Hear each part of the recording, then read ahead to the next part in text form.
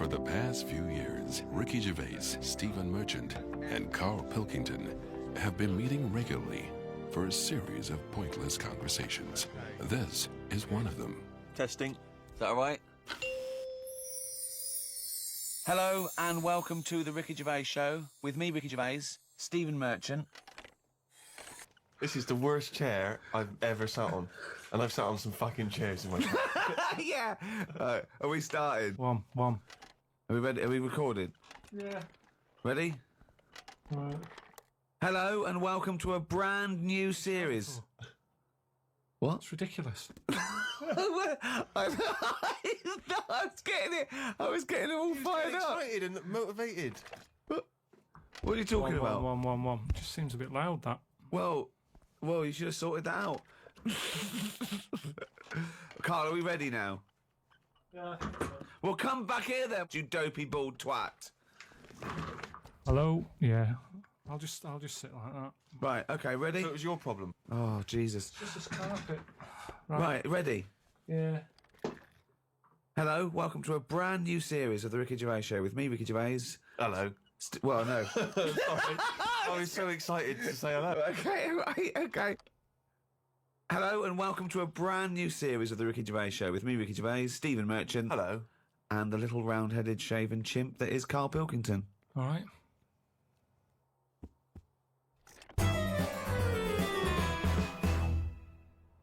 While I was at my parents' house, they often, they keep clippings of things, if we've been mentioned in the papers. I don't know if you've heard this, Karl. In the Sunday Times, someone's written a letter about Karl. Wow. They can send in comments and views on things they've seen, read, heard. Oh, excellent. And this is what someone wrote to the Sunday Times. Who is Karl Pilkington, and why have I just wasted 5 minutes of my life listening to some of his cretinous thoughts on Channel 4? He asked, why are there so many dinosaurs on display in museums? Quotes, couldn't they just choose the best one and just show that? He summed it all up by deciding that we know too much. Somebody clearly doesn't know enough to know that this is a complete waste of airtime, showing no wit, intellect or creativity. That's from Wendy in Berkshire. You can't have your critics. You know what I mean? You've got to have your critics. Of course you have. If everybody liked what you did, then you're not doing the right thing. But think how angry she must have been to have bothered writing this letter to the Sunday Times. Well, that's good. I mean, though. you It's made her really do must something. have... It's all about getting people thinking. That's what I always say to you. As long as I'm getting people thinking about what I've said, she remembered what I said.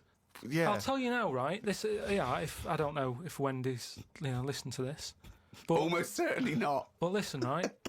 I was saying about the museums, right, and how they're big and everything, and they've Brilliant. got dinosaurs all over the shop. I read that in that museum, they've got something like 7 million bits of stuff in there. Right? Now, when I spend 2 hours in somewhere, just show me the good stuff. Don't be saying we've got 7 million bits. Because there was a fella who opened it, right? I did a bit of research on the museum. What museum was it? It was the London one. Oh, the London one, yeah. Good. So he's in there and he's collecting all this, bits of stuff. What stuff? Just whatever's knocking about at that time. right, okay. It seemed like You he have never researched it. He never chucked anything away. He's like, I won't put it in the bin, pop it on a shelf. Okay, So yeah. he's put everything on a shelf in right, this yeah. museum. Then as time I went think you're on- going into too much detail, but just give us the gist of it. No, but all I'm saying is, he keeps everything, and if you keep everything, sometimes it'll be good stuff, right? And a lot of the stuff was going missing, the good stuff. But people who set these museums up are just as crafty. What? The fella who found Tutankhamun, he was pocketing all sorts of fingers and stuff in his pockets on the way out. That had rings on them and stuff. So all I'm saying is, why is she having a go? But She's hang on, learned wait, something. no, we just gave you the chance then to defend yourself, and you just confirmed Wendy's point 1,000 times over. What was all this waffle about people nicking stuff? What's that got to do with anything? Because she's having a go at me. I didn't nick But she's anything. having a go at you for talking nonsense that's of no consequence, which is what you just did What then. sort of nonsense? But what was your point? Oh, all right, then we'll watch Wendy's little programme when that goes out. Let's see what she's got to talk about. Sick of her. This is why Wendy's having a go, though, because you're not being open-minded. You're not thinking about... But we're being open-minded to good ideas, to sensible thought, to intellectual considerations. We're not being open-minded to this utter drivel. Yeah, but every invention is a bit... Who'd have thought the Frisbee would have caught on? I love the fact that you think the Frisbee is the pinnacle of invention. Yeah. I think it's amazing. No, it's an example of something that, if he was on some programme where you said, I've invented this, they'd go, get out. They wouldn't give him time of day to say, right, I've made this thing, it's out of plastic, you throw it about. What for? Well, you just chuck it about on the beach. What's the point? It's a bit of fun, isn't it? No, I don't like it. Okay, that was an argument with himself. No, but do you know what I mean? It's a popular little thing, and I'm just saying it's easy to put ideas down. But you've never even come up with an idea as good as the Frisbee, and that's saying something. I came up with a clippable mat that goes on a cup, and it's a good little thing. I haven't followed it through yet. A what? A clippable mat. What's a clippable mat? What does that Clippable involve? mat that you stick on a cup, so you can put your cup down on a table without having to go, oh, where's that mat? It's clipped to the cup all the time, and you put the cup down wherever you want because it's got a mat on it. I think I've seen that. But why does it have No, to you be haven't. clipped to No, I it? think Why I couldn't it have. just be built into the cup? Because So it clips onto... You've got our special cups. It doesn't Yeah. clip onto every cup. no, but just the same way that every sauce is different. You don't say, oh, I'm sick of this sauce, it doesn't fit a mug. You use the sauce of that. I mean, I don't use sauces. Just don't buy that sort But of isn't a furniture. saucer what you're talking about? Kind of, yeah, but it's clippable. See, Carl, when he disses all these great inventions and design, he says you don't need them, it's just faffing, what he means is he's a little bit annoyed that no one's picked up on his ideas, like the clippable mat for the mug, or, I don't know, what's the one about the tie? The tie that had a pocket. Loads of pockets. But I didn't come up with that. That's something I saw somewhere. It never caught on. I've never seen anyone wearing one yet. It's such a good... It's not a good idea. It's It like is a good having a idea. carrier bag round your neck. It doesn't make any sense. It's a tie packed with stuff. You Right, want to... imagine All right, this, though. Frank, nice tie. What you got in there? Baguette. It's ridiculous. But imagine the day that the tie was invented. There you go. Do you want a tie? What do you do with it? Put it around your neck. What for? Well, I'll tell you. What? Because you haven't invented buttons yet and it keeps your shirt together at the top. Well, all right then. Right. We've invented buttons. Are we going to stop making these ties? No. Why? He's got you there, There you Rick. go. Now, I'm saying, what are you doing with that tie around your neck? Oh, it's a pocket tie. It's a what? It's a pocket tie. What do you mean? It's got pockets in it. Oh, that's weird. What It's all right, I've got pockets in my jacket. Yeah, no, but hang on a minute. It's a hot day, innit? Don't want to put your jacket on. Oh, or a tie. Ugh. Well, if you're going to wear a jacket, wear a tie. Leave the No, I'm jacket not at wearing home. a jacket. I'm wearing a shirt. Got a nice Give little... it a purpose. If you're going to wear something, give it a purpose. Everything has a purpose. A tie at the moment is just round your neck, keeping you hot. If you're going to be hot, carry something. Hands free. And everything's always there. A bag, put stuff in a bag, you put a bag down, you forget it. I always forget bags, that's why I don't like carrying them. You pop it down, you get up, you walk off. Oh, where's the bag? A tie, when you go in a cafe or something for beans on toast, you don't take your tie off. I don't wear a tie. I would if it had pockets. Carl! The country would look smarter. Right, you have pockets. So what are you carrying in this pocket? I've got spare change, Yeah, okay. which... You're rattling around like a cow in Switzerland, just like... I've got spare change. I've got like my debit card in there. Right, Maybe got me little front door key in one of the pockets. okay. Pair of scissors if you want. Amazing. That's safe, isn't it? Oh, that's a good place to put it, just around the heart area. Yeah, and near the throat. Facing upwards. Brilliant. Carl, think what you're saying. So when you're on the beach and you just got your Speedos on, pop a tie on, go to the shop, pop a tie on. Well, no, you wear it in the appropriate times. But I'm just saying, if you're going to wear a tie, let's make it useful. Let's give it a purpose. Don't wear a tie, it's all right. You do not need a tie with pockets. If you're wearing a tie, you've got clothes with pockets. And it's going to be weighing your neck down. Don't go mad. If you're carrying anything big, you buy the scarf version.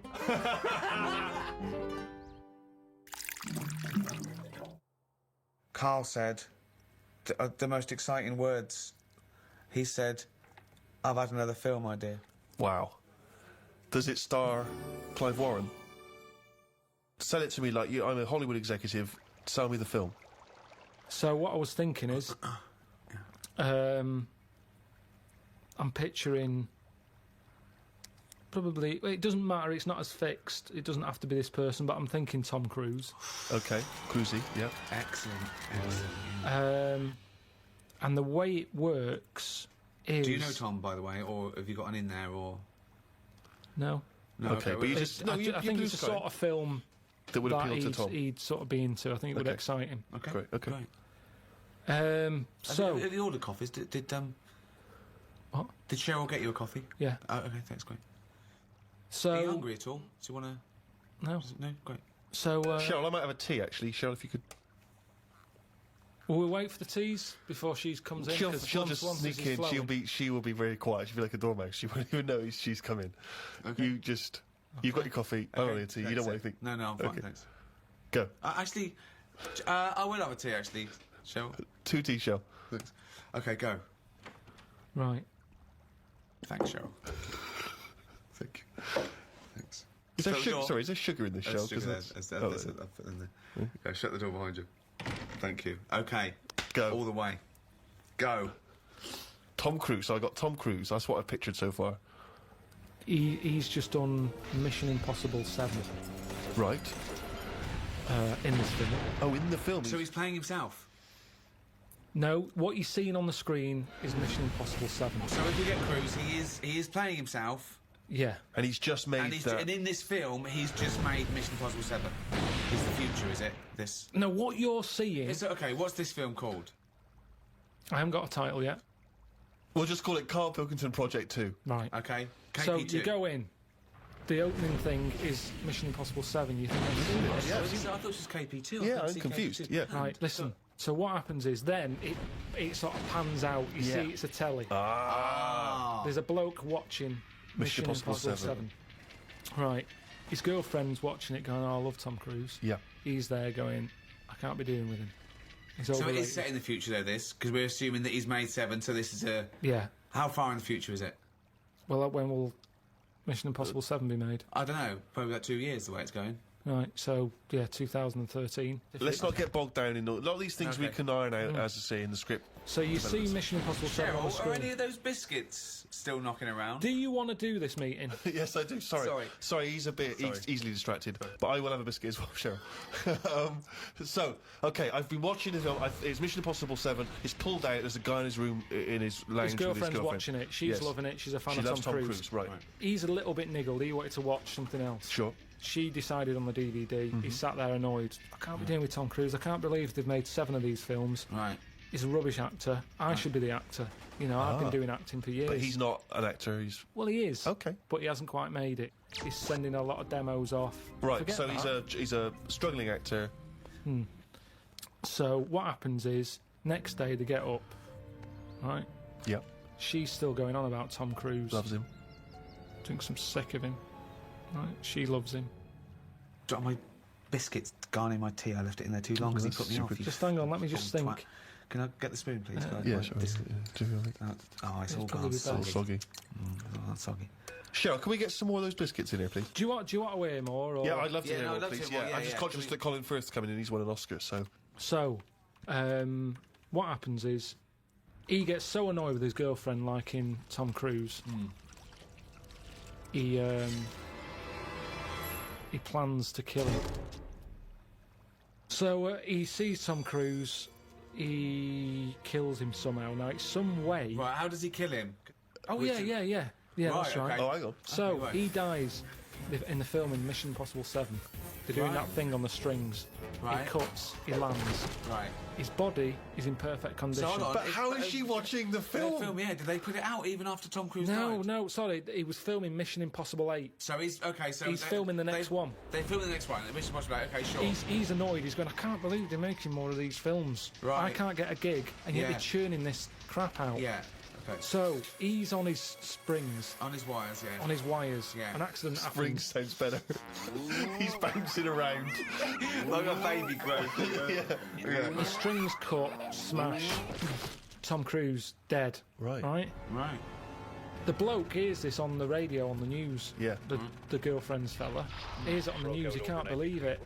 He's like, yeah. Oh. Takes his eye off the road a little bit in the celebration. Truck plows into the car. Right. So he's killed as well. Well, is he? Okay. Okay. Little interlude. Fades up. Comes out of. You're seeing it out of his eyes. You see his eyes sort of opening. You know when you're seeing out the eyes, yeah, you yeah, see the yeah, eyelids. Yeah. And you see his girlfriend there, sort of looking at him like a bit startled. Sure. And he's going, oh, what happened? And she's going, it's all right, it's all right. And he's going, oh, get me a mirror. She's going, I don't want to get you a mirror yet. Okay. Oh, hold on, what's going on? You've had a bad accident. What's he going to look All like? mirrors out of the room and everything. He's just learning to walk. He's going, why can't I look in a mirror? And the doctor's going, no point. Yeah. Right, No okay. point. You've got to get used to this body. Then he gets walking. It's Yeah. almost time to go home. Yep. His girlfriend comes in. Yep. It's her job to tell him the news. Oh the my God, shocking what's the news? She says, there's a mirror, look in there. He looks in it. He's Tom Cruise. Right. Because he had his accident on the set. He had the accident. He ended up in the hospital. Right. Quick, we've got to act quick. This is the time. This is the future Right. where they use Where they can use bodies, all the rest of it. So Tom Cruise is dead. Tom Cruise dead. This But bloke Brian. his body's squashed, but what's his name? Brian? Yeah. But Brian's brain is in Tom Cruise's body. Just a donor body. He just happens to Just look... happened to. That's how Yeah, it'll be. it's just meat. It's just Tom- like a lung donor, Exactly. a heart donor. Yeah. It's so just so this is timing. Brian. He just looks like Tom Cruise now. He's got Tom Cruise's flesh. Yeah. Basically, yeah. Now, at first, initially, he's annoyed. Sorry, just practically, who is doing the voiceover then for the? It's Tom now. So He's Tom's acting. sort of doing an impression of this actor. Brian's inside Tom. His Yeah. name is Brian, but when you look at it on the telly, when the camera wheezes round Yeah. and you see him sat in his bed, it's Tom Cruise. Sure. Right. Okay. His girlfriend's over the moon because she loves Tom Cruise. Right. He's gutted because he couldn't stand him. He can't stand the films. He's thinking, Yeah, oh. but he must be thinking, I look like Tom Cruise, one of the most loved actors of his generation. No, And he's you'd also a think good-looking so, bloke. but he's not because he's in shock. Remember, Right. he was expecting to see himself, and when he looks in the mirror, Yeah, he's no, seeing it must someone be else. shocking. Yeah. So Also the voices. he's going, I can't stand this, and she's going, calm down, you'll get used to it. I don't want to get used to it. And she's sort of saying, look, you're alive. Right. Stop moaning. Yeah. Brian. Stop moaning, Brian. She's calling him Brian, I assume. She says, And yeah, Tom Cruise just had a sort of donor card that allowed his body to be given away, did it? Yeah, it's the future. Right. This is 2013, Steve. Things have changed. Clearly. Right. but What's his girlfriend's name? Claire, Claire and Brian. Okay. Great. Just a different body, just a slightly different look. All Just right, like- so yeah, right. he's seen that he looks like Tom Cruise. He's shocked, but he's getting used to it. he doesn't look like him. He is him. When he leaves the hospital, They go, all right, Tom. I thought you were they're all there. going, it's Tom. And he's going, Really? oh, yeah. And he's going, oh, I knew this would happen. It's doing me head in. So he wheels out. He's in a wheelchair. Okay. He's going, I'm sick of this. The other patients are going, Tom, I thought you were dead. And he's Yeah. going, Right. yeah. And he's annoyed. He gets in the car. He gets out there Right. and he sees a poster up on the side of the road Right. for Mission Impossible 8. Hold on, though. It's finished. I thought he died while they were It's filming not it. finished. But now, these days, he's shouting about films before they're made. And they're going Wow. brilliant and all the hype But and they put everything. a poster up even after. Seems premature. No, the poster Yeah. was already up. That They haven't seems put it up. premature given that a What, man coming- died during the production. Doesn't matter. I've taken the posters down. No, but it's then I all- don't work in Hollywood. Right. So the poster's up there and he sees it as he's in the car driving past. Yeah. And he thinks, that can't be finished. Doesn't make sense. They both look at each other. This is your chance. You wanted to be an actor. This is the chance. Yeah. Right. Go back to the studio. So he goes in. Hello, you don't know me? And they go, oh, we think we do. And they go, no, you don't. I'm Brian. Tom Right. died on your film set. Well, they must Presume- know that. They must know that Tom Tom Cruise Cruise is died. dead. Because his family must have been All right, if notified. you want to, it makes no difference. We can tweak the script. So this is... Brian has turned up looking like Tom Cruise. He said the film company, right, who must know that Tom Cruise died on their film set. What were they going to do? When They would got have had to wrap it up. They would have Well, had no, to what? say... You said they put the posters are up. Yes, the posters are up before they've even finished So they're filming it. cancelling the film until he walks in? Basically, yeah. Oh, so they are cancelling the film? They're cancelling it. Okay, so we're afraid that production has stopped on Mr. Possible 8 due to the death of Tom Cruise. Hang on a minute. What? I'm Brian. Who's Brian? Oh my God, you look exactly like Tom Cruise. Oh, have they done that thing where they put Brian's brain in Tom Cruise's body? Yeah. Ah, but it's not Tom Cruise. You can't act like him. I'm You an don't- actor. Yeah, but he was good because he was like one of Yeah, the best actors. he's not that good. I never rated him. Yeah, but a lot of people did. And he's Yeah, got a lot of people didn't. So Right. let me bring in a new audience for you here. I But can bring can a you- bit to this. Right. So this, of course, gives it a boost because Right. The people wanna flagging see- people franchise wanna has see how been good Brian is. rejuvenated. the Yeah. press, the news that's Yeah. out there, Yeah. Tom Cruise and his new film. Well, it's not Tom Cruise. They can't say that. Well, it is though. When you look at him, you go, "Oh, it's Tom Cruise." Well, no, you got to say a bloke that looks like Tom Cruise. The body of Tom Cruise. Yeah. The acting of Gil Bryan. In a new movie. Mission Impossible 8, starring the bones and skin and stuff of Tom Cruise with Brian's brain. I forget Do it. you like Tom Cruise's face, but not his acting? And you'll enjoy Mission Impossible 8? I'm not bothered. Oh, Mission Impossible 8. From the people who brought you the first 7, and the hair of the bloke who was in the first 7, but with Brian doing all the lines. It's Brian. It's some cunt I've never heard of. On the 7th sequel. No, wait, sorry, I really want to hear the ending of this movie. Please let me ask questions. You had your chance to ask him questions. Right. So where are we? In a sort of 90-minute running time of a movie, where are we now in the film? Are we about two-thirds the way through? We're close to the end. I'd Okay, say. so Mission Impossible 8 has been made. So what's the end of our movie? Not of Mission Impossible 8, but the movie you're making. What's the ending there? Do we ever get to see him in Mission I Impossible think, 8? yeah, but I think what happens is he becomes the person who he never liked, Right. and it's. I just want to get across the moral that who are we? Are we the people in our body or the people we look like? What's important in life? Is it the way you look or the way you think? And he changes because he looks like Tom Cruise. He becomes the man he never liked. Oh, and what's his girlfriend think of this? Who's? Brian's. She's loving it, isn't she? Because she always liked Tom Cruise. She's over What the did moon. Brian look like? Who would play him in this film? Probably. What's his name? The bloke who was in Cheers, probably. Ted Ted Danson. Danson. Ted Danson. So Ted Danson is Brian. So Claire, right? This is so confusing because Ted Danson's supposed to be someone that we've never heard of, even though he's Ted Danson, and Tom Cruise is playing himself, the famous actor Tom Cruise, who is now inhabited by Ted Danson, who's not Ted Danson. Ted Danson as Brian. Ted Danson as Brian, as Tom Cruise, as Ethan Hunt in Mission Impossible 8. Wow. Who's played Claire? I'm up for you. You know, that's why I've come to you. I thought There's you'd an know. obvious suggestion. Okay, so- Rebecca De okay. Mornay. Okay. Yeah. She is so hot after the love of a brain or whatever it was called.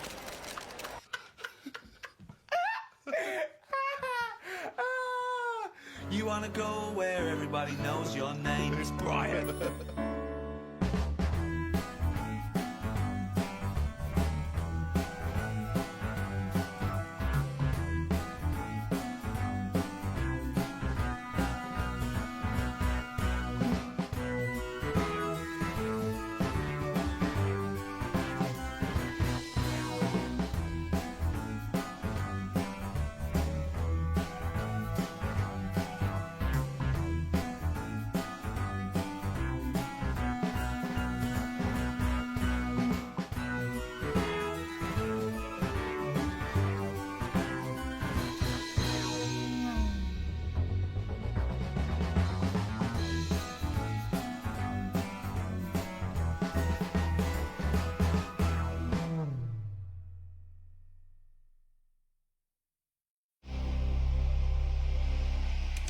Well, we were talking about the news just now, and there was a story I heard in the week. I think it was on the radio, and I don't know all the details.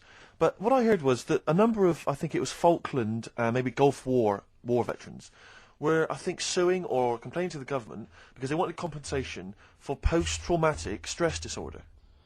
Now, I don't know all the ins and outs of it, but it seems to me that if you're in the army and you're a soldier, a certain degree of trauma is kind of inevitable. I mean, after all, if you're any good at your job, you are going to see people getting killed. So I don't understand what the ins and outs of it are. I don't know why. No, when he came back and Tony Blair met him and go, all right, well, not really, no. Go on, what's the matter? Well, if there was people shooting at us and everything, it was all muddy. Well, calm down, don't cry. Well, I will. There was a drill sergeant just kept shouting, saying, "Look at you, stupid boy! Where's this he's gun's got a not train, clean?" I hasn't just he? cleaned the gun and it was fine, and now he's telling me to clean it again. Yeah, the boots, they were shiny. fine, he was Well, he's showing. got to do that. It's more His discipline. neck was as big as his head. Well, yeah, but you don't know what they, you know. I you don't know what the ins and outs of it are, but what you got to do is make sure you know what you're going into. That's what I do. You got to check the small print. So if I was, going over to like the Falklands or the Gulf, I'd put my hand up and go, will it be horrible? I go, you hit the back, yes. Will it be horrible? It will be horrible. Yes, it will be horrible. There will be shooting and lots of death and everything. I go, right. I'm not going to go. And they go, Exactly. okay then. Okay. that should be fine. Yeah. Should be fine. Yeah, just like that. Is anyone else scared about this? Pretty much all of us. Okay, then we won't send anyone then. Exactly. My brother went into the army, right? Because he couldn't get a normal job, and my dad said, if you don't get a job by such a date, that's it, son. You're going in the army. And, so when was the Falklands? Was it about 81. Right? And he joined back in like 81 or something. And he I don't know, he was in Aldershot or something. Oh yeah. And he wrote back to my mum saying, a bad time to join, bad time in this. So she wrote. Well, bad time to join. That's so sweet, Carl, isn't it? That's like, dear Dad. Yeah, well done. Don't know if you've noticed. Yeah. I was on the dole, that's for sure. Thank you for joining. A month before the Belgrano. Anyway, go on. My mum called up, spoke to the sergeant, and said, "Can you leave him out of this one? Can you leave him out of this one? What, the Falkland War? He's only just joined," and she called him Chuck, which he got done for. Like she's one of them. I think it's a northern thing, like saying, "How are you, Chuck?" Yeah. And she called the sergeant Chuck, and the sergeant said to my brother, "Your mum, she's called up and asked if you can not go," which, of course, we'll see how it goes. But can you What? tell What her, do you mean? Why did the sergeant even entertain this? Well, Pilkington, come here. Your mum's been giving me a bit of earache. Now listen, tell her I've told you, but can you call her, because she called me Chuck and everything. Can you call her and say you don't mind? Well, not really. Oh, please, because I've promised her say you want to go. No, please, say you want to go. Why was he entertaining this phone call? probably because he was new. What? Because he was new to the army, I suppose. Who? No, I mean the your brother. sergeant. I don't know. Maybe they do that. So what happened? He didn't go in the end? So he didn't go. No. You can't do. But that's ludicrous. I love it. That we went over the top. Pilton, No, I've got a note. Yeah. Is this really your mum? Yeah. Okay. No, this seems to be in order. Because I noticed it says, I do not want to go into the army. I don't want to go and fight. And it's crossed out and it's good. My mum says don't Yeah. go. Now, you didn't write this yourself. No, did you, my mum Pilkington? wrote this. Okay. You definitely Pilkington, wrote this yourself. Your excuse. You're going to have to fill envelopes. No, I'm sure if he was needed, he would have had to go. But I think they made a bit of a special effort. They sort of said, "Oh, Well, it wasn't conscription anyway. Oh no, I was. But were the other soldiers going around just going, "Wah?" Pilkington. no." He ended up being a mechanic in there, and he got kicked out for going for a packet of fags in a tank. What? Now wait a minute. Do you mean he nipped down the shops Yeah. in a tank? Yeah. I don't believe that, Carl. You've made Honest that to up. God, that, and he went off with the sergeant's wife, so that didn't help, and he ended up getting kicked out. Sorry, your brother's a genius. I love this.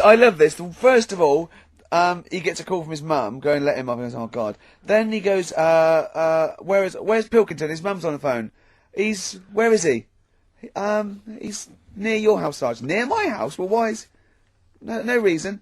Well, when he comes back, when he's finished, tell him his mum called. And can he get me a packet of fags? Tell him to walk this time. This Wow. is ludicrous. So the sergeant found out that he was sleeping with his wife? Yeah, I don't know. I mean, I was Did quite your young. mum phone out and say, let him off? Let him off court-martial this him. time. Can he... Yeah. That's fantastic. But he misses it. I mean, I haven't seen him for about 11 years. But ever since he came out, he's just kept getting into trouble and that. And the army, people slag it off. But I think if you're a certain type of person, it's good for It you. didn't straighten him out, did it? No. He was going down the shops in a tank, he was shagging someone No, behind but their back. it's Yeah. really weird. It's like back then, he was like a proper adult, and he had a house, and he collected crystal with his wife and that. And now, he hasn't got any of that. Has he got the wife? No, Has he got the crystal? don't think he has. And he hasn't got the I house. seriously haven't seen him for about 11 or 12 years. Oh, So I haven't even It spoken to always him. Carl's stories always start off nice and funny, and then they just leave me empty and slightly depressed. I don't know whether to hug him or shoot him, put him out of his misery. Can we take Carl to the phone in if you think I should take Carl to the vet and have him put down? Because it's just too stressful. people want to ask you something, a problem, they've got a problem to solve. It can be anything. It could be a personal problem. It could be a scenario. It could be about. It could be about war. It can be anything. But Or it could be more flippant, I suppose, and light-hearted. yeah, it could be. Yeah, but I prefer stuff that I could So you sort can get your teeth into. and actually, you know, sort out. What, like war? War is too. It's a bit big for me, that one. Do you think? I don't want to get into that. What do you mean? If Tony Blair came to you and he went, Carl, listen, I'm having a bit of trouble here. I don't know what to do. I've tried everything. I've tried spin. I've tried being tough. I've tried backing down. I've tried getting other countries involved. They don't want to know. What do I do? What do I do? You don't know? Tricky one. I don't It's a get, tricky I one. don't It's a get tricky one, involved. I don't worry about it. If it's going to happen, it's going to happen, isn't it? Yeah. Do you know what I mean? Yeah. Just get in the bath, put a mattress on top of you. That's it. Sorry, why are you doing that? Ooh, slow down. Why are you doing that? That's what they say you do, isn't it? If it kicks off. If what kicks off? If there's a war and that, you get in the bath, put a mattress on top. Right. Did they do that in the Second World War for 6 years? Was that making bunk That's beds? just what I read somewhere. Yeah. Is the bath full of water? No. That'd be daft. Okay. But Yeah, I think they were enamel baths then, though. I think they'd stop a bit of shrapnel. I think the plastic ones you get nowadays would probably melt on you. And the mattress, where your dad has cut it in half, all the foam would come out and the springs would get you in the eye. It's come to our attention that the Allied forces, all around the world, in active service, fighting for their country, even though they're in danger and they're missing their loved ones, they all have one thing in common. The love of one man, the respect of one fellow soldier. He's a civilian, but he's one of them. He is, to some, just a little bald-headed fool. Karl Pilkington. Karl, what do you think? What do you think of this? It's an honour, isn't it, to do this? Yeah, it's all right. Yeah. Brilliant. Okay, there's people out there, Carl. They're fighting in Afghanistan, Iraq, all over the globe. They're in a dark building. They're not breaking radio silence. Morale often low. There's one man they can turn to cheer them up. Come on, they want some words of encouragement, some words of wisdom. Something to keep them going. A message to the troops. Come on. Go, Carl. What is it? You're like their Winston Churchill. I don't know what to say to him, really. Do you know any soldiers? Well, yeah, my brother was one, wasn't Yeah, but he got kicked out. Why did your brother get kicked out of the army? he? Well, there's a few things. I think you get a few chances. I think the final straw was nipping out for some fags in a tank. Just think of that. Just think of that. Amazing. And it's, Just see that, just a little corner shop, just like things shaking, dumping off the shelves, and they're going, what is this? What is going on? 20 Rothmans, please. yeah, there was loads of things. It was that. What else did he do? I think the sergeant wasn't happy that my mum wrote the sergeant a letter trying to get my brother out of going to Northern Ireland. What did she say? I love this. What did she say? Wow. She wrote a letter. Like, trying to get him out of PE. Yeah, I know, yeah. It was all Let's like... not He's had a forget- chesty cough. Let's not forget, your mum is a person who put Tipp-Ex on a spider so your dad couldn't kill it, so she knew it was the right so it didn't spider. get backed In up. case your dad killed a real spider, then thought, I better replace it. I mean, the scenario It is wasn't incredible. just that. It was Tipp-Ex, so that when my dad was vacuuming up, or my mum was vacuuming up, it stood out. It wasn't like branding a sheep. Right. It was there, so it stood out because they used to have like, what's the name? Laminate flooring. Right. And my dad changed it to darker carpet, so Right. all of a sudden you couldn't see it anymore. I've never heard anything like this. I don't remember this story. no, she no. had a pet spider? What do you mean? It was just a spider. spider. Yeah, she kept a spider. They had a spider, but then it became a pet because it was there all the time, as opposed to just getting rid of it straight away. Like, you know, because you didn't clear it away it's a straight away, house. suddenly it's a pet. It's Yeah, it's a house spider because they live in houses. You make them welcome to get rid of other little bugs and termites and stuff. My brother's left home, I've left home, my sister's gone. It's something for my mum, innit? She's got a budgie. There's only so much you can do with that. It's not as free, is it, as a spider? So right. she just looks after that one. They Oh, live I'm for so about 8 lonely. years. I'm bored of a budgie. Get yourself a spider. Anyway, They live in holes. that's a different thing altogether. She just wrote to the sergeant and said, just sort of, look, I didn't want him to join the army. It was his dad. He didn't get a job. His dad told him, if you don't get a job, you're going to join the army. He ended up joining. He's joined at a bad time. He hasn't had enough practice at this yet. Can you just let him Surely off? that's for them. Surely that's for them to decide. Yeah, she's on there going, he can't shoot for toffee. He was all right about it. The only thing that really annoyed him is my mum started off the letter by saying, hello, Chuck. Not appropriate. And he called back, though. He did call her and said, look, I don't appreciate it being called Chuck and stuff, but I got your note. A lot of mothers are in the same boat. Sorry, he actually mentioned don't call me Chuck. Yeah, he brought it up because it's all about respect, isn't it? And well, she's a civilian. yeah, but I suppose it's respect still. He's putting his life on the line. Someone's saying, all right, Chuck. So he phoned back and he said, presumably, well, I mean, if I was him, I would have, not only would I have sent him to Northern Ireland instantly, Yeah. I'd have put him in the most dangerous spot. Yeah. I mean, as punishment. To get your mum to write a letter? No. He didn't ask my mum to do it. She did it off her own back. He was probably horrified, wasn't he? Oh, wow. But imagine that. The sergeant major go, attention, got a little letter here. Let me read it to you. Hello, Chuck. Just reads it out. And he goes, Pilkington, come here, you horrible little man. Imagine him reading out in front of the troops. I remember sort of looking up to him thinking, he's in the army, I want to do that. He used to come home quite a lot, but he used to do my dad's head in because he'd turn up with like a wagon with like a load of his mates in it, just turning up we didn't have any notice. Just turn up and he'd bring them all in. Come on, he'd be drinking my dad's whiskey, he'd kick off, my dad saying, get out. Mind the spider. And, Don't tread on the spider. yeah, he used to just turn up with like half of F Troop and they'd just take over the house. And my dad used to be on night, so he'd hear all this going on, come down and go, what's going on, get out. He's going, we've come out, get out. So it'd sort of kick off a bit. I'd see him for a few minutes and then he'd drive off again on the truck. Not a model soldier, then? Well, what's a model soldier? I don't know. I mean, I always thought it was good. When I was younger and, he joined, I was like, I'm going to do that when I get older. And my dad always said, you won't be able to cut it. He said, you can't do it. Oh. And I said, no, I can. Look how good. Because I used to make my bed really neat. Right. So it was mainly housework you were good at. Yeah, you're probably better off as a mum. No. It was like, because it has to be immaculate, doesn't it? They look for no creases and that, and I was a bit paranoid with my bed. Just with the duvet and that. I used to... Duvet? Do they have duvets? Well, I don't know, but just making the bed pride in appearance of the bedroom. Yeah, it's all about discipline. Once I made it, no one could sit on it. I used to get all stressed out and feel sick if someone came in and sat on my bed after I'd made it. So don't be coming in. And it was annoying because that's where the CB was. So everyone used to come in to have a go on the CB and sit on my bed. They'd be going, don't sit on my bed. Made it. Right. Why do you used to feel sick? It was a bit of a thing. I just didn't OCD, like it. a little bit of... It's like I've gone to the trouble of making it. Why have you just come in and sat on it? I wouldn't have made it. Yeah, but hold on, though.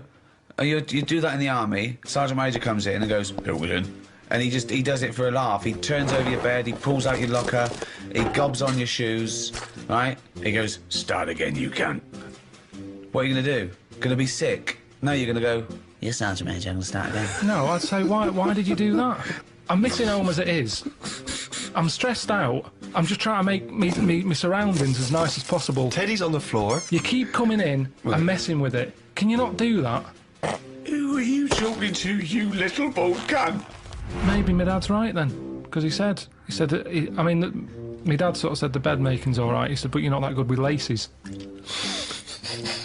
Wow, did you have to tie your laces? Well, I just never been that good. I can tie them, but they never sort of stay tied for a long time. I have never seen him tie his laces. I've realised that. No. He always comes in. Does Suzanne do them for you? Is he a little mank, one of those little mank trainers where they're all tucked in, where you don't see the laces? I tend to just get a good knot on them and then just leave them and kick them off, and then they're tied permanent. So you've got slip-on, laced-up shoes, basically? Yeah. I don't like But they laces. can't be I don't tight understand enough. why laces are good anyway when you're in the army, especially with boots. You have boots with like about 60 holes in them. If you're in a rush, if you're in bed, you get out of the bed, you make the bed, the sergeant comes in, rips it apart again, he's going, there's a war, and you're going, stop messing with the bed. And then I'm there trying to put my boots on, you got 60 laces. I don't understand why Velcro hasn't been used. Velcro is ideal for a war situation.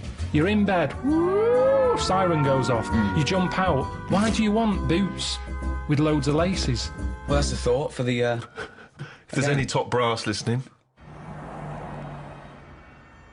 How would you cope, Carl, in a war situation? Ignore the mechanics of being a soldier. I'm talking about the fear. I mean, these men and women are brave beyond compare.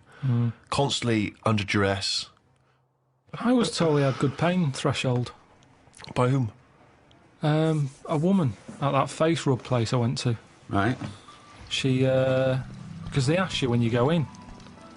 She said, what's your pain threshold like? I said, I don't know. Try and avoid it. She was going, yeah, but, you know, would you say you're very, very good, medium, or bad? I can't imagine you getting hurt much because the signals to the brain, you've got, you know, it's dulled, isn't it, with you? So you don't really... Yeah, but then Suzanne always moans at me when I'm going, oh, God, my wisdom teeth is aching. She's going, oh, shut up. She's going, you haven't got any wisdom teeth, you dopey cunt. No, she just always goes, I had it, and I didn't make a fuss, but it's one of them things that you can't get through to people pain, isn't it? Yeah. And they don't know what your pain threshold is. So, like I say, I've got brilliant pain threshold.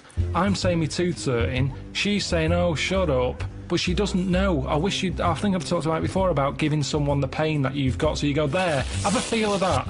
I'm in agony here. Yeah, but you've made it up that you've got a high pain threshold. This isn't... This is not scientifically the woman proven. told me. The woman told me. Well, Why does she know? Because I haven't got to it yet. When I had the face rub, Yeah. she was sticking electric into my head. And she was going... What sort of place is this? This wasn't a spa. No, it was. It's what we do Jesus now. Christ. What, she I don't know, so she just plugged something into the mains? She plugged something in and rolled it Did over. she have an assistant called Igor? Was it in a castle in She Bavaria? plugged this thing in, rolled it over my head, and said, is that hurting? I was going, no. And she went, oh, right. And she said, and then by the end of it, she said, look at that, I had that on full. I said, what is it? She said, it's an electric current. That does something. I was going, really? That does something. She's a scientist. And, yeah. Yeah. She said, no, when you fill out that form, just put you're really good at pain threshold. But you're really good at pain. You're going to come again? Well, yeah, 50 quid. Let's try it on your testicles next time. So, you know... Sorry, how was this? What was this supposed to be achieving? It was like a face rub. You've gone in for a facial and she's testing out what your pain Well, that's threshold what I is? said. I said, hang on a minute, what do you mean? It's meant to be relaxing, this. Yeah. You normally have whale noises happening. Yeah. And now it's going to be me screaming. She said, no, it's just, you know, we have to ask, we have to make sure, because there is a bit of pain. Well, you know, it is, yeah. heat is heat into these hot cloths. Bit of a rub. Bit of thumb screws. Let's get the thumb screws out now. And plus all that kidney stone pain that Yeah, I but had. you just were in agony when you had the kidney stones. I don't remember you having this triumphant pain threshold. You gave up instantly. Whinged and Yeah, whinged. because you have to get seen. If I go in there and I'm going, I'm in agony, and they're going, you don't look like you're in agony. I went, I'd be at the back of the queue. So you have to go in and go, and they're going, quick, get him in. So pain threshold is good for yourself, but it's not good for other people. So you were bullshitting? You didn't feel pain at all? I was in agony, but I can hold it off. I can sit there and be quiet and have a sweat on. But if you do that in a hospital waiting room, it'll be the little div who's coming with a pan on his head, who's screaming saying his head's throbbing. That's what I'm saying. So to get seen, you have to put it on. It's like a baby crying. There's nothing wrong with it. What's he crying for? He's probably hungry. Well, I'm hungry. I'm not crying. But that's what they use, isn't it, to get attention. So you're braver than a baby, is what you're saying. You're braver than a baby. That's all we've established here. In some cases, not in When you others. fill out the form... Not in others. Sometimes babies are braver. When are babies braver? You can chuck them in a pool when they don't panic. I'm rubbish. Sorry, will you leave my baby alone? No, I'm doing an experiment. Mr. Pilkington, will you stop throwing children in the pool? No, babies. You're barred from this swimming pool from now on. I mean babies. It's the same way you can chuck one out of a window and it can land and it won't break its back. 'cause it's No, that's not true. Do not do that. Not do that. If That you is are a not maniac true. You listening cannot to throw this- a baby out of a window. It's just what I've Where heard. do you hear that? You're thinking of a cat. And don't throw cats out. Don't throw any living thing out of a... It's just what I've Where do heard. you hear... You can't throw a baby out of the window and it won't break its back. What are you talking No, about? it's just there's a certain height. It's all about us tensing up. We tense up, don't we? It's like how once someone who fell out of a plane, they passed out, and because they passed out when they landed, they were relaxed. They No. woke up, they were like, oh yeah, what happened then? Someone fell out of a plane. That's bollocks. It's not, honestly. How far up was the plane? Oh, high up. It's a plane, isn't it? Well, what's the lowest height that a plane could be at? Even if it was at 30 feet, that's a height, isn't it, to fall without... Yeah, well, exactly. But if it was higher... Was the plane just on the runway? No, it was iron up. It was high up enough. Is this where you went for the holiday? We're going to High Up Enough. Fuck me. Can't even talk. So, yeah, pain threshold, I'm very good at it. So, would you say you've ever been brave? Because I was thinking, before we did this, I can't think of a time when I've ever been brave. I don't think I've been cowardly. I've just never been in a situation where I needed to be brave, particularly. And I've always managed to avoid fights, conflicts. Yeah. See, when I was in Salford, I'd nipped to Greg's to get a pasty. I heard some bells going off. I came out, just thought, I don't know what that is. Went over to the car, sort of thinking, I can't wait to have this pasty when I get home. Cup of tea, nice cup of tea, maybe a bit of bread. I love the fact that his head was just filled with food because he was buying food and thinking food. When he's eating, I'm thinking I'm eating food. Just one big globular mess of food cells in his head for the duration of the food experience. I can remember that food thought going on now, and it was probably like 15 years ago. But I remember how happy I was. I'm out at the Greg's, I've got what I want, I'm on my way home, this pie's hot, it's going to be hot when I get home, it's going to be a nice cup of tea, bread. These are the things you save, and yet you forget really important facts. Yeah, he doesn't know why wars are happening, Yeah. but he does remember this. Yeah, but Yeah. listen, this is why I remember it. Like I said, you forgot the bit that I said. A bell going off. I don't know what's going on there. I'm walking over the road, put the key in the car, I turn round, bloke comes running out the post office, obviously the bell's gone off, he's got a big shotgun, balaclava on, and he stops and looks at me. He's there with a big gun in his hand, and he's looking at me. And I wasn't scared. I just was thinking, does he want me pie? I remember thinking, if he said, I want that, I'd have to give it up. So a man with a gun. I told Suzanne, she said no, he was probably thinking about nicking your car. He's got What, your he key. didn't have a car ready? He came, No, he he had the liked it. balaclava, the gun, and goes, fuck me, I forgot the car. In the end, he sort of ran off down the back alley. I love the fact that he looked over at you for a split second and you thought he might be interested in your Was pie. there other people around? Were you sure this happened and you weren't reading a comic book? No, it happened. And so he looked you in the face. He Yeah, saw through his you. balaclava, he made eye contact. I looked at him. Everything sort of stopped for a minute, and then he just sort of legged it off down the back alley.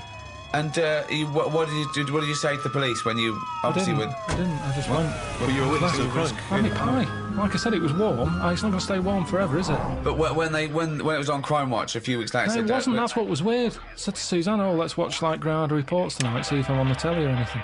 Nothing. Didn't even get reported. Why would you be on the telly if you just ran Just away? didn't say CCTV or something like that. If I was involved in it, if they went, this happened today in Salford outside Greg's. Are you this man with the pie? I wanted to make sure I was well out of this one. Because Suzanne sort of said, should you get involved? But you shouldn't get involved because then I'm at risk, aren't I? Well, Nobody there was you killed. are. We're back to bravery again, aren't Yeah. Yeah, it is bravery. Go on then.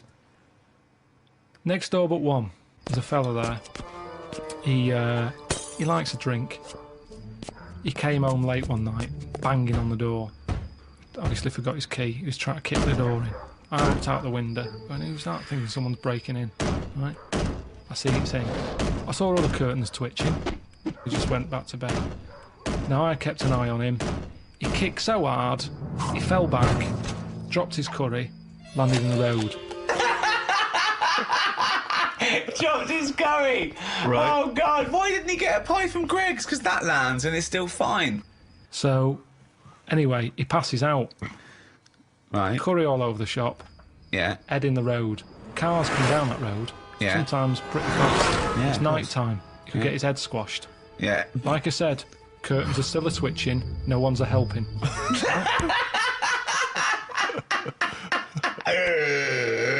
I go out there and I go, you all right? You all right? And he's totally off his head. He's obviously had a all right skinful. He's going, where am I? I'm going, you're outside your house, but you've got to get off the road because you're going to get squashed. So he's like, and he could hardly move, so I sort of picked him up, sat him on the pavement, sort of picked up the curry and stuff. Suzanne came out, what's going on? I said, look at him, he's in right state. Anyway, he's sort of coming round a little bit. In the end, I said, where's your keys? Got him in his house, job done. But that's not bravery. not bravery. There was no There's threat no- to there's you. no- It's just put yourself out of it for 2 minutes. It is bravery because he's out of his head. He could have thought I was attacking him. He could have swung at me. Now, the good He's thing lying in the road, unconscious, covered in curry. This is not a threat. it is a threat. I'm out on the street late at night. Someone could have come round the corner and thought I was mugging him. And then what'd they they do? attacked me. Why would they attack you? They take Because they back think, what what are you doing? People don't ask questions because you're not allowed to. Like with the sergeant, they chip in straight away. I know what's going on here. No, you don't. You don't know the full story. He's pissed up and his curry all over it. It isn't blood, it's masala. You hear about this all the time, misunderstandings. Now, I helped him. The day after, he remembers, he comes round and he gave me some mincemeat that he had left over. I love this! Where do you live? This is amazing! Oh my God! So the thing is, it goes to show that I put myself out, he appreciated it, he said, you're right, you know, the way Carl's come round here, I'd had a bit of a week, you know, I'd had a lot to drink, good on you. Then no one else chipped in. Now, it is bravery, kind of, because no one else went out there and helped. You didn't even know about that. It's only because you just asked. It was ages ago. I don't shout about it. I don't want an award. Have a go hero. I don't want any of that. I just did my There's bit. no have a go hero about it. Did you take the mincemeat? Yeah, I did, yeah. It was good stuff. Yeah. That's better than an award in a way, isn't it? I told him that. So, it depends. I think there's different ways. mincemeat! I love that! I was saved by a bald man. Slaughter my finest pig, mince the meat, and send it to him. What about phrases from the war days? What about things like careless talk costs lives? What do you make of that? Careless talk. I suppose just busy chatting in a trench rather than getting out there. No, it doesn't! It doesn't mean that! Have another go. Careless talk costs lives. They used to have posters up all over London and other cities. Careless talk Costs lives. There was another one, there's another saying that means the saying that might give you a clue. The walls have ears.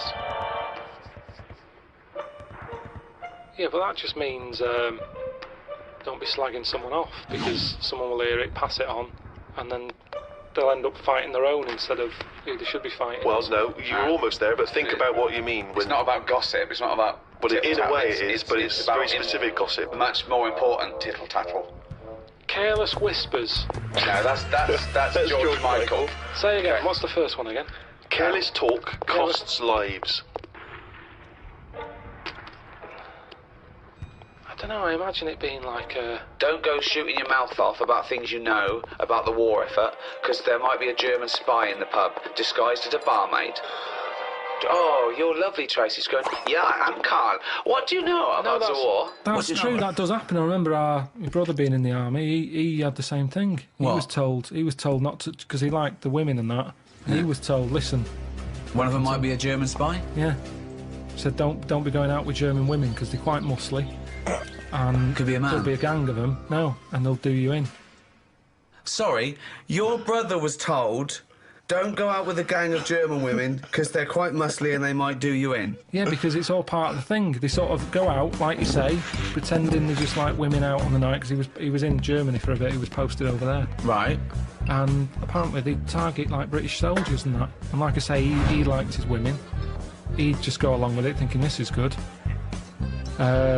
You know, Actung baby or whatever. That's and you too. Hey, action, baby. Yeah. Acton, baby. Yeah. And then, you know, got him in a headlock and good night Vienna. Good night, Vienna. Why are these random German women just killing sorry. British blokes? What's the reason It for was this? a proper thing. I remember him telling me mum, saying, oh, God, I had a right dilemma. I met some women, German, couldn't go with them though, because we were told that there might be, might be trouble. Really, yeah. Honestly, that's a fact. British soldiers were getting beaten up by German women. This is not true. Can't be. I think the things that sum up Englishness, I mean, talking of the weather, I think drinking, war, we love a ruck. Yeah. We're built on war. We're a warrior race. We're pretty good at war. We are good. We used to be good. I don't Yeah, know no, if we are we're very anymore. good. We're very good. I mean, I think we reached our peak with Churchill, That's probably our greatest hour, our finest hour. according to him. Yeah. Well, he should know he was there. He should know. And he liked to drink, didn't he? He loved a brandy. He's not afraid of a drink. He'd like to. He'd get pissed up, and no wonder he'd fight him on the beaches. He'd fight him anywhere. Yeah. See, there's an example of a posh bloke. It was like I was saying. He'd lead you into battle. He'd have a weapon too. He'd go in there. He didn't sit back. I mean, when he was old, he did. But nothing wrong with being posh if you're willing to go and, get stuck in. What do you think, Carl? Is it as scary though? I mean, imagine if he was rougher sounding. and he was on the front line. And, Like he went, you fucking little cunt. I'll fight you on the beach. Look, see me down in Brighton Monday. I'm gonna fucking smack your head in, you little fucking German cunt. Like that, you mean? Yeah. It's less of a morale boost. Well, that's the other point of one, isn't it? That those speeches were for as much as morale as information and defiance. You don't want to feel like the leader of your country could glass you if you got on the wrong side. No, exactly. It's got to be rules under war, hasn't it? I mean, that fair play has got to come into it as well. Talking of the English sense of fair play and war, when the crossbow was invented, a lot of people wouldn't use it. They said it was unchristian. So our soldiers sort of resisted it. So Europeans got this thing that needed no skill, and it was shooting these bolts, and they could reload quick, and versus our bowmen. What do you think of that? What do you think of going, oh, it's cheating, we won't use it, but having a disadvantage? That's honour, isn't it? It's almost like it's okay to kill someone, but with skill. But what's the problem here? What am I meant to be worrying about? Well, you've got bow and arrows. Yeah. They're amazing. They're heavy. They're your arms. They've got trained bowmen. They're skilled. The most skilled sort of marksman soldiers in the country. Someone comes along, and goes, don't worry about that. Here's a crossbow. Just pop it in, put it back. Deadly, quick. Anyone can use it. So now you've got anyone with a crossbow killing people. Women, children. Anyone can use it. So the Europeans, they're going crazy. Oh, William Tellon he's shooting apples off heads. Yeah. Right? But we resisted it because we thought it was, unchristian and cheating to kill without skill. What do you think of that? But where were the actual bows and that being made? Because that's the thing, isn't it? The company who's making them, they just want to get out to a big market. Brilliant. That's what they do now with the iPod and everything. It's not about people wanting more music than ever before. That's not the case. It's about having the accessory. And if the bow and arrow was like sold as this, light to carry for all the family, that's how it would have happened. That's what it's all about. Ye new bow and arrow from Ronco. But what do you think the problem is? But you're not quite getting Ricky's point. His point is the idea of there being sort of rules and fair play and etiquette in war. The objective is to kill the enemy. I don't think war and that is a place to start getting all uppity about someone cheating or having a better system. Really? You think all fair in love and war, do you? Yeah, definitely. Right. Well, It's just about rules, winning. isn't it? No, not in a war. There isn't rules. So what about things like the Geneva Convention? It's the understanding that even if we're entering into a war, theoretically, there's a set of agreed It's good for universal both sides, rules. isn't it? Fair play has got to come into everything. What's extraordinary about the idea of English fair play is, famously the approach during the First World War, that we would sort of walk up out of the trenches onto no man's land and sort of politely march at a slow, steady pace across towards the enemy. know. I mean, and then we were just being machine gunned down. I mean, it was absurd. Well, I know we were fodder. It was fodder to use up some of their bullets. I mean, it was crazy. I mean, it's madness, but in a way, it's the gentry who are leading us, seeing the average Tommy as a sort of cannon fodder. Of course. And you've got to realise that most of those people didn't want to be there. Most of them didn't even understand it. I mean, and if you think of the first and second, they were just wars, But I can't imagine How what would it'd you be cope, like. do you think, Carl, in a war situation? You've seen all those films of the. I mean, that's the one they had a knockabout and stuff, didn't they? They took the game of football. And In that. no man's land, yeah. Christmas Day. But who took a football there?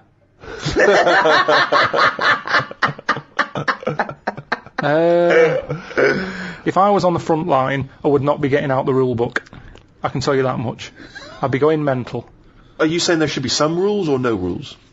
I mean, you've got to have some rules, otherwise it's just going to be like Grand Theft Auto, isn't it? I'm just going to go about battering everyone. Yeah. And you soon get bored of that. Mm.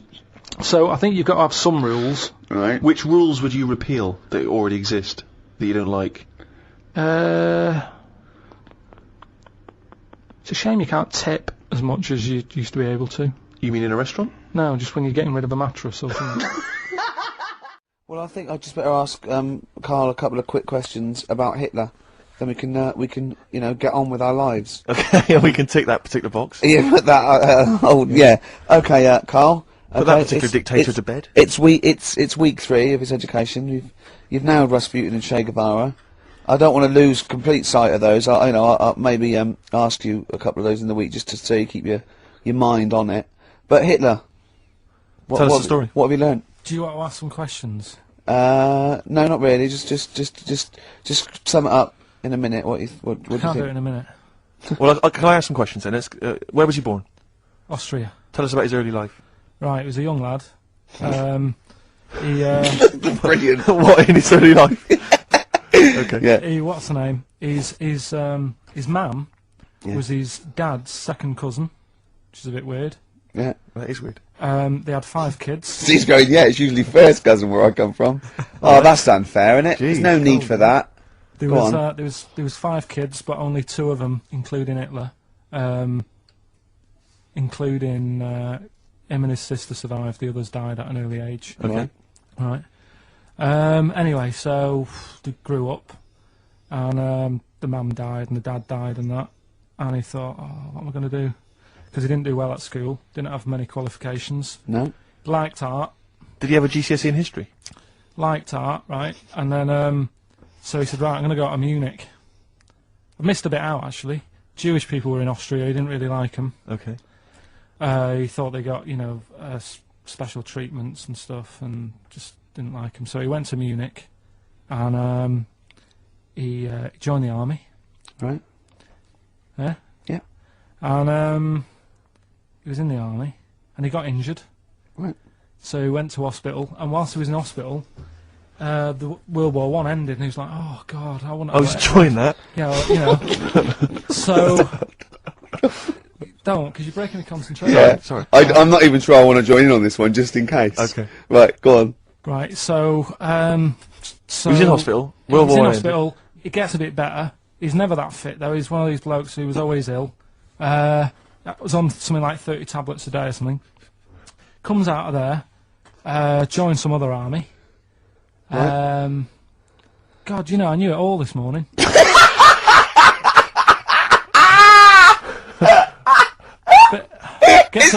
I can see it running to ground.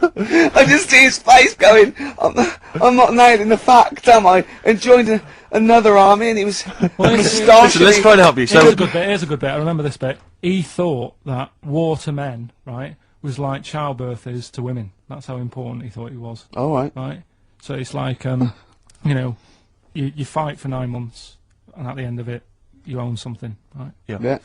So, he goes on and all that. He's in Berlin. Yeah. And he's fighting his way through, like, trying to take over countries and that. And he does he do Berlin? Does he? sorry, wait a minute. Is he Chancellor yet? What year is it? 35. Let's Where are you? skip the kind of climb to power. Then he's now the dictator of Germany. Right, he's in charge, yeah.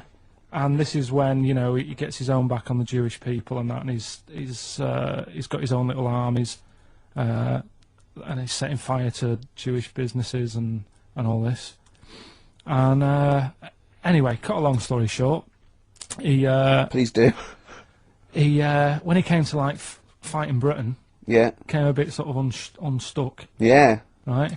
Started fighting. Not back. so easy, is it, this world domination, Adolf? Britain was there, France was helping out, Yeah. Americans were helping out. Yeah. So he thought, Well, oh God, so a he bit goes, late, but yeah, go on. he goes into a bunker in Berlin, Yeah. and it's all kicking off, Yeah. and apparently, like, Germany sort of surrenders, Yeah. says it's all over, forget it, we can't beat you. He was really annoyed with this, and he thought, oh, I can't show my face around here. So Because it would be embarrassing. he's with his missus, who nobody knew was his wife, Right. Eva, in this bunker, Yeah. and so he said, I've had enough of this. He shoots himself. Yeah. She poisons herself, and the chauffeur buries him or something, or burns him. Right. And in all the time he was in charge, 50 million people died. So that's 1918 to 1945. Yeah. Between It felt like that. between Travis and the Red Hot Chili Peppers. Next Right. week. That's fantastic. That's remarkable. I have to say that you sort of lost your grasp somewhere along the line because you started off confidently, but you lost your way. I've had a really busy week, and last night I was like whizzing through it, Sure. And then this morning, I woke up, and, you know, Suzanne had been away for about 3 days, right? Yeah. I hardly spoke to her. She's been busy, I've been busy. First thing to say when I wake up, oh, just ask me some stuff on Hitler. Yeah, okay. Which living person do you most admire?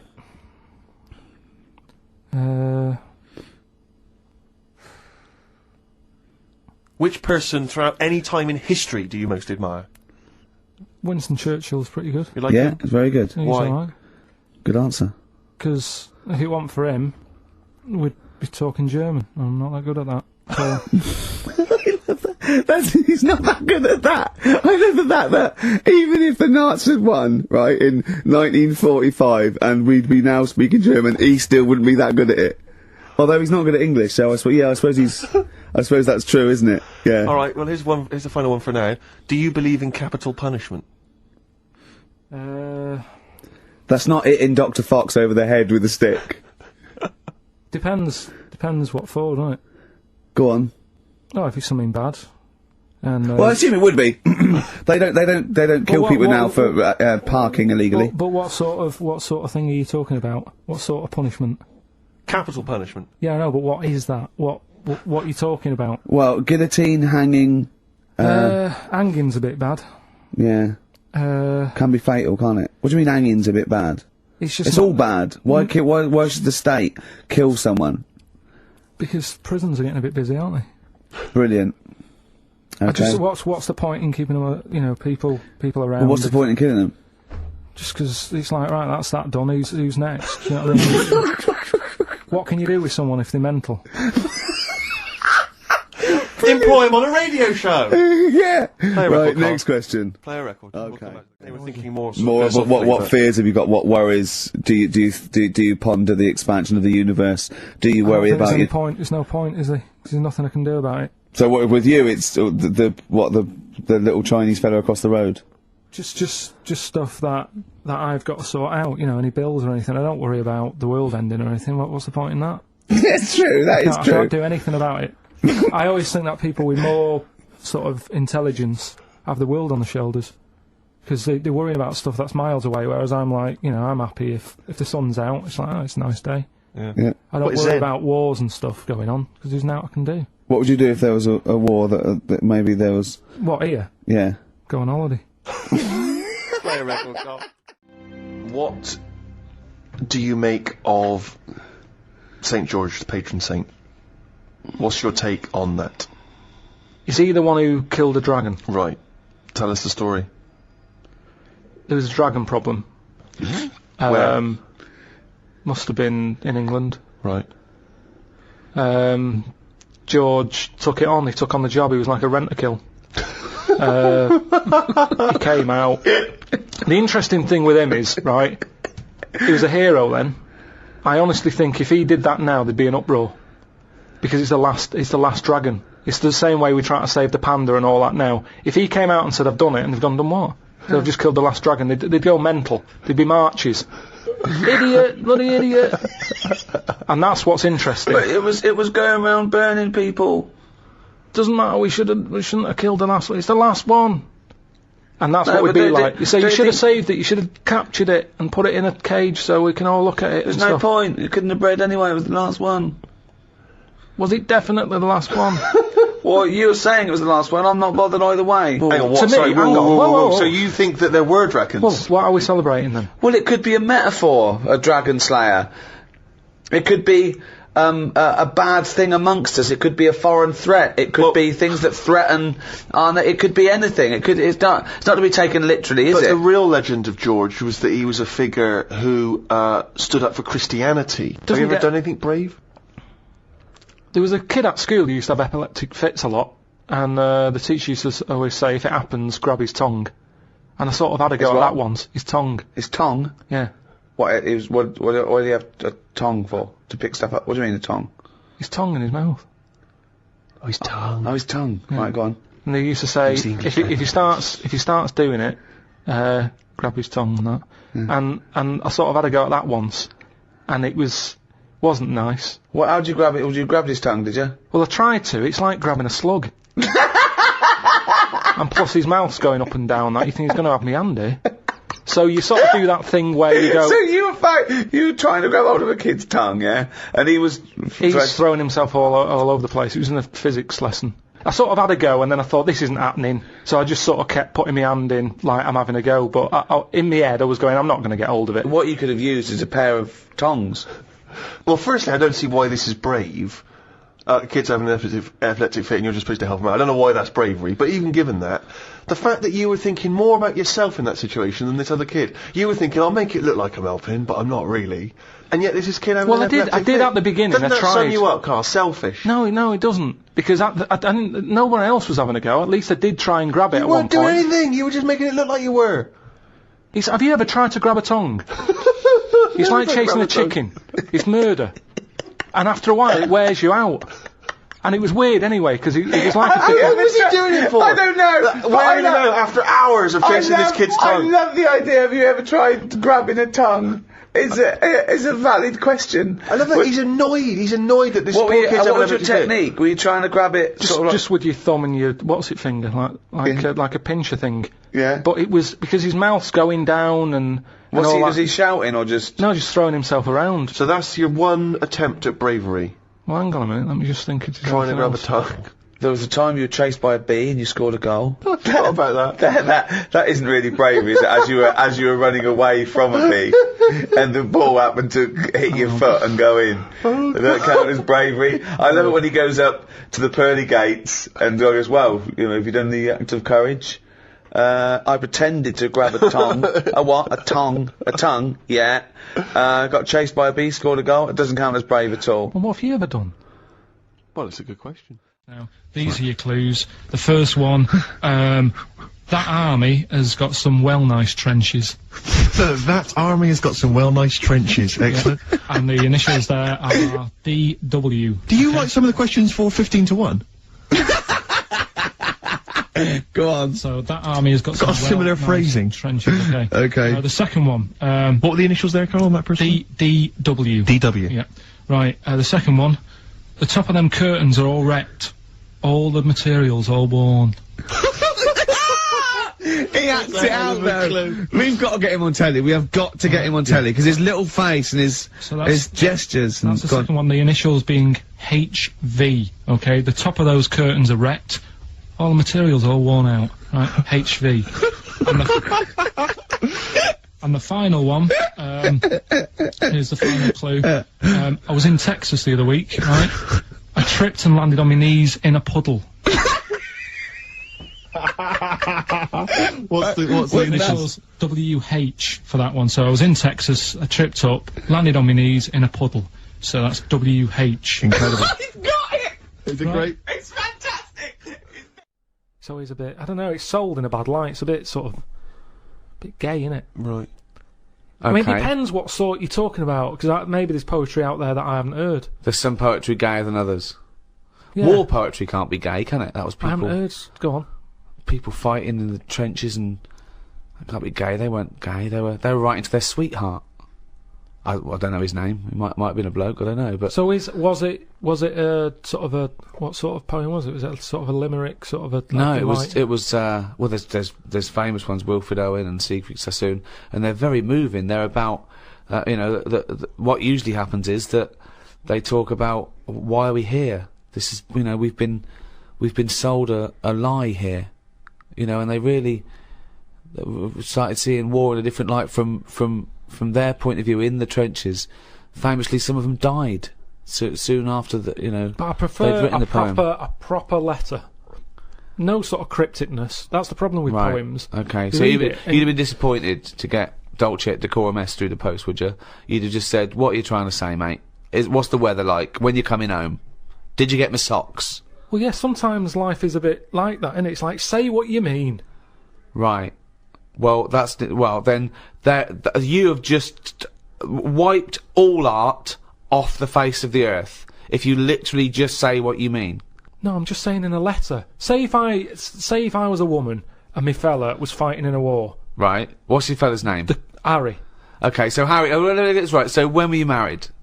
About 1935. 1935. So you've been married about 4 years. Yeah. Harry, why don't you go off? Oh, you're a woman, aren't you? You don't look like okay. So what did you see in Harry? Why did you like Harry? Was he? He just was like funny. Butch? He wasn't that butch, but that No. didn't matter back then, did it? In the war, No. And you he took everyone. But what did you say when Harry was said to you? Well, I thought it was coming because a lot of our friends ended up having Did to you go just hug there. him and say don't go or something? No point, because that would have just made it tough for him. So I just, what's the point? Just go with it. But if he I had cried written- after he went. You cried after he went.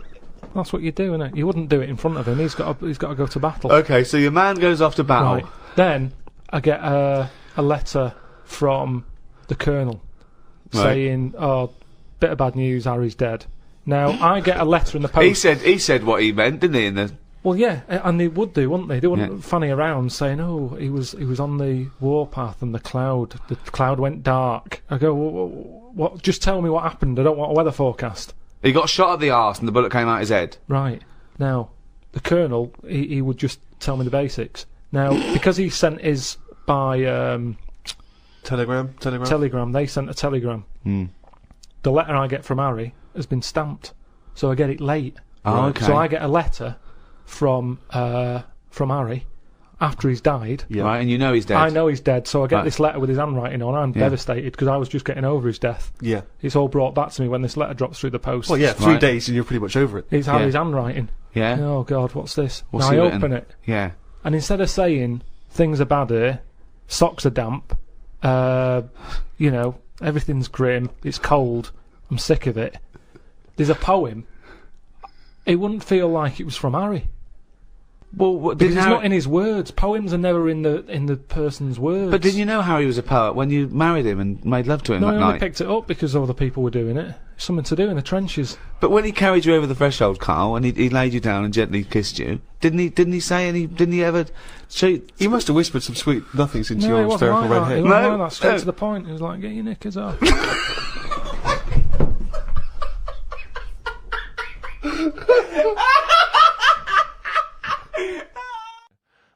Carl, could we have some monkey news?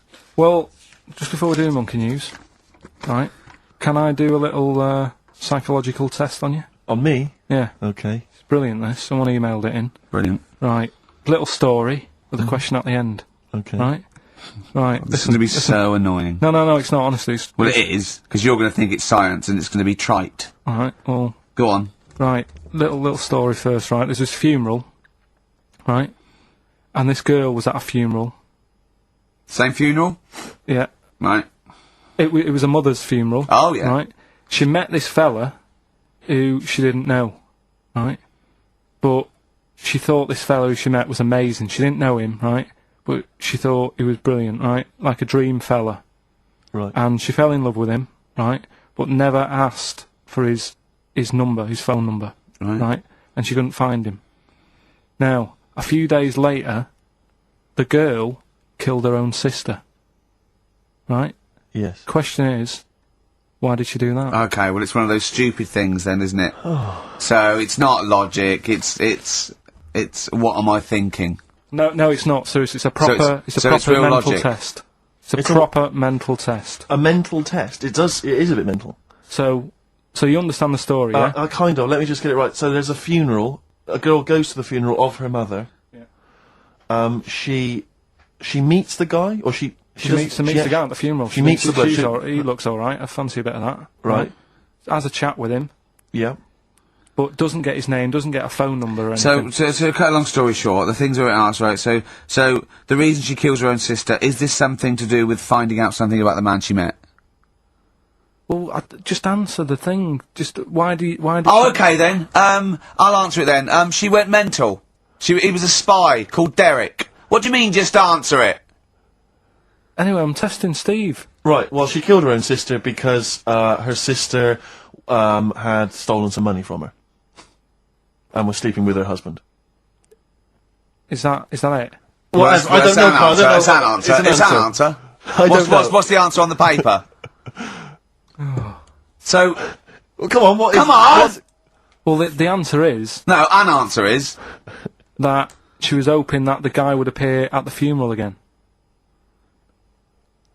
He'd go to the funeral. Right, that's not a proper psychological test. It is, It's it one of says those here- stupid little shitty things. It says It's like here- a man goes into a field and dies. Why? His parachute didn't open. That's what I'm thinking.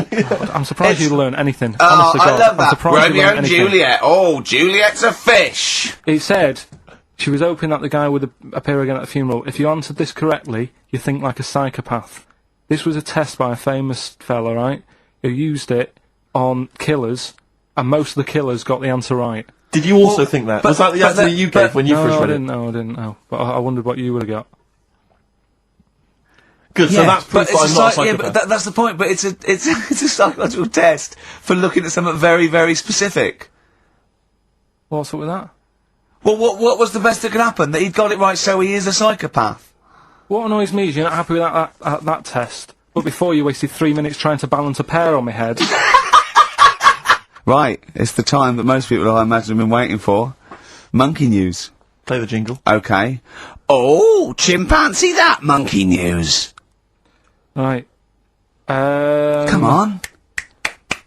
Come on. Should be ready, Carl. That's we've amazing, done- isn't it? It's like Nicholas Witchell. The bomb. No, that's not the first. Come on! No, it's always difficult, isn't it, to sort of find something that's good each week, right? Last week, we did the chimp. It is for us, yeah. We had the chimps who were running a health spa, Yeah.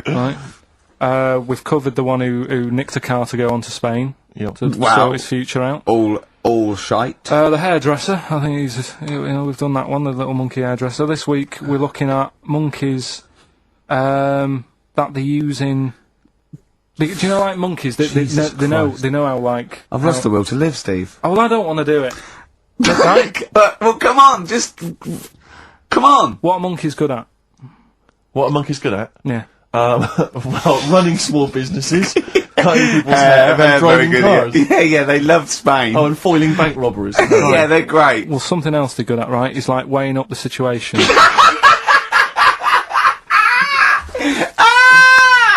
Oh, God! If you stick them in like a field with loads of like obstacles on it, right? They're good at sort of, I can get over that, and I climb over that, I'll swing from there to there, that sort of thing, right? Okay. So the people in charge of somewhere, I've thought, Somewhere! I've thought we can use that skill, right? And what they've done is they've got a load of little monkeys, right? They've given them an IQ test, Yeah. and the ones that score above 80, right? Get to produce this show next week. Join the army. Right. How do they join the army, and what do they do? They just, what they do is they set little obstacle courses up for them. They do that. They do a cross-country run. They do the IQ cross-country test. run? Yeah. Okay. And then once they've done all that, they make them a little uniform, made to measure little uniform. Slightly longer arms, shorter legs than usual, yeah. Yeah. And basically, then they taught how to use a gun and that sort of thing. Yeah, of course they are. You're talking rubbish again. This came through literally, pretty late on. So So you've not had a chance to corroborate all the facts, as usual. just have a look. Right. It's the bit I'm looking for is, well, A, why are they doing it? Why are they doing it? Yeah. Why do we need monkeys in the army? And secondly, why are we giving them guns? I'll Yeah. just check to see if any of that I love information that is we answered. only let gays in recently.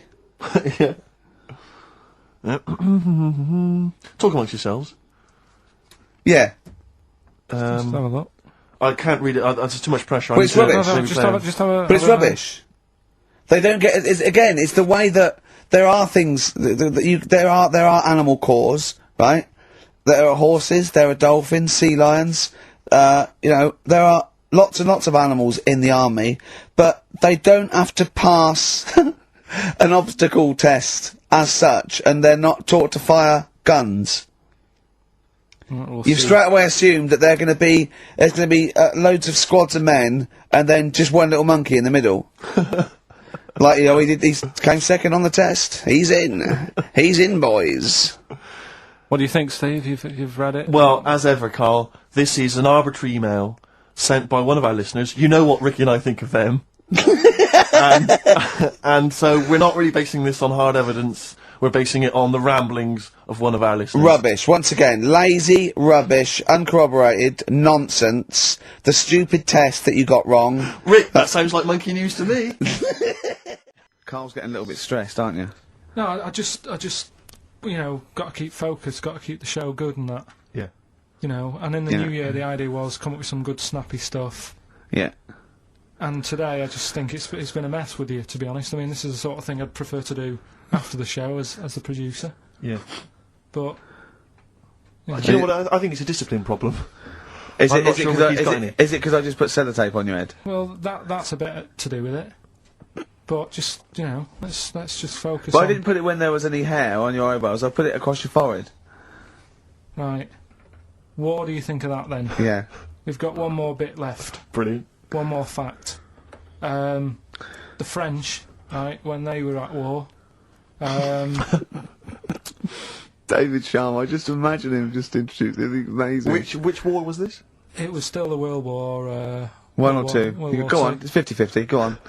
Yeah. Yeah. Right, World War Two. What the French did.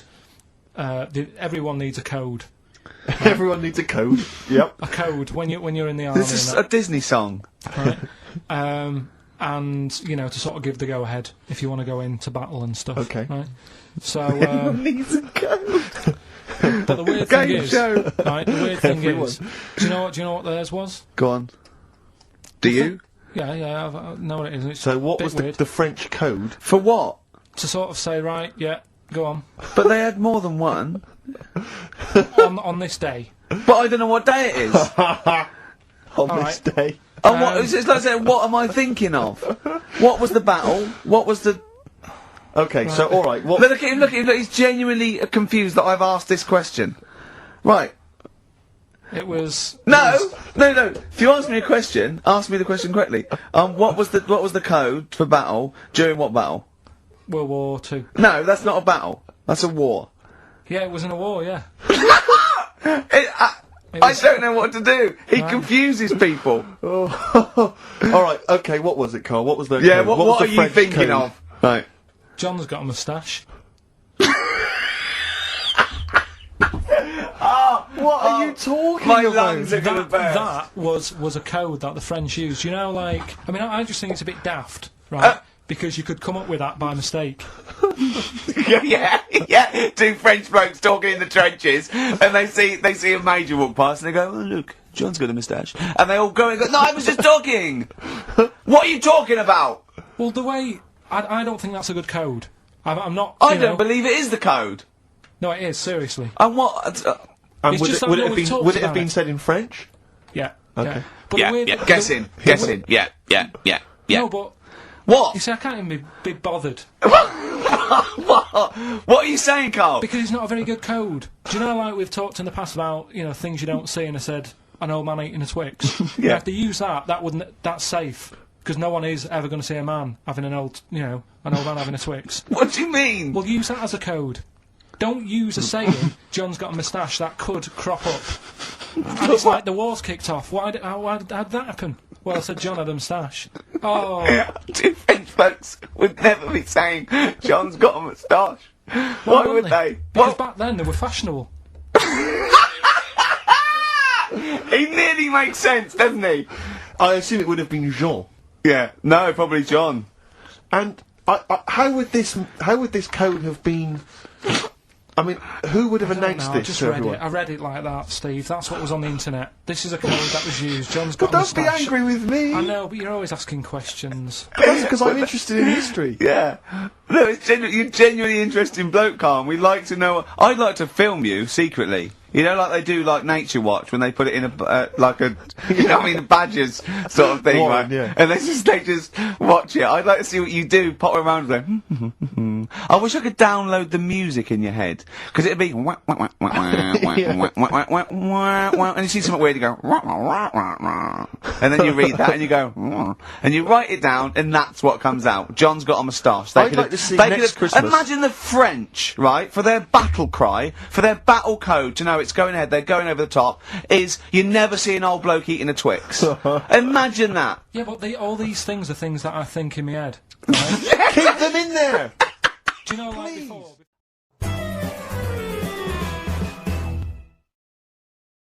Carl, you've studied the Bible over the last couple of days, Well, and you're going to give us basically the Bible abridged. Is that right? Just condensed. just that, it's that time of the year when religion. Well, no let's matter save who you it. are, Let's do a sermon. Everyone settle down at home. Turn the radio up. This is Reverend Karl Pilkington with the history of the Bible. All right, thank you very much. Right, well, thanks for coming. Starting off, I started off at the beginning of the book, what have you. The Bible, we'll call it for the sake of argument. Right.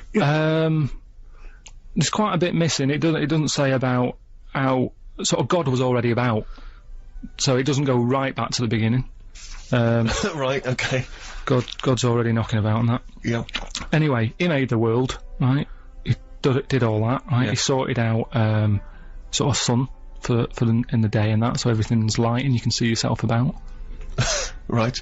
He did the stars and the moon for at night, right? I was thinking about that. If I was him, I probably would have just let it be day all the time rather than having two systems. We're not criticising. No, I'm not having Okay. a go. I'm just saying. I mean, it's easy now, isn't it, in hindsight, to sort of say, do you know what? Is he really criticising, but he was working... He sort of loosened the top. You just got it off. Yeah, sure. Yeah, he did a lot of the work. Yeah, cheers. No, I'm just saying though, like they mess about with the clocks and that because of farmers getting up in the dark and that. If it was day all the time, less crime and that. I'm just saying it might have been worth an idea. You missed a trick there, is what you're saying. But he moves in mysterious ways, so you don't know why he's done that. He might be thinking something that your small brain can't really. Fair enough.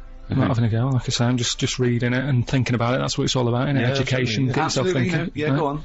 Anyway, so he did all that. He made the sun and that, and then he said, "Oh, make some creatures and stuff." He made a load of birds, loads of different birds, creatures, animals, and that. Because with the world being so big, it's like if you buy a big house, you need more furniture, don't you? Right. So he made this, and he was like, "Oh, God, what am I going to fill it with?" So this is why he did all these. Right. That's animals. not actually in the Bible. You speculated there on the mind of God. Well, I'm sort of just treating it like it's his big house, Right. isn't it? Okay. And he's filling it, he's making it look nice, different birds and what have you. Right? It's just my opinion. Like It's I say. making it sound like the Playboy Mansion. Yeah. So anyway, right, so he does all that, and he thinks, right, I'll make a little man and a woman, Sure. who we all know as, like, Adam and Eve. Yep. Everyone knows their names, but at no point is their surname mentioned. Right? Well, he's not going to have trouble with the post, is he? So anyway, right, Adam and Eve are knocking about. The God says to him, look, just enjoy yourselves and that, right? Do what you want, but I'll tell you this. I'm only telling you once, he said. He said, don't be eating fruit from that special tree. Yeah. So they were like, all right, fair enough. He said, the tree that I'm talking about is the tree of knowledge. Yeah. So that's sort of made it a little bit worse because it sounds good and that, and you're like, oh, knowledge. Yeah. Well, don't go in that door. Yeah, Is that sort of thing. Instead of just sort of not telling them. Because I don't know. See, the tree of knowledge, what it had on it by what I can work out is it's an apple tree, right? And it's pretty tempting, isn't it, to have a little cheeky apple? Because I don't know what they were eating back then. Right. Do you know what they were getting by on? No, I don't know. Right. So anyway, so they were like, yeah, all right, whatever. Eve goes for a wander about. Yeah. Right. Killing time and that. Bumps into this snake. Oh, yeah. And snake said, said, all right, you got an apple, right? And he was selling it, so he was going, it tastes good and that, right? And she's like, well, shouldn't really, but, I've been told that I shouldn't eat that. Because I think God said to her at some point, get on with it. You're on page 1 at the moment. This is absurd, This Carl. is just unbelievable. I know, but I'm just painting. Just get to the point. You're on page 1. You haven't moved on. Just get. Okay, we know Adam and Eve. What have you learned? Yeah, I know, but I'm just saying. He was saying don't eat it because it's dangerous. I know. We know. Get on with it. Just get on. I mean, But the thing is, people do eat things that are dangerous, don't they? Like, and pufferfish, even to this day, people are eating stuff that can kill them. Yeah. So it's not a threat. They're not that bothered. It's an apple, right? They're going to have a little cheeky apple. Anyway, they eat it, right? God goes mental at them. He said, I told you not to do that. I've told you can enjoy yourself and everything. You've gone against what I said. You've eaten the apple. Adam and Eve sort of got told off and what have you. They went off and had kids. That added extra pressure. A lot of arguments happened. And that's kind of part 1. that is amazing. That is amazing. So, Oh, you're an idiot. Really, you are an idiot. Well, part 2 later then. You better buck up your ideas in part 2. Kate Bush, King of the Mountain. Must be a song about the Tour de France or something. Yep. Wear a helmet. Always wear a helmet. Good advice. Now, as you mentioned earlier, Rick, last week we had a spokesperson from the Church of England who was offering a spot at some kind of Manchester church for Karl to do a sermon, educate the kids on the Bible and all things religious. We've preempted that. We're first instalment in the first hour, and it was very slow. You've got to be quicker. If this is a Brit, I mean, that was nearly longer than the real thing. Yeah, That, I mean, you're turning people off religion. I mean, God only took 6 days. Do you know what I mean? And you were pushing that. But this is what... And he made it. You were just talking about it. But this is what vicars do, isn't it? They drag it out. This is their living. If They don't rushed drag it out. What do you mean? When you go to church... What do you mean if they do? If they rushed it, what? Well, they wouldn't have a job, would they? So you've got to make sure you do everything that needs to be You told. reckon they're milking it, do you? Well, just a little bit. I mean, you said that, not my words. But yeah, that's why I can't, rush it. You've got to tell the story, haven't you? All right, well, you need to get the Old Testament out of the way, because we're not even on to the New Testament yet. No. We've only got an hour and 10 Well, I'll minutes. just do it right. Jesus hasn't even made an appearance, and he's like the star, isn't he? Yeah, I mean, we're all waiting for him to make it. Yeah, he's like Brad Pitt coming in. And I'll tell you, this at the moment it's a bit like the film King Kong I went to see. 3 hours long. It's 50 minutes before Kong makes an appearance. Well, exactly. Let's get to the main event. Come on. I can't now. Anyway, just where we left off, just in case you just. Can I just say this is Don't recap. I'm just saying that Jesus is the main event because it's the Church of England. There are other religions where he's probably not as high up. He's not as featured as It's probably. not. No, he'd be third on the fourth on the billing. No, Right, go on. all I'm saying is we left it where Adam and Eve had kids. They were arguing a lot. The kids didn't listen to them. Well, they weren't arguing a lot. They did. They had a bit of an The argument. kids did, yeah, but Adam and Eve didn't argue, did they? They were loving it. They were having a great time. Well, no, not once they ate the apple. I'm an atheist, and I'm trying to help him out. Can we get on with it? Because we're just recapping what we already got bored over Yes, here. come on! Get on with it! I'm just saying. Oh. So the kids didn't listen to the mum and dad because they had a criminal record and that for nicking the apple. The kids were running riot. They were not bothered. So let's pick up. I'd like to apologise there. I'm just going to say, it really isn't worth complaining. He doesn't know what he'd get off. In a court of law, he'd get off. He's got, I don't know, he wouldn't be culpable for his own actions. Come on, 'cause he's an even idiot. I'm getting bored of this now. Okay. Right, so, God, he got to a point where he's going, it's all going wrong, right? People are doing what they want, Adam and Eve aren't listening, all the rest of it. No, he gave them free will. I've got to so do the story something. goes, oh, this is making me So, anyway, right, so he said, how can I get rid of all the badness and that? So, he made it rain, right? It rained for ages, people got sick of the rain and that, right? Cleaned it all out, right? Before he did that, though, I forgot something that's quite important. He met up with this bloke, Noah. They met up over a coffee. Yeah, right? yeah. And he said to Noah, look, Get an umbrella. I like you and that. Here's a little job for you. All I'll say is buy shares in galoshes. Yeah. Words No, of I advice. don't want to give anything away, but you get a boat. Yeah. And get a big boat. He said, what I want you to do, right, make this boat up. He said, and when you've done that, go about, right, and get 2 of everything. Right? So, it Man was and like, female. that's a big job, isn't it? Right? Man and female. Yeah. Yeah. Would you know, because I always say I always put myself in the situation of the person's job and that. Yeah. I was thinking I can sort of sort out a man elephant, man woman and that. I wouldn't know how to do it with a spider. What? I don't know why he brought on spiders. I do not know why Noah brought on spiders, because he missed an opportunity there. Get rid of all things like that. Get rid of the spider, and get 4 flamingos or something. Or get 8 chimps. Let's use the space wisely. But the weird thing is, right, with the spiders as well, because he did get the spiders on, didn't he? It rained, right? It rained for ages, like what was it, weeks, wasn't it? Yeah. Just raining that. So and then he let out a bird. I think it was a raven. No, it wasn't. Right, come on, let him finish. No, It wasn't a raven. This is a fact. He let a raven out, right, and it didn't come back. So already his system had broken because he only had 1 raven left then, right? So he was like, oh.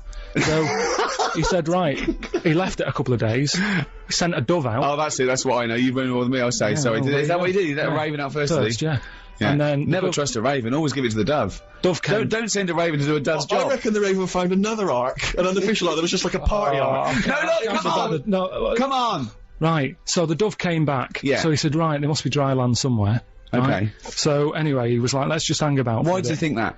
Because it found a twig or something. Exactly. Say what you... Why couldn't that be the top of a tree, though? Why could it... How did he know that? Rick, if you are going to add to this, we're never going to get it done. Okay, I'm sorry. Right, so there was mud everywhere because the water went down. Mud everywhere. Where did the water go? Shut up! Where did it go? Shut up! We haven't got time to go into It doesn't make sense. If the whole world was flooded, where did the water We have not go? got time for this. Where did the water go? This is mental. Did they refreeze the ice caps? What? Tell me, is it... It's got to be Didn't it specific. say it was a kid's Bible, wasn't it? It wasn't going in depth. It just said the water went away, right? Where? It floated off. Oh, I can't be bothered. The one that I picked up on, right, that I could relate to. Okay. Do you know Samson and Delilah? Yeah, of course. Do you know what happened in that? Yes. Right, well, just in case you haven't heard the story of Samson and Delilah, what it is, I think God had a word with some bloke, I can't remember his name, I think it's Manoah or something his name was. Right. He said, listen, I'm still having problems.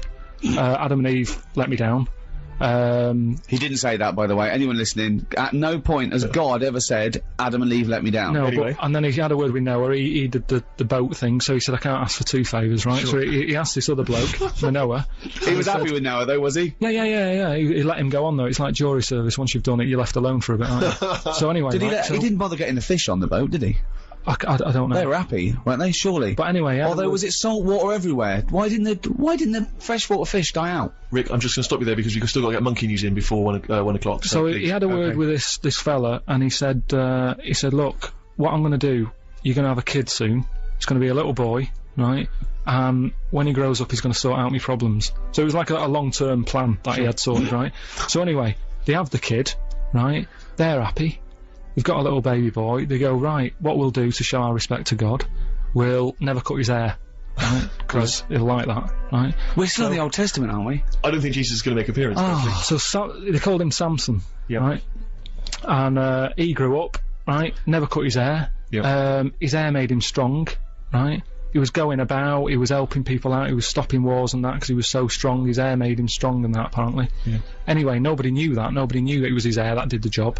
So, this is right so far, isn't it? I don't know the ins and outs. So anyway, what happened is, women are loving him all of a sudden. He's got nice long hair and that, he looks the part, he's stopping problems. Women are going, he's a good fella, isn't he, this Samson bloke? Like Stringfellow. Anyway, That's the power of pulling, is in Stringfellow's hair. Yeah. That's why he never cuts it. Exactly. Whatever the decade, Peter Stringfellow never cuts his hair, because that's where the power lies. anyway, he didn't realise he had this power until one day, he got up, right, did his hair and that, went out, a lion jumped out, Oh.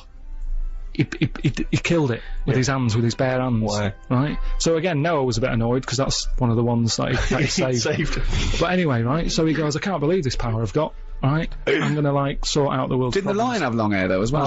Oh, Well, no, well, just what? no, but you're always picking on to be honest, though, that's as far as I got, anyway. So, That's it. So if you were interested by those, you can buy the Bible in all good bookshops and read the rest.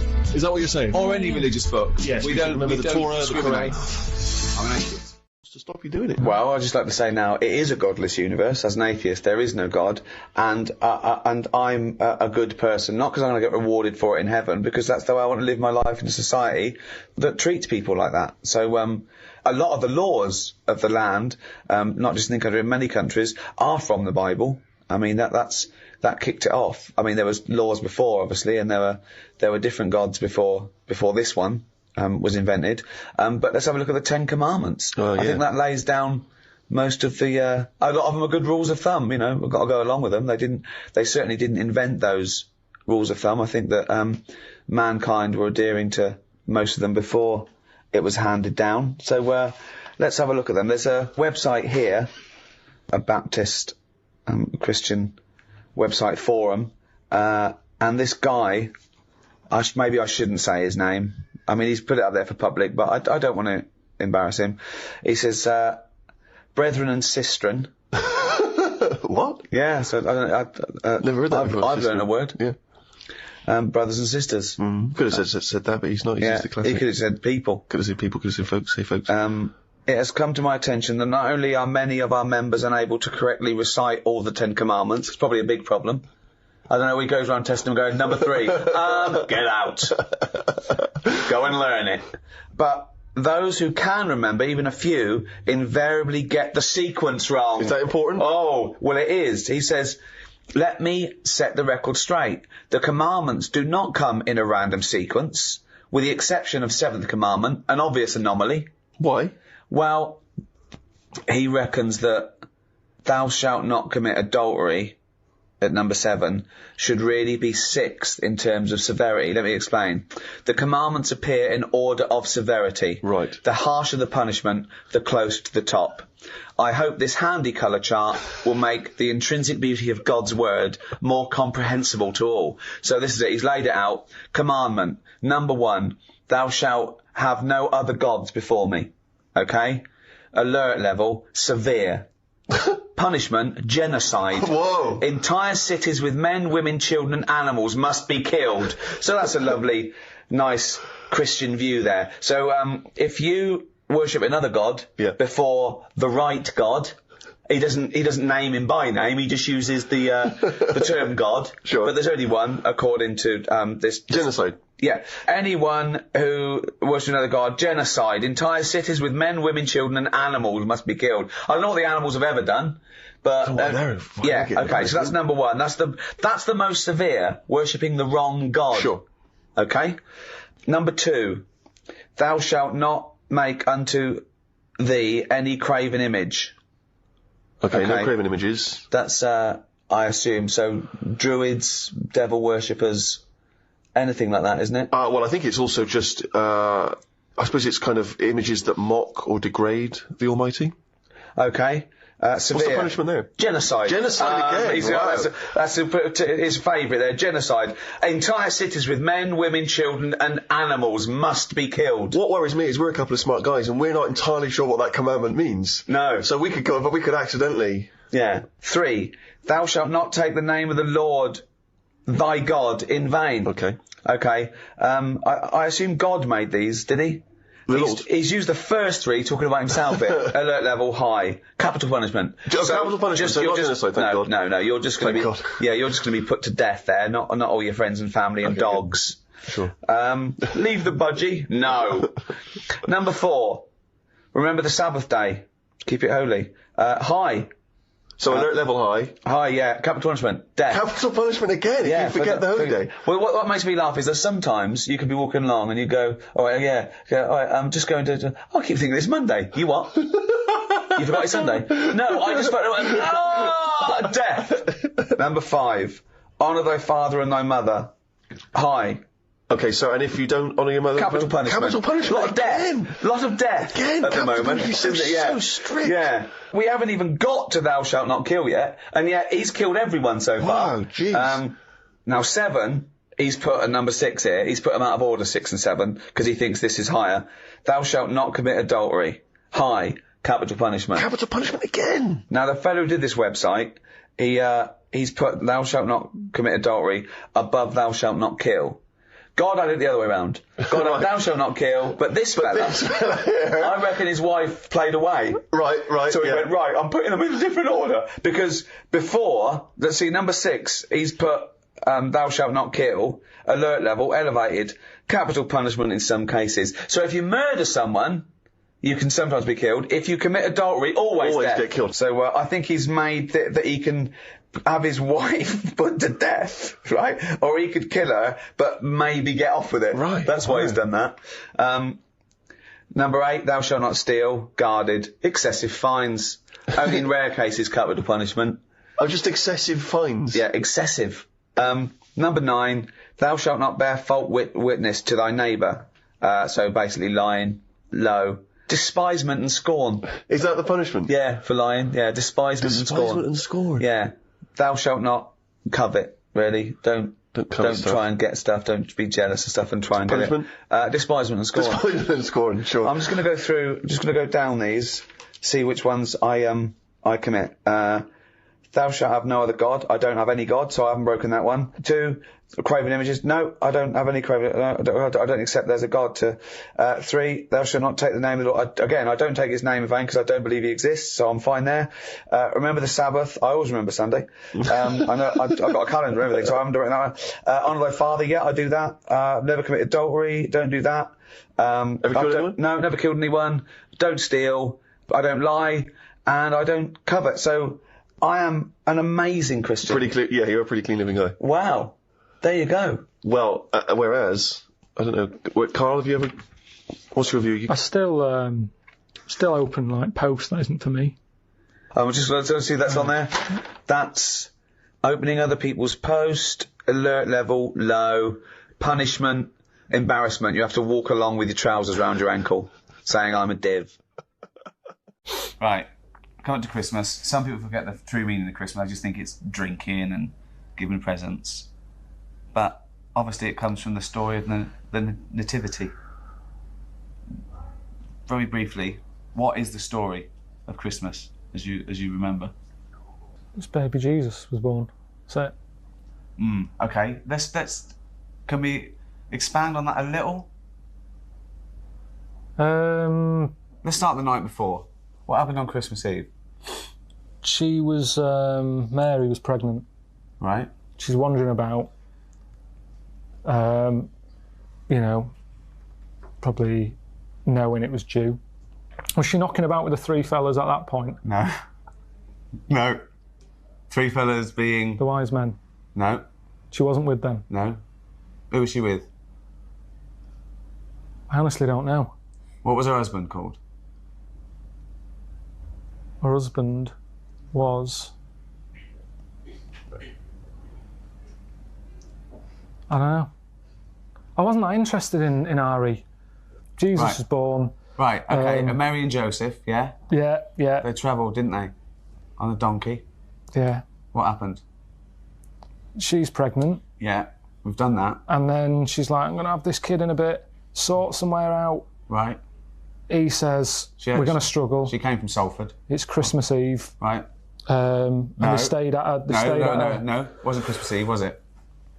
All right, then it's just a normal day. Yeah. And they stayed. Hadn't been They couldn't invented yet, find had it? it. They Christmas couldn't hadn't- find anywhere. Right. So they stayed in a stable. Right. She had the kid on December 25th. That's it. Then what happened? That's it, really. No, it was the three fellas she was knocking about with at the beginning. The you thought. wise men. Right. And there was a star involved. They followed a star. You see, you're making me look like a div here, but it wasn't an important lesson at school. I'm not a Catholic or anything. I'm nothing. I'm sort of... My mum even said, she said, don't tell anyone that you're not anything. She said, because something about witches. When I was a kid, when you're a kid, you're at risk of being taken away by... People think he's a character. People think this is scripted. No. Imagine if I bothered writing this. But it's not important. It's so not important, this story. What did your mum say about witches? No, she just said, don't go around telling people you're not christened or anything. Right. I did a Sunday school thing called Crusaders. Right. Joined that, but I just went on like the Friday when they had Sabutio table football, and then they came knocking on the Sunday saying, "Come on, you've got to come with us." Right. And I went, and it was rubbish. There was no Sabutio. There's an old fella reading out a smelly Bible, really old books, and I hated it. I said, "I'm not going on a Sunday again." So I used to just go on the Friday, and that is religion for me. There you go. I didn't need it. I don't need an old story. Final thoughts? What does Christmas mean to you then, Carl? If you don't like old stories, what does Christmas mean to you? Just look down and tell people what they should be thinking of this Christmas. What does it mean to you? It's hassle, isn't it, Christmas? Got to buy presents. The meal's all right. The food's all right. It's the best, isn't it? If the roast dinner is the king of meals, surely the Christmas roast is the king of roasts. Yeah. Christmas. I could do without it. If someone said, we're getting rid of it, I'd go, all right. I don't like all the build-up. I don't like that bit in between Christmas and New Year when nothing's happening. That's a dead week. Nothing goes on. People are still off for Christmas. Christmas has happened. Get back to work. You can get nothing done. Everything comes to a standstill. Why do you like Christmas? I like being allowed to drink gin and tonic at 10 a.m. while watching Noah Ledman's give little sick kids presents. But that's what I mean. That's what it's about. It's not about, you're saying to me, telling me the story of baby Jesus, you haven't got a clue yourself. It's not about that. It's about, like you say, eating chocolates. Same as Easter is for fat people with chocolate. I love Easter. No, you don't. You like eggs. You like chocolate, you fat little... Do you know what I mean? So, we don't need it. Maybe back then, when you were, you know, wise men knocking about a desert, they needed something to look forward to. They probably didn't live that long. I don't think they were looking forward to Easter, though, were they? No, but listen... But Jesus certainly wasn't you had looking nothing. forward to Easter. Back then, when you watched Scrooge, everyone's looking forward to it. Tiny Tim, go and get a chicken. Now, these days, have a chicken when you want. Anyone can afford it. So it hasn't got the same values. Tiny Tim, go and get a chicken. Oh. Happy Christmas. Brilliant. Right. Can I just ask Carl how he got on over Christmas? Because the last time I spoke to him, you hadn't bought a present for your girlfriend. Yeah. I have to say, I was on tenterhooks all Christmas. Well, you changed it. After that show, I felt bad, even though I shouldn't have done, because... Because you hadn't bought your girlfriend a Christmas present. Yeah, but present. I said to you, I booked a table at a hotel in Covent Garden, had Christmas dinner there, which was nice, right? It's good food and everything. Didn't feel like enough to me. Well, then I went out and treated some stuff, and then... No. A couple of days before Christmas, he went, I took Suzanne to that hotel we're going to go to for Christmas dinner. We had tea and cakes. And I went, oh, you treated her? He went, no, she paid for it, but I was just showing her what it was going to be like. That was her extra treat. She paid for it. I love that. Brilliant. Yeah. Well, it was a day, it was like 150 quid for a meal for two, which is pretty dear. So I'm not going to buy her cakes as well. All right, love, have anything you want. You pay for your own pudding, I'm not mental. Yeah. So you treated her to some other stuff? Some bits and bobs. What, And so then she chose them and you paid for them? What, the presents? Yeah. Or you chose them and she paid for them, but, you know, it's the thought that counts. I got them on the way home that Saturday. Well done. And what did you buy? Well, just some bits. Might be personal, Steve. Well, I don't care. Just some bits. Yeah, Just but bits and pieces. leave out the personal bits. What bits? Just little things. And then yesterday, right? A monkey wrench and a new washer for the shower. Yeah. Some recordable CDs that you need for your job. Oh, dear. Now, when you gave those presents to her, did her face light up? Right. I don't want to tell you what they were, right? But she wasn't that impressed. You're going to tell us what they were now, Tell us what they are. You even know what they are. She told you on Christmas Day. Hold on, wait a minute. But it doesn't matter what they are. It does matter what No, they are. It doesn't matter. Carl, it's you, mate. Of course it doesn't matters. matter. Oh, God! We just remember. Yeah! Right, but there's no need. I've got to tell him, Carl. I really want your permission because I don't want to be I know it's not, but we know it's not that embarrassing. It's really quite sweet. Yeah, but in a way, right, the way I look at it is, right, Christmas, even when I was a little kid, right, it's not... Please let me tell him, Carl. Well, let me just tell you first, though. Oh. Let me tell you why I didn't go all out on the old present front. All right. Justify yourself. Right? First of all, I've covered it up since then anyway, right, with that present, because I bought her some shoes yesterday, and she did say, I'll give you the money for them, but when I get home, I said, it's all right. I said, you can have them, right? So not only did I buy her some food on Christmas Day, I got her shoes. She's probably had a total... And they feel like a horse. Yeah. It's sort of like, yeah, there you go, there's your shoes, there's your food, right, bed down, see you later. Yeah, but what I'm saying is I she's have done... fed and clothed Yeah, her. did you comb her hair? She's done well this year, right? So, the thing She's is... done well this year. It's like you're a single parent living on a council estate with a smack problem, and you still managed to buy them some Lego. When I was a kid, right, it wasn't about what you got.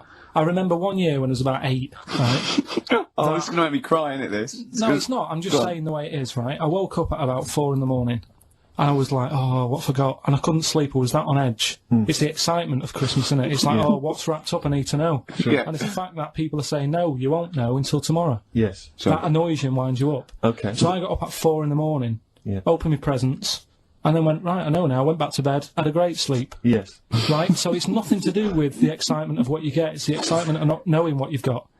And then what happened when you got up to go down with the presents? But hang on. So what you're saying to me is that you could wrap up a brick because the thrill of Christmas is in hoping and being excited about what it is, not the actual gift itself. Yeah. Is that what you did? Rick, did you get a brick? No, let me tell him now what he got. He got her a present, right? And she said, she came, I said, yeah, he got me.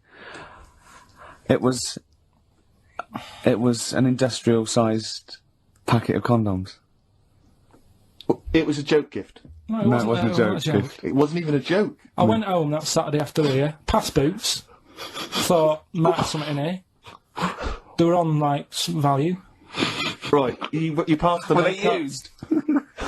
You passed the makeup. You passed all the other. Past the feminine makeup, stuff. past the lovely vanity cases. Yeah. The foot spas. Exactly, Yeah, the bathroom Oh, products. hold on. How much are these, love, for 100? Yeah. $4.99. Yeah. Do I get them reduced if I buy in bulk? So how many did you buy? What was it? I don't know, probably about 100. Right, okay. And is she allowed to use those with anyone? Did you wrap them? Can she just go out and have a yeah, wild Well, time you don't with need to wrap. They're already wrapped, aren't they? Oh. And then what did you say? So, when she opened them? I'm No, just- wait. Carl, what did you say? them? Right, play a record and we'll come back to this. You're worse than my father, that's genius. Carl, just take us through the moment where you gave this gift. Firstly, So were you excited? went into Boots, right? You thought, alright, 100 condoms. Brilliant. Okay. Did you wrap it I up? don't know if it was 100, probably 80. Right, okay. Yeah. Right? You don't So, want to go mad, do you? Wrap them up. I'm just resting easy knowing that he's not trying to breed. Right? No. Yeah. So I got her them. I got her Grease on DVD because she's Okay. always watching that. Yeah. Right. Yeah. So just think of when her mum said, what did Carl get you? Some condoms and grease. I was just, I'm glad he said on DVD. And, she was surprised anyway, right? Because Yeah, I bet she was. no, when she got She was thinking like jewellery. no, right? That showed her. That surprised you, hasn't it? All right. So hang on, wait a You minute. thought it was a holiday, didn't you? Yeah, look at your face. You don't know me at all. So hang on. So did you give these on Christmas Day? Right, what happened is she got in from work that Saturday, right? And I said, look under the tree. Knackered. Oh, at least it's Christmas. Yeah. At least I'm going to get a little bit. Yeah, go on. I said, look, you got some stuff under the tree, right? So that Did you give her a surprised sugar lump? Right, she was really chuffed with that. But she said she was a bit puzzled because I didn't know we had any wrapping paper, right? So I ended up using wallpaper. You didn't take it off the wall though. You had some. No, it was some left over, right? So she said, why have you used wallpaper? I said, well, I didn't have any paper and you were getting in a bit and I wanted you to have a surprise. So she said, can I have a feel of them? I said, The no. presents. She thought, right, I've got the right thing. Yeah. Right. And then Christmas Day, I said, no, don't get carried away. It's nothing really good. You know, we said we weren't going to buy each other much. So there you go, open them. Yeah, go on. And Can I just ask, had you received your present from her yet? yeah, So what had you received? what did he have? Had some shoes, Nice. right? Getaway game for PlayStation. Nice. I'm just totting up Just the talk value about of the this. value of those, Go yeah. on, yeah. And just also think about how much fun and pleasure you get from them. Yeah. Although, of course, condoms, I can see the Well, see the appeal. Well, right. Okay. So yeah, I think but I can. also add to that bit 150 quid for a meal. If you're going to start totting up, 150 quid for a meal. I bought some shoes, 72 quid. Yeah, that was after the event, then. Doesn't matter. All right, so you'd received these, dare I say it, thoughtful and nice gifts. You handed over the box of condoms. They were wrapped up. She Well, unwrapped them. yeah. Go on, take us through it. Walk us through it. Well, it's not something you play with on Christmas morning. Oh God. Oh. Right. But when she opened What them, did she what did her say? What did face she say? Well, I wrapped them twice as well, so she thought it was something really good. Extra It's like, protection. do? Right. oh. And So she thought it was something really good. then So the disappointment would be doubled. Yeah, go on, yeah. then she just opened it and went, "Oh yeah, so what's on the telly?" And that Cool, was that. ungrateful. That was What an ungrateful woman that is. that. Well, she Fancy got not, stuff. fancy not wanting I told her. a box of economy condoms from Boots. I said to her about the thing about it's all about the surprise and that, innit? Yeah. You explained that to her. Yeah, What, after she'd unwrapped it? yeah. Thoughtful. And she was all right about it. Yeah. She understood. Rick, you know I suggested to him that he buy his girlfriend a gift. I'm worried I've done more damage to the relationship by suggesting that than if he had just forgotten. Next time you've got to go shopping for her yourself, Steve. I think I might do. You've better go shopping for her yourself. I'm glad it's all over though. It's mental. Yeah, It annoys me. The whole thing annoys me, and she knows that as well. yeah. She should know. What? She still insists on having Christmas once a year. Well, Wow. I'm No, but well, anyway, what did you get? I can't think what you bring to the relationship, Carl. I don't know what it is she's getting from you in this relationship. It's like she's doing all the work. Well, yeah. 80 times.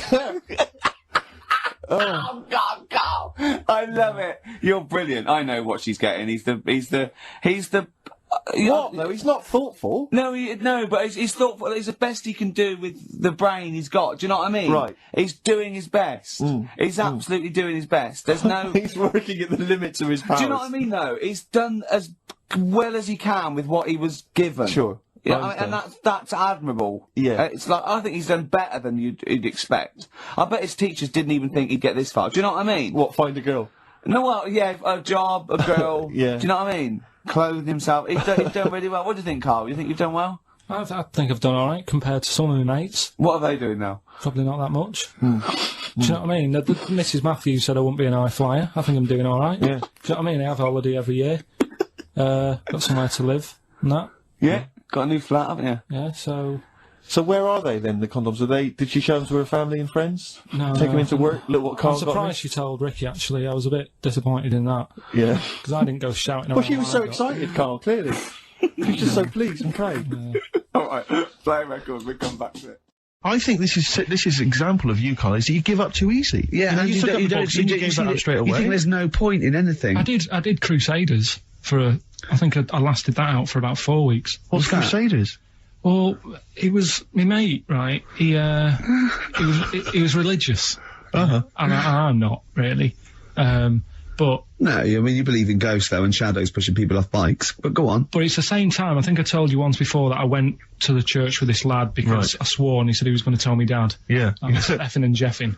So he said, if you're going Is that how they get people to church nowadays? I love that one kid. He hasn't got the idea of the protection game. There's nothing in it for him. Either you turn to religion, or I tell your father.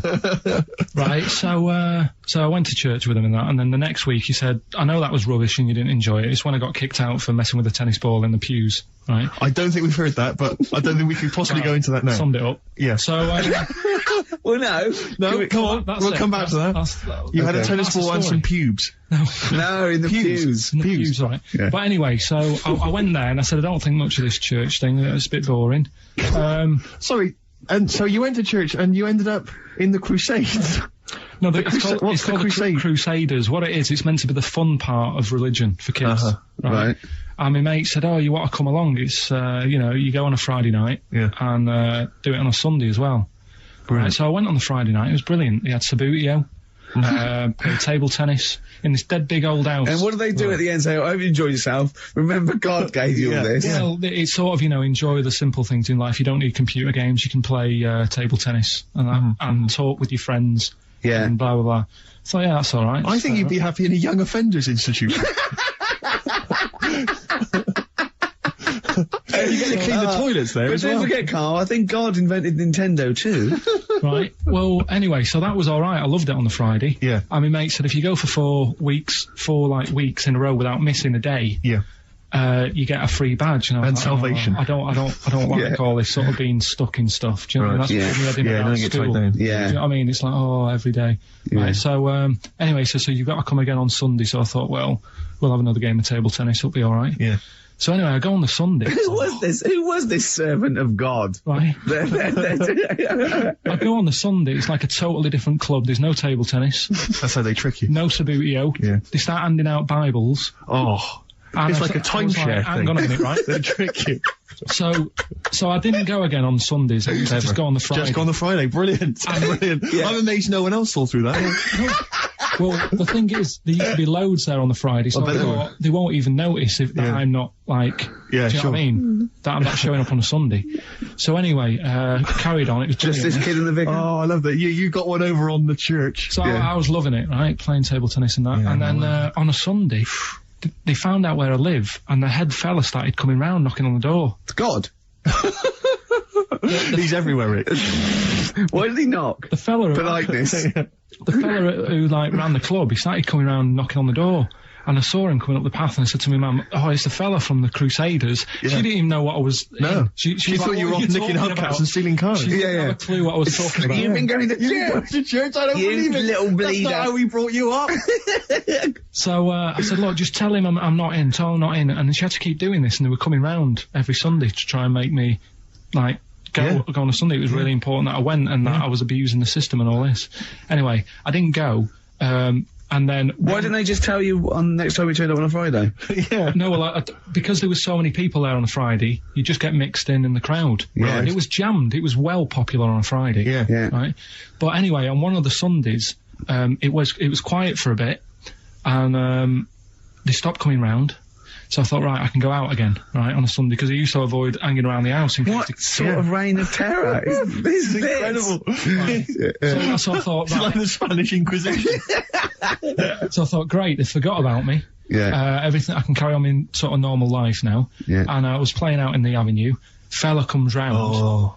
And he goes, "There you are. You know, you're always busy on a Sunday. You enjoy Fridays and that, don't you?" I was like, yeah. He goes, "Well, come on, you've got to come with me." And I couldn't get out of it. No. You know what I mean? It's like, what could I say? Charlie says. Right? Yeah. So, anyway, he nearly killed me in a car crash. So that was the excuse I used next time. He had a Mini, right? And he was driving us there, and he hit the curb, nearly sort of turned over the Mini. Right? There was like 3 of us in the back. So I said... Is that a record? So next time, Or was it a joke? Next Go time on. he came round to pick us up, I said, "Look, really enjoyed it and that." I said, "But ever since that journey, I really, you know, I don't want to get in the car with you again because you scared me a bit." And I said, Right. "All right then, I didn't have to go again." That's all right, isn't it? That's extraordinary. Yeah. He almost killed you in a car It's a crash. parable. Thank God no one was hurt. Yeah. I remember that. Your life moves in incredible ways. Yeah. Rather like God. Yeah. So, So there you go. they're probably round there now, aren't they? Going, is he coming tomorrow? Carl, it's Thanksgiving. I don't know what that means. I don't know how we're doing this. I'm slightly in agreement with him, actually. I don't celebrate Thanksgiving. Well, no, but it was, arbitrary dates are easy to remember for some people. Halloween, Thanksgiving, Christmas, easy to remember. I don't think Thanksgiving is. Well, it is in America, and Yeah, but I couldn't tell you. I mean, I've been around for 30 odd years. I've never celebrated one of them. I've never done anything about it. No one has. I don't know any relation who has ever said, "Are you popping around for Thanksgiving?" When is it? I've never done it. because it's not celebrated in this So country. why are we celebrating it? We're not celebrating it. It's an arbitrary date to do a podcast. I just don't know what it's about. I mean, before you celebrate something. You don't celebrate Halloween, do you? But we did that. No, but it annoys me how people don't actually know what the occasion is, but they celebrate it. Kids don't know what Christmas is about these days. It's just like, oh, I'll get some toys. That's Yeah, what I mean. So Thanksgiving, it's just another one, isn't it? It's another event. Okay, why do you celebrate Christmas then? Because everyone else does. You can't get Brilliant. away from it. I'd quite happily block it out. If I did a new diary, I'd leave out that date and go, come on, let's get on, let's do something good. Well, you go on holiday every 2 weeks. What's that to celebrate? No, I'm just But saying. people need a little break, don't they? You know, it's a great. He doesn't. Christmas is a great time. Even Yeah, if you but take the away the problem religious is, what I don't like about it is everyone's off at the same time, so everything stops. See, what I'd do is, I'd say to people, do you like Christmas? Yeah. Right, when do you want to celebrate this year? And let them do it whenever they want. Well, that's ridiculous. Why? As long as you're remembering baby Jesus, does it matter when you're remembering him? But I'm an atheist and I celebrate Christmas because it's a time of year where everyone is off and everyone gets together. Yeah, I know. I don't care what they call it. The fact that we're all doing it at the same time is what's nice about No, it. There's a it's not. sense of community, No. national community. Everyone shuts down by about December 15th or whatever, and then it doesn't get going again till like January the 6th. But what is it you're missing out on during this period? Just there's like 2 weeks there. I mean, that bit between Christmas and New Year, you might as well delete that out of the calendar. Yeah, because heaven nothing forbid you happens. can't pop down the library because it's closed. all that reading you've got to catch up on. I'm just saying that we're wasting time. What are you doing though? I've never seen anyone on this planet waste as much time as you. I was gonna If you're say- not on holiday, you're following an insect around the fucking park. So don't give me that shit. I'm just saying that I don't like fun. Never a truer Well, there we are. We've got to the nub of it here. You don't like fun. This is true. You don't like Christ anything. almighty, you do not like fun. No, organised fun. I hate that thing. I've said it a bit before about, you know, it's that date, that's what you've got to do. Will there come a time when someone goes, we've done enough of this? Will there come a time, and Thanksgiving? Possibly. Yeah, possibly, yeah. Things change, don't they? And you'll be happy then, will you? In 5,000 years' time, when we all worship Glong. Yeah, we just make a change. That's all I want. Because I've been keeping a diary. Yeah. What did you have in the calf yesterday, for example? We can read about that later. It's just like Ricky said. Oh, are you gonna do another one next year? And I wouldn't, because it's you do the same stuff every year, don't you? It's set up the same way. January, February. It's the same thing. It's the same routine. Yeah. And if you're writing, why are they always doing them in the same order? Those months. It sickens me, Rick. I tell you. You see, it's just easy to put stuff off whilst we've got this calendar. Whereas if you didn't have a date, you'd have to do everything straight away. What? Say if I was in charge. Oh God, heaven forbid! Yeah. And someone said that building needs knocking down. Yeah. It's dangerous. If we didn't have a calendar, you go, let's do it now then. Whereas because we've got a calendar, it's easy to say next Wednesday. I love him! His theories are amazing! I mean, I don't know. Maybe he is a real visionary thinker. Maybe he is free. You know what I like about him, though? All his thoughts, they're about freedom of expression in a strange way. He's not burdened by anything. He just goes, well, why do we think like that? But he questions everything, like a true visionary scientist. But who gets a diary come Christmas time, which I know you hate, for the next year, and thinks, what a piece of shit. Now I've got to I'm put just going to do stuff when I want to do it. I'm going to take out next Wednesday. There's no such thing as next Wednesday. No, but what I'm saying is, before the year's even started, I know in that new diary I can whiz forward to December 25th and I go, another Christmas.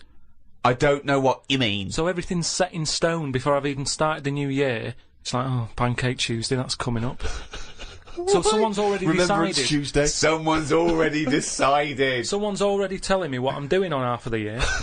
But nice. all those pages are blank, hell. Carl, for you to fill up with stuff. Oh, guess what? Guess when my birthday is again? 23rd of September. I'm just saying, move them about a bit, move the days about a bit so it doesn't get predictable. But when we change Pancake Tuesday to Thursday, do we tell anyone else? Yeah, they do an advert on the telly, just saying don't forget to buy your pancake mix. But so why? Thursday. Carl, why not just stick with what we've already got? Because if you're notifying everyone anyway... I wouldn't put a date on that pancake day anyway. Just have it when you want. Have it when you want. There's no big deal. You've got to make them yourself. It's not like some place is opening to do it. Have them when you want. I don't know why that's got a special day on it. Sick of it. You don't believe everything you read, do you? A lot of stuff you kind of go, well, that's interesting. But what we talked about this. What about Noah's Ark? What about it? Well, you said you believed it because it's in book form, but according to that, didn't he get 2 of every species on a big boat? But we know that's impossible, don't we? Depends where he was. If he was above a zoo, there would have been a lot of different stuff knocking about. That's my only problem with that. A zoo hasn't got 1% of all animal species. No, but they've got more. What I'm saying is, where was he floating where he could get an elephant, a giraffe, a cat, a dog, a gerbil? Where were all these things floating about? Well, exactly. Right, That's these my Old only Testament downfall. zoos, they were quite... Yeah, quite but big, exactly. really. But you're right. You're questioning it. How is it possible? But I've just said, a zoo. But what are you talking about? A zoo? As I said, there's no zoo that has got 1% of all animal species. Well, I don't know where he got them from then. There's a couple of million species of animal. And how did he round these animals up? Because they were drowning, so they were looking for any boat. So they were actively seeking out an ark. Well, they would have just been looking for anything to get hold of. Yeah, and where did he keep them all? How did he keep them all separate? How did he... At that point... Oh no, the lions ate the otter. No, because at that point, it's that thing, innit, of how you all pull together in a bad situation. Talk shit. You all chip in, they're all like, oh God, let's be nice to our neighbours. Right, so there's spiders talking to flies and... Well, they would have just gone elsewhere, wouldn't they? They would have been on another bit of the boat. The spiders don't have to knock about with the lions just because they're all in it together. They get their own little area, don't they? Well, I don't know. How big is this boat? It's big. It's a big boat. Hey, how long? What was the warning he got from God to make it? I don't know. It was a couple of weeks. He probably had the Extreme Makeover Home Edition team. They all chipped in. Probably had Queer Eye for a Straight Guy helping him out with some of the interior design elements. Yeah, yeah. 2 of every species, Carl. How big would this boat have to be? Yeah, it's big. You can't just keep saying it's big, because I know in your mind, you're imagining this ark, there's a boat with Noah up the front with his wife, 2 giraffes behind him, then next there, 2 elephants, and it just, and it's just like elephant, giraffe, hippo, dog, cat, weasel, couple of frogs, and a spider talking to a fly going, let's get on, but when we're off here, you're dead. But what would you have done then? Are you saying that you wouldn't get on there because it's too noisy? It's not a question of what it didn't happen. It didn't happen. To be honest, I'm not bothered, and they got through it, didn't they? They got through it. They're here now. We're not short of them. If anything, like I said, he didn't do us a favour because he saved too much. You can't move out there for stuff.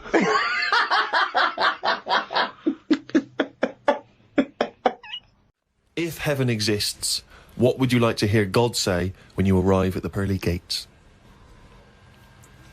Is that how it works? Oh. No, What do you mean? What's the question? Well, I don't know. You hear so many other things that you have to go through other gates. I can't imagine him being on the door, is what I'm saying. If he owns a place, what's he doing there? He could put anyone on it. It's St. Peter, isn't it, who's normally minding the gates, famously. Right, so it's him asking me. OK, well, let's say it's St. Peter. No. You go through the gate. Peter goes, "Oh, you're expected. He's got an appointment. We're going through to God. Go through a few doors. Go up top floor. Right, past the executive washroom into his big office. Okay, that overlooks the universe." So what? So you've gone in to see God. It's an audience with God. You've died. You've gone to heaven. And what would you like God to say to you at that point?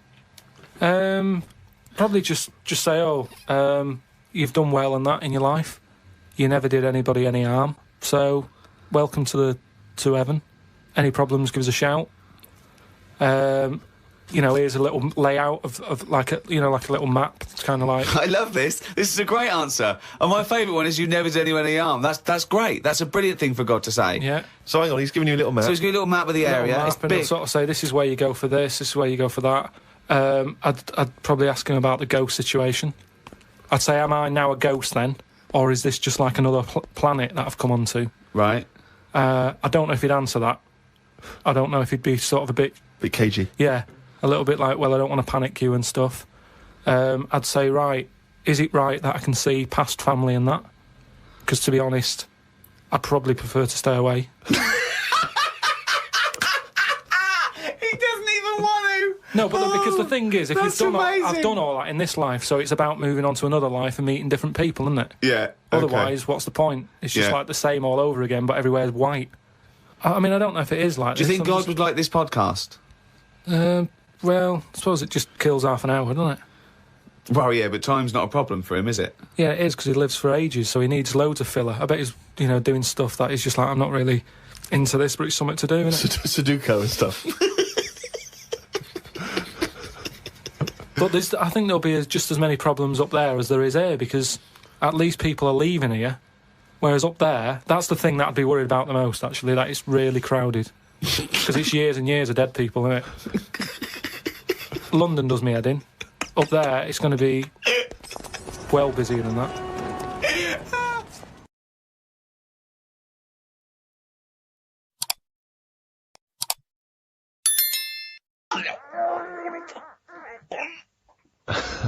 That jingle there signifying, of course, once again, another reading from the Diary of Karl Pilkington.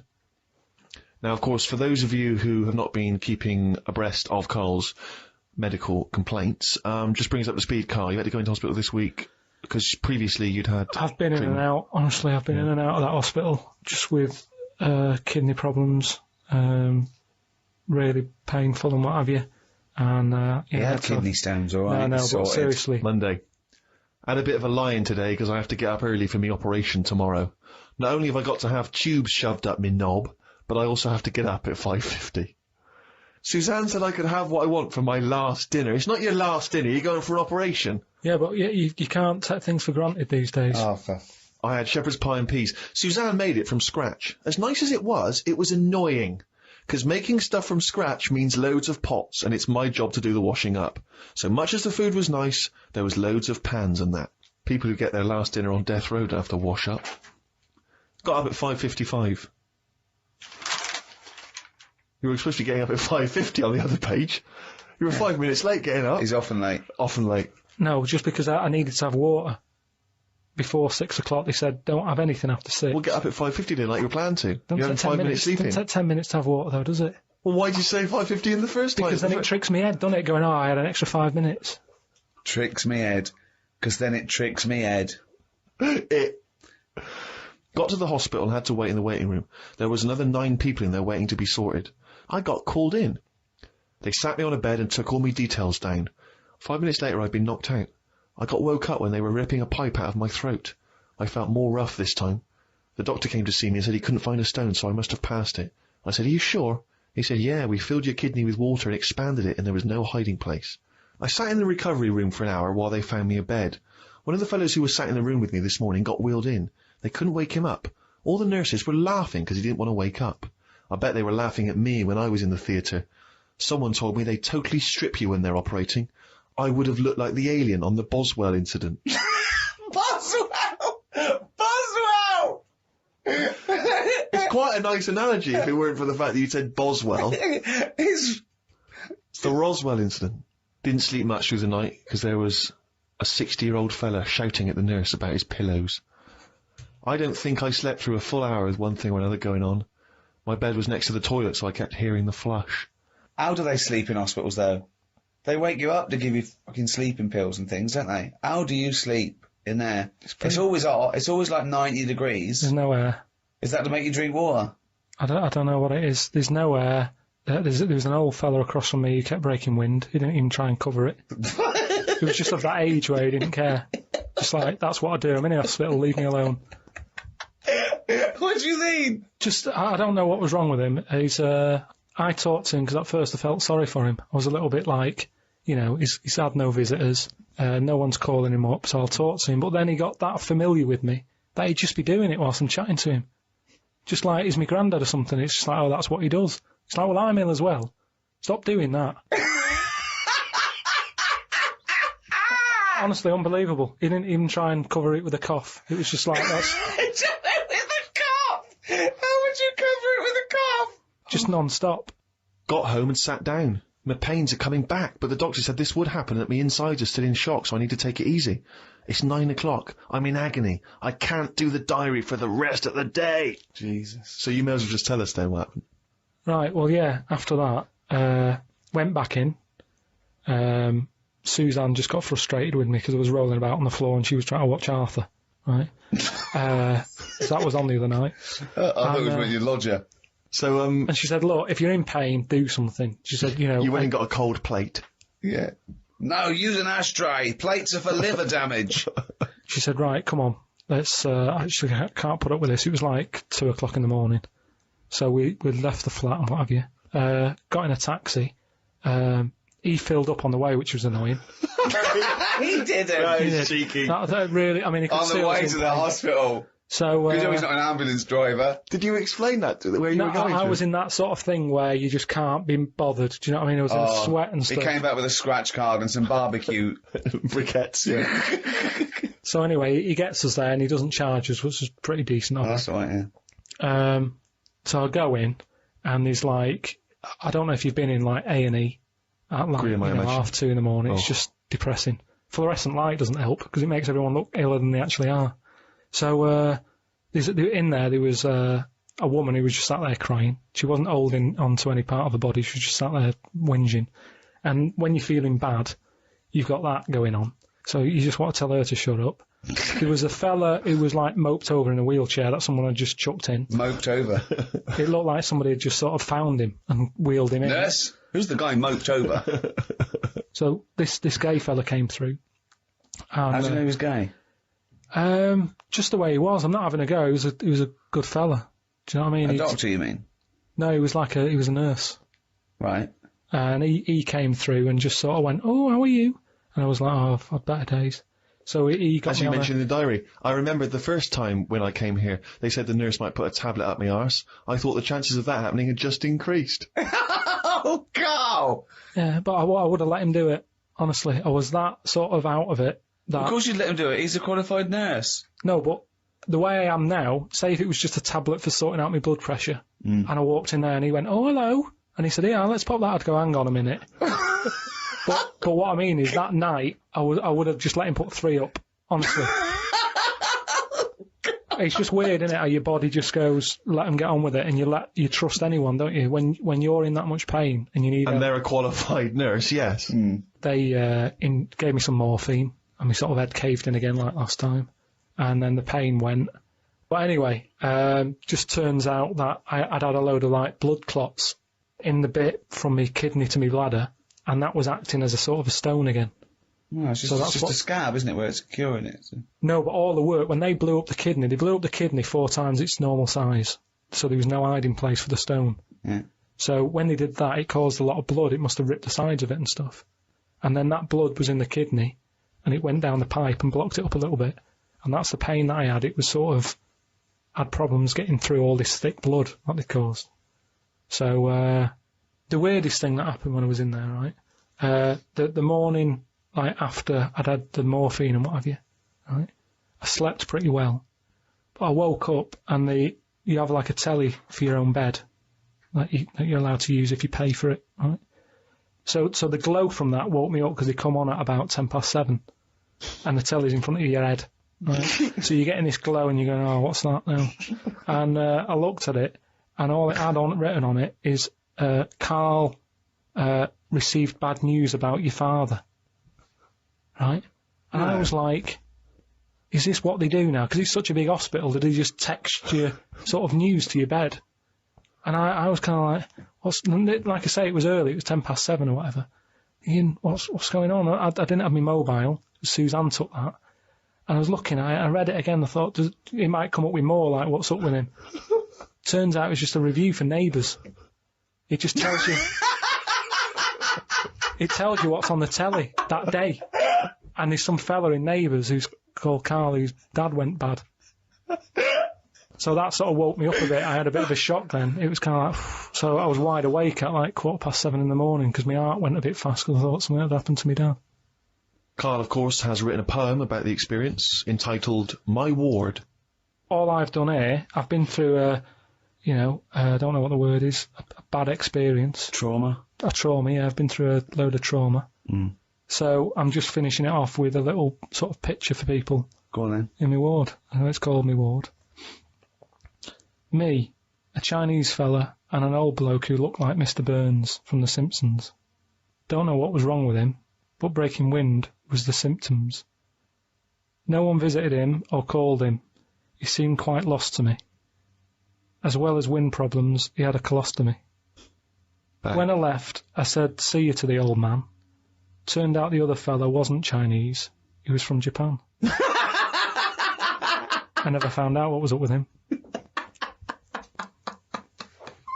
You've got a little picture there, haven't you, of me sat in my ward. I'm sat there with that fella who I didn't talk to, the old fella who had wind problems.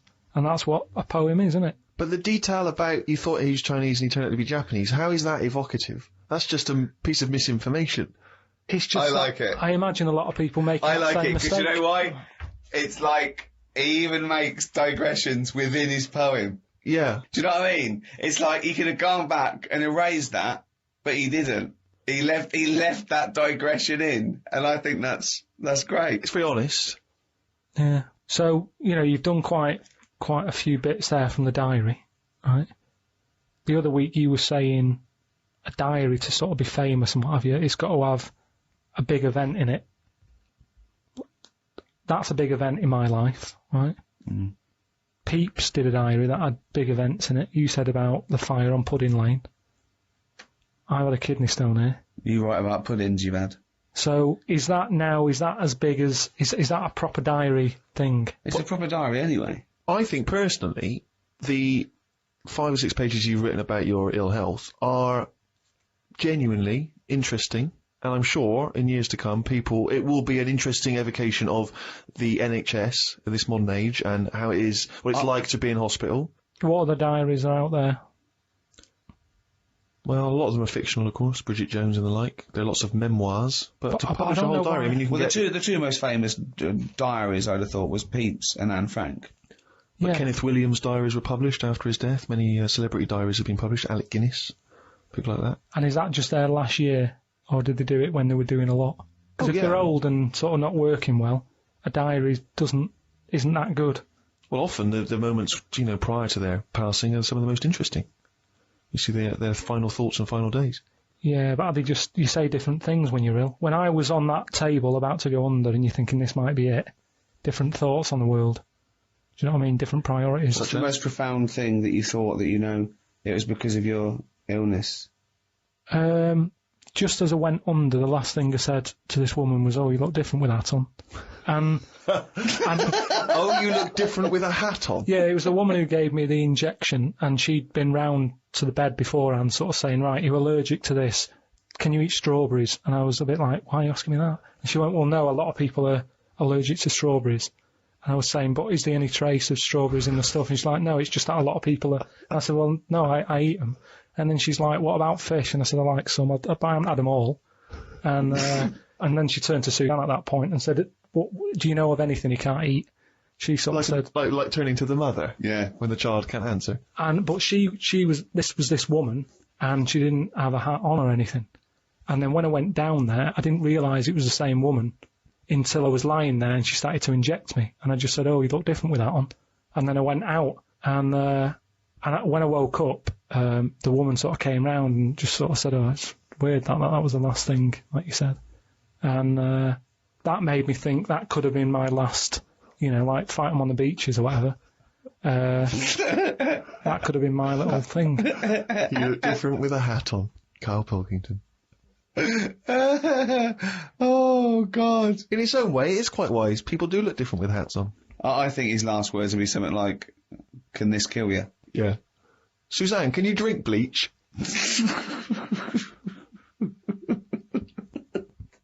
Steve, Yes. I think Carl's going to put most people to shame. We were talking about generosity earlier, because Carl is a nice, generous bloke when it really comes to it. He's paying for Father's Day. He's paying for the cottage that he's going away with his dad. Are you really, Carl? Yeah. Right. Well, there's no way of us proving if that's true or not. Well, what do you mean?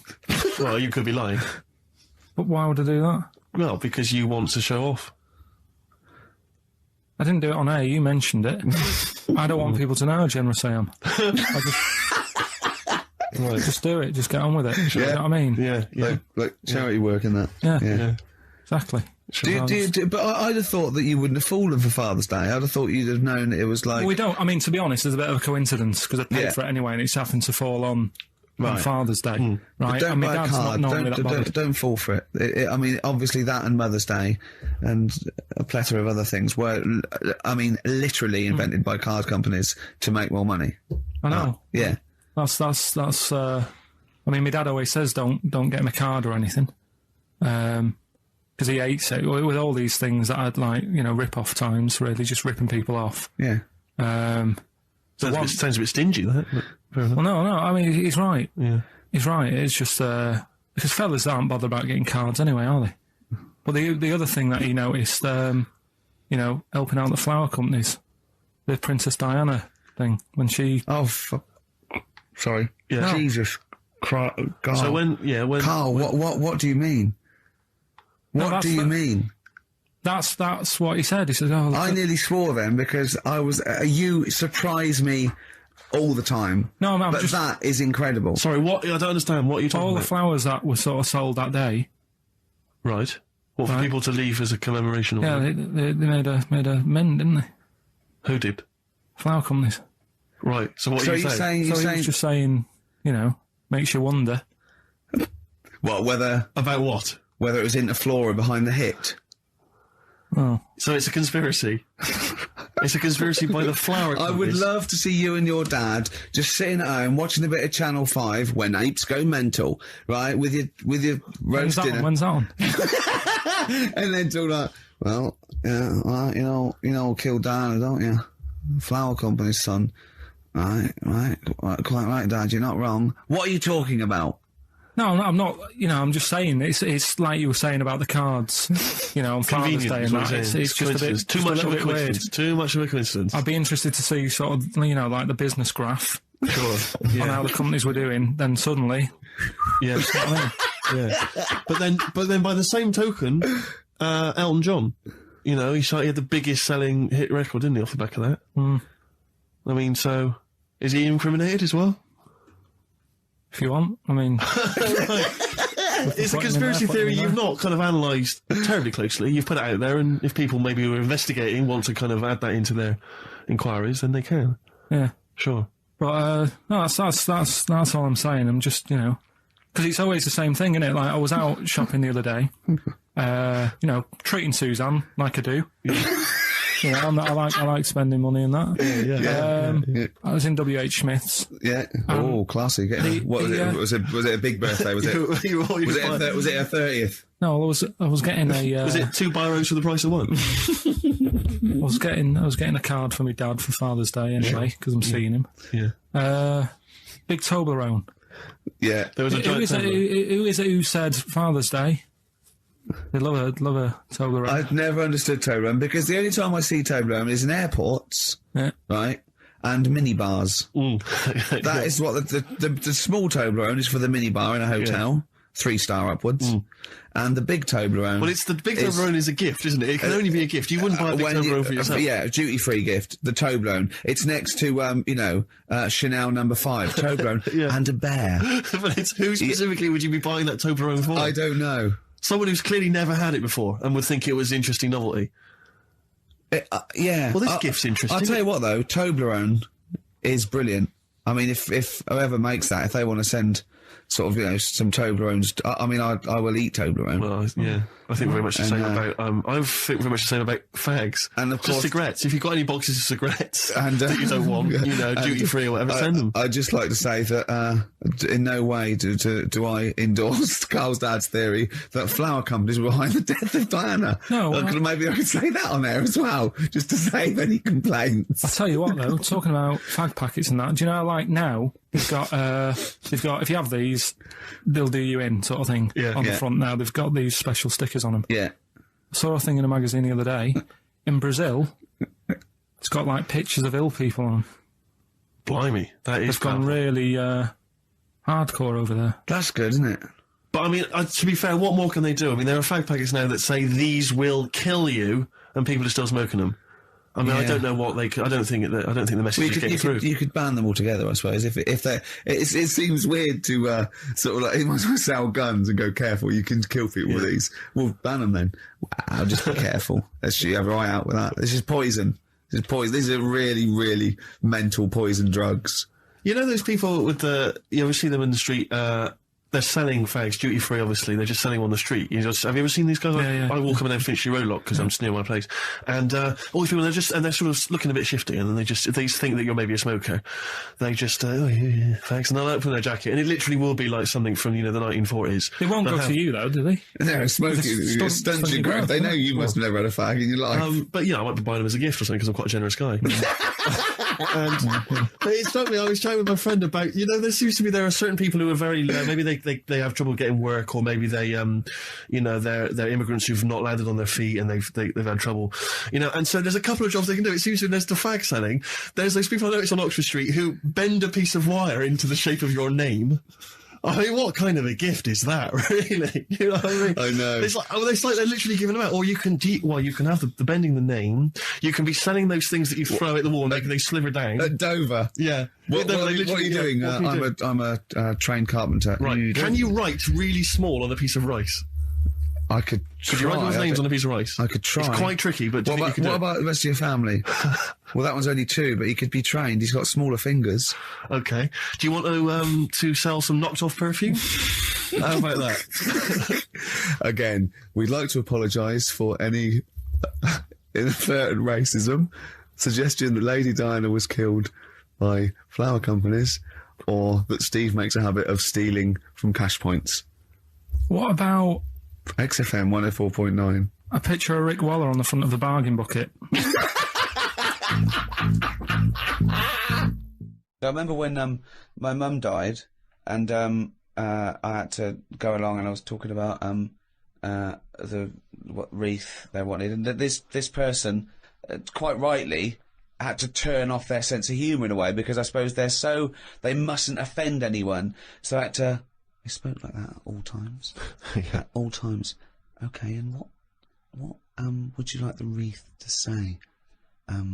She was a mother and a grandmother. I went, yeah, mother, grandmother, and what was her name? I said, her name was Eva. I said, and I made a joke. I said, do we get a discount because her name's short? And she went, well, actually, didn't laugh, didn't get that at all. Just went, just answered the question. She went, well, actually, you pay by the letter. I thought, okay, that fell flat. I'll go again. I went, well, a friend used to call her E. Yeah. She went, I'm joking. She went, okay. Nothing. Yeah. Bad audience. Bad time, bad audience. Tough crowd. Yeah, Undertaker's never known for their... Yeah, exactly, yeah. their They laughter. don't crack jokes, Carl. A friend of mine was trained to be a doctor, and in his first year, when they practiced, they intern at the hospital, he was watching this patient, and two other doctors came in, and I won't say his name. They said, can you go and check on Mr. So-and-so? He went, yeah, and change his drip. So he went in, changed his drip, came back out. The doctors came, after about 10 minutes, they came running and said, what did you do? What did you do? And they went in there and said, I just changed the drip. He goes, well, he's dead. He's dead. He was going, well, I just changed the drip. I did this and that. And they started laughing. He goes, no, he was dead when we sent you in there. Yeah. Now, that is almost excusable because it's imperative if you're a doctor Absolutely. to become accustomed to Yeah. the fact that people die and that it's... Exactly. you know, yeah. So they were making a joke about a dead body that means nothing to them other than professionally. Yeah. You know, they were getting through it. He thought he'd just murdered someone. Yeah. Yeah. Well, he thought he just killed someone. But yeah, they have to be desensitised. But they wouldn't do that in front of the relatives. They wouldn't go. I had a laugh earlier with a young intern. When your dad died, we sent him in to change the drip. Didn't even check. It was quite good. Anyway, let's get him out of here. No, but they do have a laugh. I heard about a doctor who was working on a brain, right? And apparently, when they work on the brain, it's best just to keep you awake because, you know, just so you can go, that hurts a bit, and they go, oh, we best not touch that bit again. That's the reason, Rick. Amazing. That's the reason. No, there It's is amazing. there's certain operations, isn't there, where they go, you know, we can knock you out for that, but for this one we want to know. It's probably because the brain needs to be Activity. active in order to... Yeah, to they know show the thing. activity, But yeah, sure, they- yeah, no, so exactly. anyway- So you can wake up and go, yeah, no, that hurt. That stings. How that stings. Don't pop that in there. You can't feel anything in the brain anyway. No nerve endings. Really? You What? can't feel it, can you? Well, maybe there's another reason, but anyway, his head's open. He's sat on this chair. The doctor's going... I reckon he was laying down. I thought he was laying down, but in your world he's not. He's sat on a hard-backed I think it's more dining like chair. in front of a mirror, like a hairdresser type thing, right? And he's cut the skin off. So can you get a bit shorter there? So he's Something for the weekend, sir?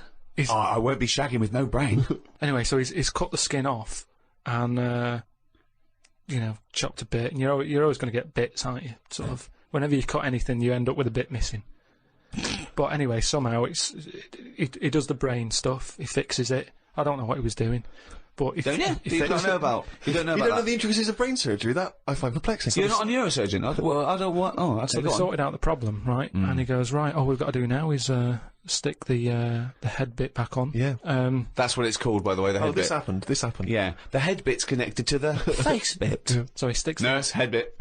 Doctor, do you need leg bit? Not yet, nurse. Head bit, then leg bit. So they stuck the head bit back on, and then Can you pass me the sharpie thing? he was trying to sew it, and he was going, "This isn't fitting. This." He's going, "I don't know." And you know, like because the Right, patient, if this turns out that It's it's someone else's head. or No. a toupee from the doctor next to him, or a cat. Wow! No, it's- You've sewn a cat to my brain! it's none of that. He's trying to sew it, and he's thinking, "Why isn't it fitting?" And he's thinking, "Is it because the head's swollen?" Because you know he's been messing about in it, and things Yeah. swell, don't they? And messed about Yeah. with. So he's messing with it. He's going, I don't understand this, and he's panicking a bit because the patient's awake and chatting and stuff, and you know, it's difficult to have a normal chat when you're panicking a I little know, bit. there's a queue as well. People want their brain done. And they're just reading old copies of magazines. They're going, hurry up. So I'm going out tonight.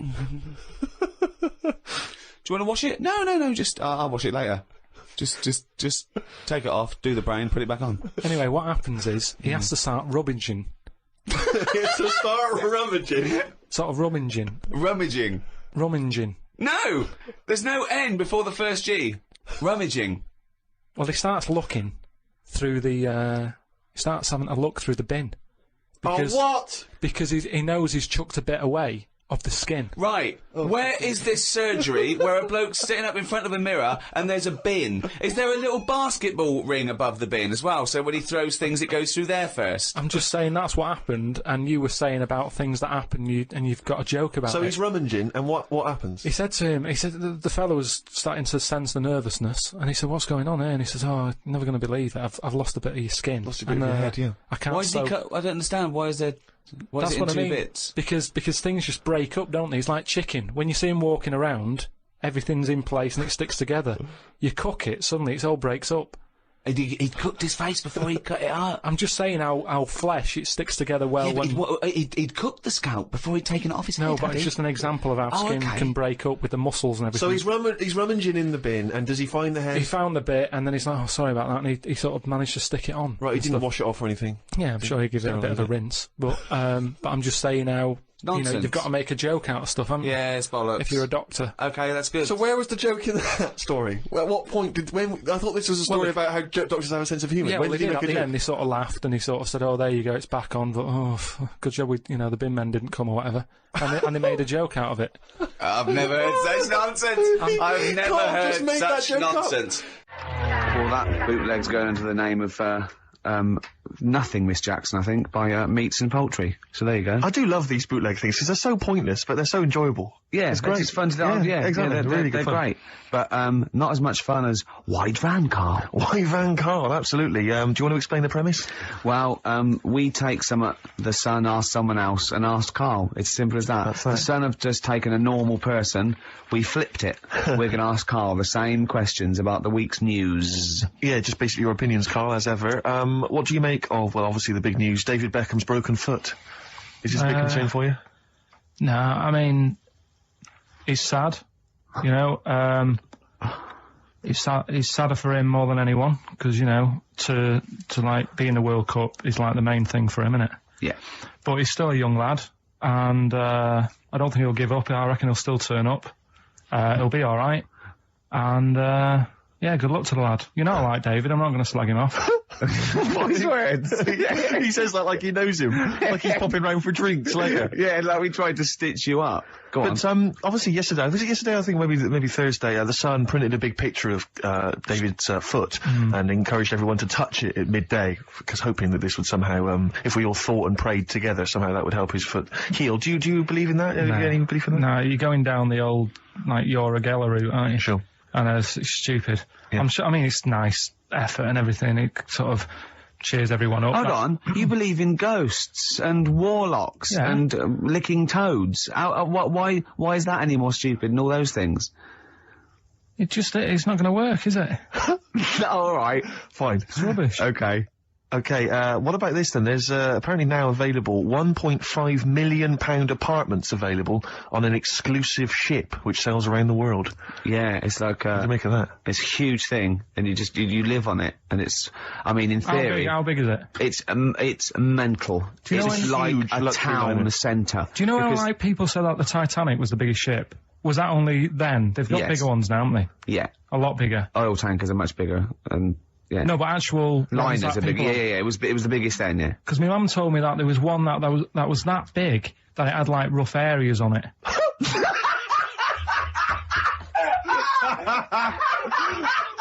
Oh, don't go starboard. Oh God! No, but do you know what I mean? Right. It was like we're thinking of moving. We're seeing Yeah. the captain. We're thinking of moving to a nicer area. Oh Yeah. I've heard they're very rough in aft. Oh God! Oh, that's They steal your fantastic. tyres. A ship's so big that was rough areas. Oh. how big is this one that you're talking about? Well, I don't know. It doesn't give me the specifications here, but They're huge. They're huge. In theory, I mean, it's that thing with it's obviously marketing, but they're going to solve the overpopulation crisis, where soon we'll all just be floating around the sea. Yeah, But yeah, I can see that, because, I mean, think about it, right? I've been talking to Ricky about it. I was hoping to buy somewhere in London, but there is no way in this world that I can afford it, right? And you look at all the wasted space, like, with the Thames. All it's doing is, like, collecting crisp packets and stuff and Coke cans, and people have to clean it up. Whereas if you got a load of boats on there, yeah, problem perfect. solved. Yeah. Would you live on a Problem boat? solved. What's his name did it, didn't he? What's that programme? Is it Bergerac? Noah. Oh, Bergerac? There was one where he lived on a boat. I think it's quite... That was the shoestring. Yeah, I'd give it a go anyway. Noah. I'd like to see you living in the air, maybe in a giant hot air balloon. Yeah, all right. But, no, the boat thing, because it is going to get bad as well, isn't it? They're saying that the water's melting or whatever. The water's melting, The ice is melting. Yeah. And there's the going to be polar more ice. water and less land. So in Yeah. the future, it's probably going to be the way we're going to be living, isn't it? Have you seen that film Waterworld? Nah, I don't fancy it. Because Is that what happens? that sort of predicts that, yeah. What, are they saying that the ice thing is Exactly, melt? yeah. But at the same time, I was thinking about this a couple of weeks ago. If you get, I think I read that like, a big chunk of ice fell off one of the ice, what do you call them? Caps. Ice caps. Something like that. I think they said it's the size of the Empire State Building or something. Right. It snapped off and went into the water and it's melted. And they said, oh, it's bad news, that something that size is melting. But the way I look at it, if something that size falls into the water, it's like a big ice cube and it's going to freeze it up again. Are you with me? Not really, Carl. Go on. Right, you get a giant ice cube, Yeah. the size of the Empire State Building, Yeah. stick it in the water, Yeah. it's going to make it's going to stick back on again, isn't it? Well, Maybe it's no, gonna stick back only on if again. it freezes up again. Yeah, well, do it you will mean it's freeze up. The well, it water's going to won't, get cold again because you've just put a giant ice cube in the water. So when you put an ice cube in a drink, the drink doesn't freeze, does it? No, the because ice it's not. melts. If you put one the size of an Empire State Building in your glass of Jack Daniels, it's going to make it freezing. It's not going in a glass of Jack Daniels, it's going in the ocean. I know, but I'm using my fables. Imagine a world. Use your brain instead. Imagine the world. Imagine the sea, Yeah. like the Arctic or whatever, has Yeah. a glass of Jack Daniels. Okay. A big ice cube falls into it. Yeah. It freezes. It melts back on again. So we're all right. I don't know why everyone's worrying. God, thank God for that. I was getting panicked. Oh, fine. Do you understand what I'm saying? Yeah, no, you're right. Yeah, that will happen. That's a frightening thought that you came up with before the break. That Carl on jury service. Carl could be responsible for someone's rest of their life. Yeah. Because jury service, that applies to anyone. Anyone could get sent the form. I think you're obliged to go unless you have a really decent reason not to.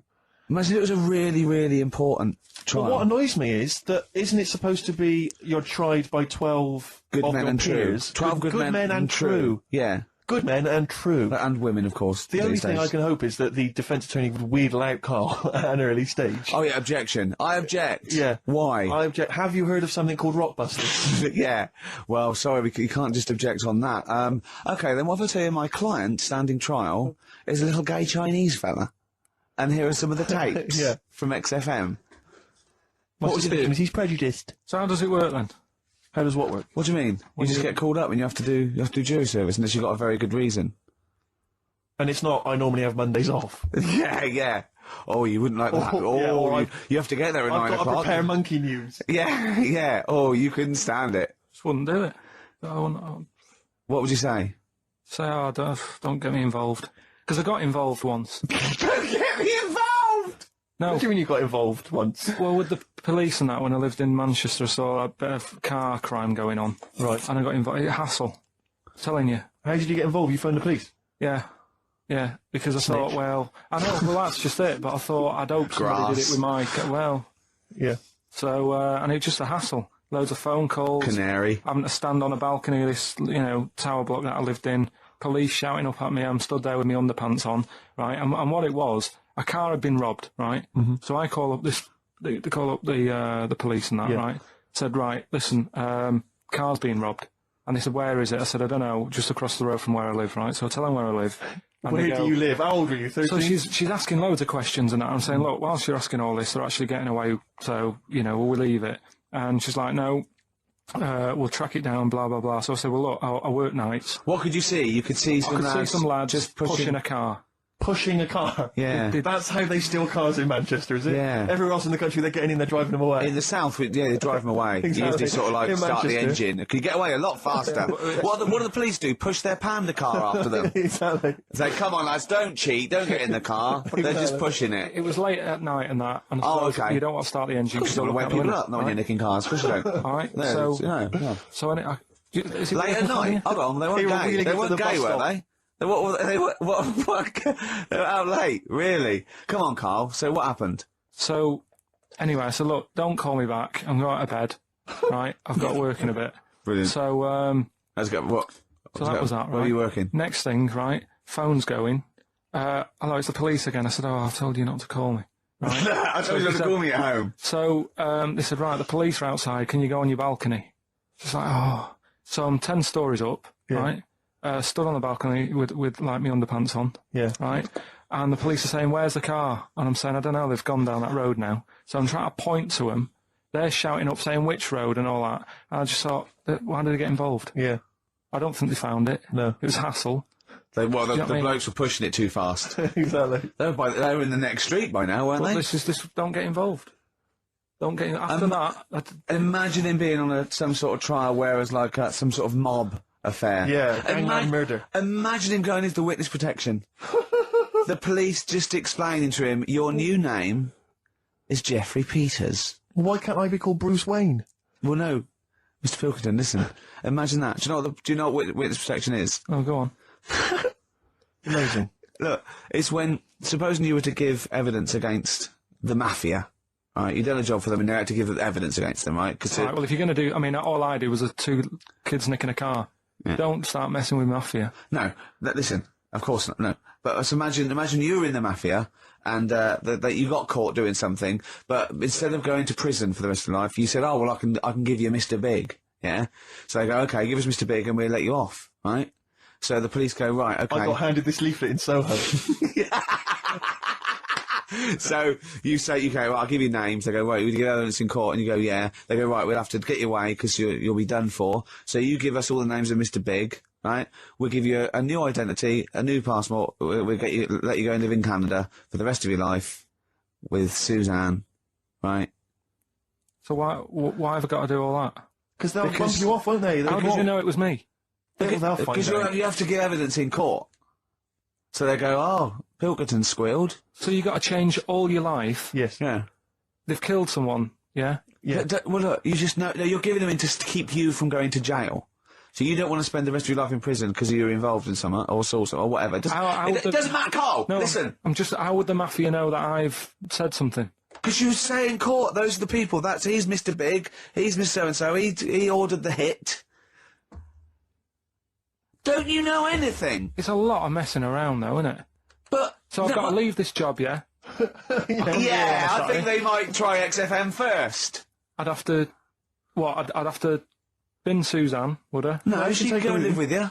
You have to cut off all your ties with your friends and family, though. You can't contact them. You've got to leave them behind. Would she have to change her haircut? Possibly. When did the murder happen? Yeah. So what would the new identity be that you choose? What would you choose for yourself? What name? Probably, I wanted to be called Brett when I was a kid. Okay. Right. Brett what? Brett Pilkington. You got to change your surname, yeah? Yeah. Well, yeah. Yeah. Maybe go ex-directory. Where would you move to?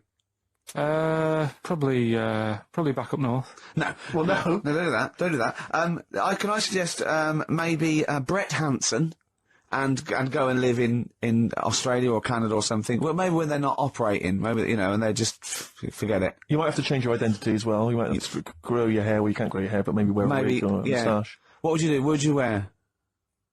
So like an afro or something. Something like that. That would be brilliant. That would be And absolutely I've got to do brilliant. all that just because for 5 minutes I stood in a court thing Yes. and said he's the one who did it. Yes. Yeah. Well, why can't I just wear the afro and the glasses when I'm in the court? Say my name's Brett, right? Yeah. Change my voice a bit. He did it, and they go, thanks very much. I go off, I carry on my life. That's I'm still coming genius. in here on I Saturday. don't know why they haven't thought of That that. is genius. This That counts is all the witness protection scheme. Why don't they do that? Yeah. So they go, well, I'll go to court as Brett Hanson Yeah. with an afro. I don't like that. Yeah. Right, and then when I come out, I'm back to Karl Pilkington, still talking like that, but without the afro. That is perfect. You've got... Why don't you call the FBI and say, listen, I can save you billions of dollars a year?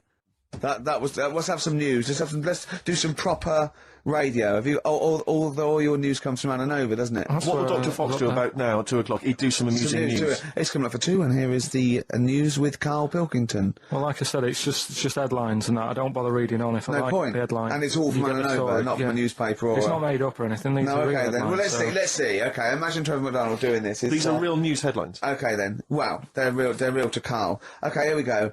And here is the news with Karl Pilkington. Bong. Man hid in wardrobe to avoid work. Yeah, good. Right. Bong. Teenager gets stuck in washing machine. Bong. Dutchman has 2 right feet. Bong. Cow hit by train lands on farmer's wife.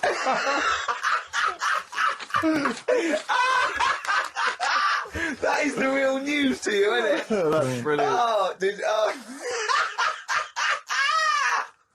I was just thinking the cow flying through the air. Yeah. And the wife going, oh no. Yeah. Oh dear.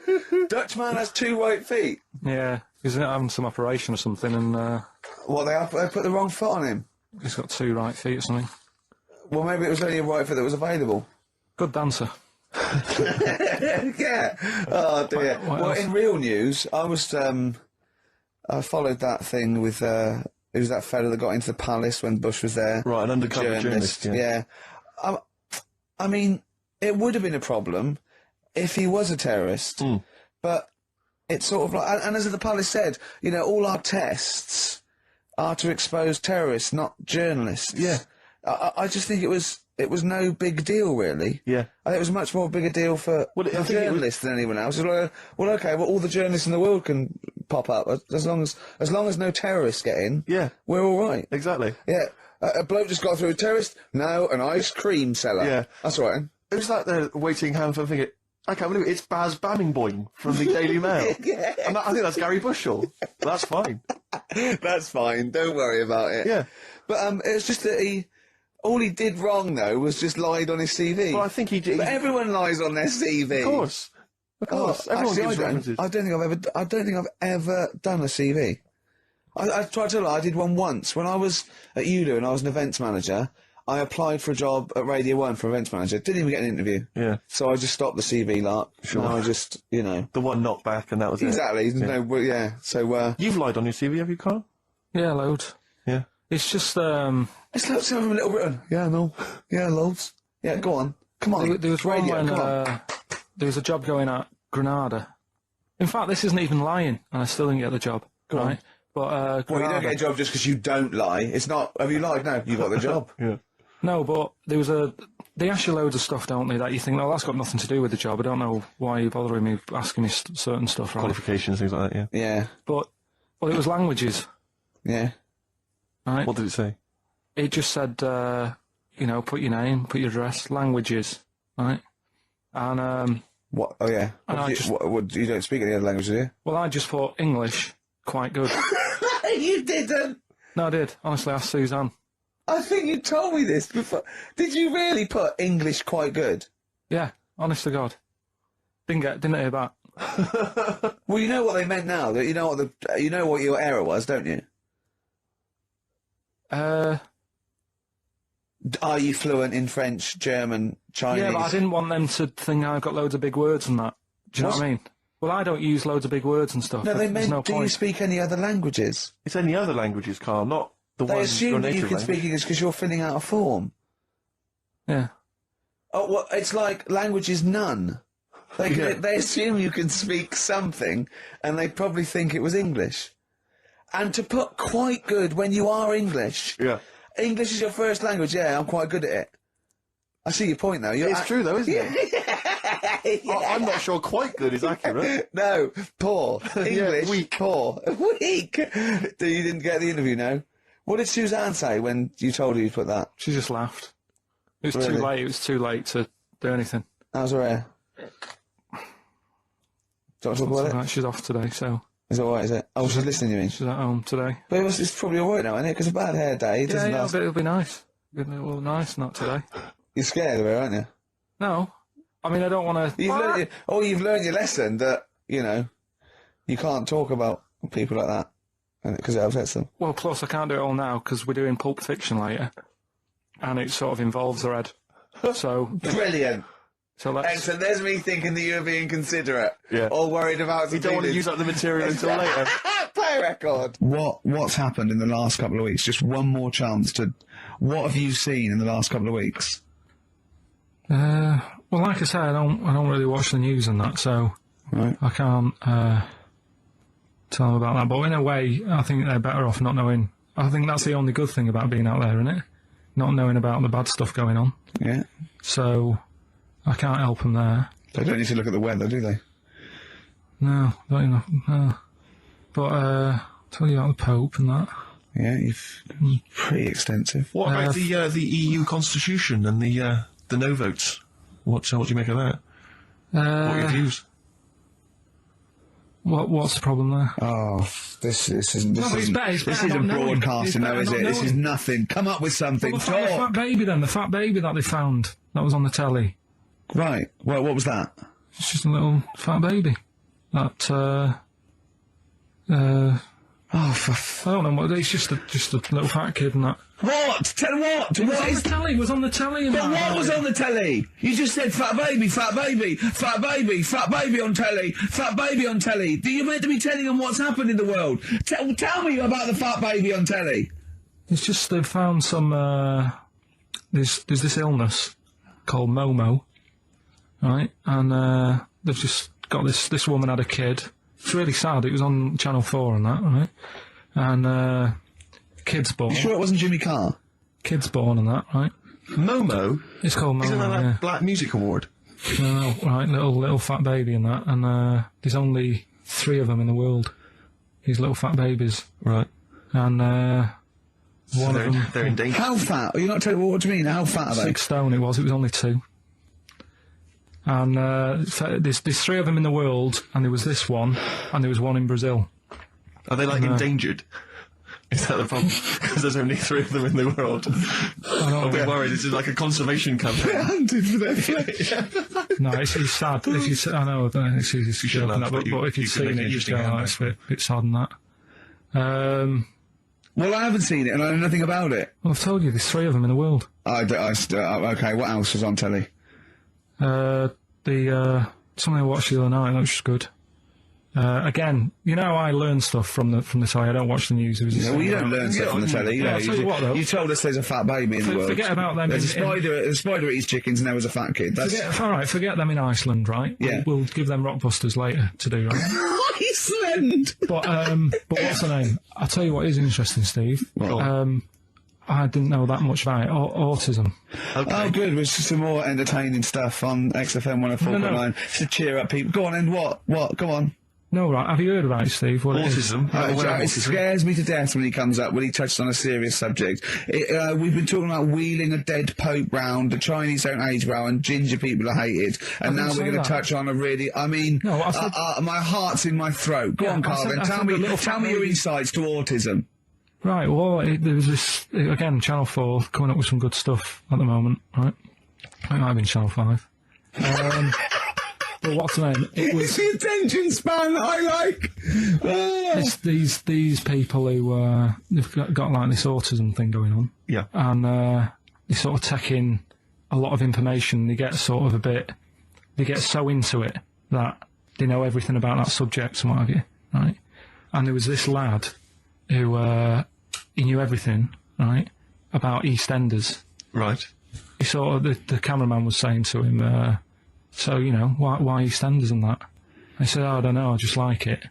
And he said, I remember when I first watched it, it was a Thursday, it was 5 to 8, Pauline Fowler walked in, she had a pink jumper on, she said, all right, love.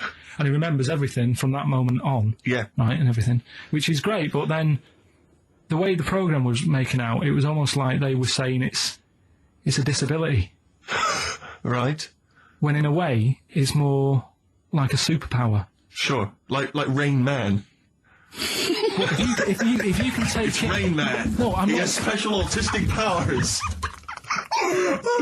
We were sent for remit. I don't know what to do. So he would be a great contestant mastermind, sort of autistic mastermind. He'd be Well, what I'm saying is, don't be watching EastEnders though. Sort of, why didn't they give him an encyclopedia and say, get into that? Sure. That'll be useful. Yeah. Keep him away from EastEnders. Wasting his time there. But I don't think it is a disability. No. Yeah, there are other things, and they're not. It's also autism is a matter of degrees. From what I know, and I'm sorry to have to do this, but I feel that I have to at least be the voice of reason, as ill-educated as I am on the subject. But I think there's degrees of autism. I think some are higher performance than others. There's other issues with it. It's not they're just got good memories. They don't go around doing tricks for people because they can remember stuff. There are other issues with it. Do you know what I mean? Well, I mean, they seemed a bit... You watched the programme, what did you learn? That he knows when Pauline Fowler came in? Yeah, I mean, there was other bits where they couldn't control their emotions and stuff. Oh, but that other little bit, yeah. But the main bit of it was he can soak up information and stuff, and I'm just saying it didn't seem really bad. Do you know what I mean? There's disabilities where people say that's a bad disability. It's like how people say about... This is brilliant. This is just like this is amazing to be in a room with this man.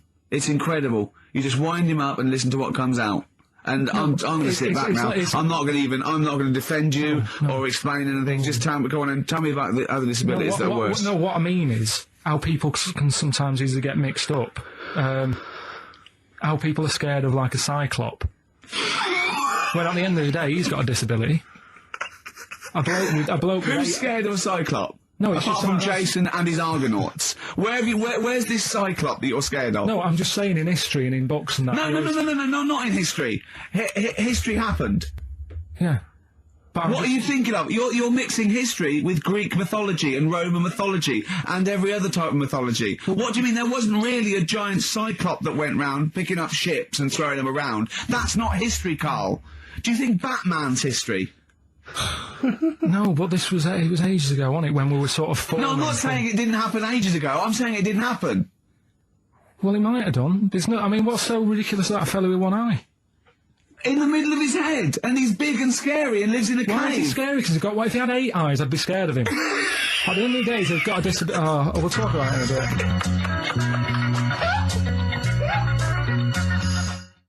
And now it's Karl's bit. It's the re-education of Karl. He's like Liza Doolittle. And now he's coming to, or Lawnmower Man, if you've seen that film. More like Lawnmower Man, if you've seen the film. You know what I mean. And his homework was to just study quotes, really, on happiness and stuff, and general well-being. He's not a big happiness, quote fan, are you, Karl? Not really. So what have you done? You've come up with something, haven't you? Right, yeah, I told you, right? Because... a lot of these are just things you say every day. They're nothing special. So what I'm doing... Well, you say them every day. Well, the sort of things you come out with and you don't even think about it, do you know what I mean? Yeah. They're on the TV all the time. People on the radio are saying these sort of little quotes. Sure. And what I've done is, remember that programme on Channel 4, Faking It? Yeah. Where they got some, like, posh kid to be on a door and all that. What I've done, I've... Imagine if that was the pitch for the show.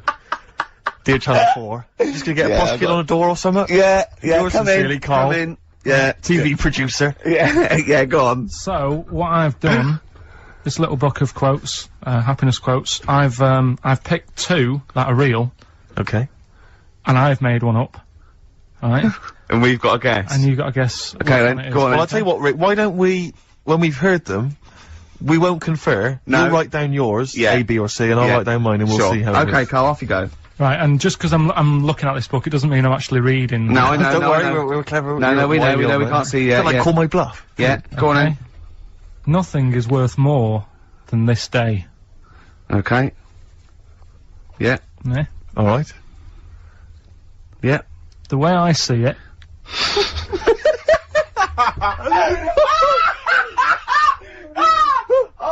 Oh God, my head's gonna burst. No, hang on. My head's gonna burst. No, Hang no, on. this might not be Karl's. It might not be. How do you know I haven't tweaked them a little bit? Yeah, good Okay, point. fair Good enough. point. No, good point. The way I see it, if you want the rainbow, you got to put with the rain. Yeah, okay. Alright? Alright, yeah. Okay, hang on. It's not here. Come on. Cat food. Cat food, go on. It stinks a bit. But, if you don't put up with the smell, the little kitten will die.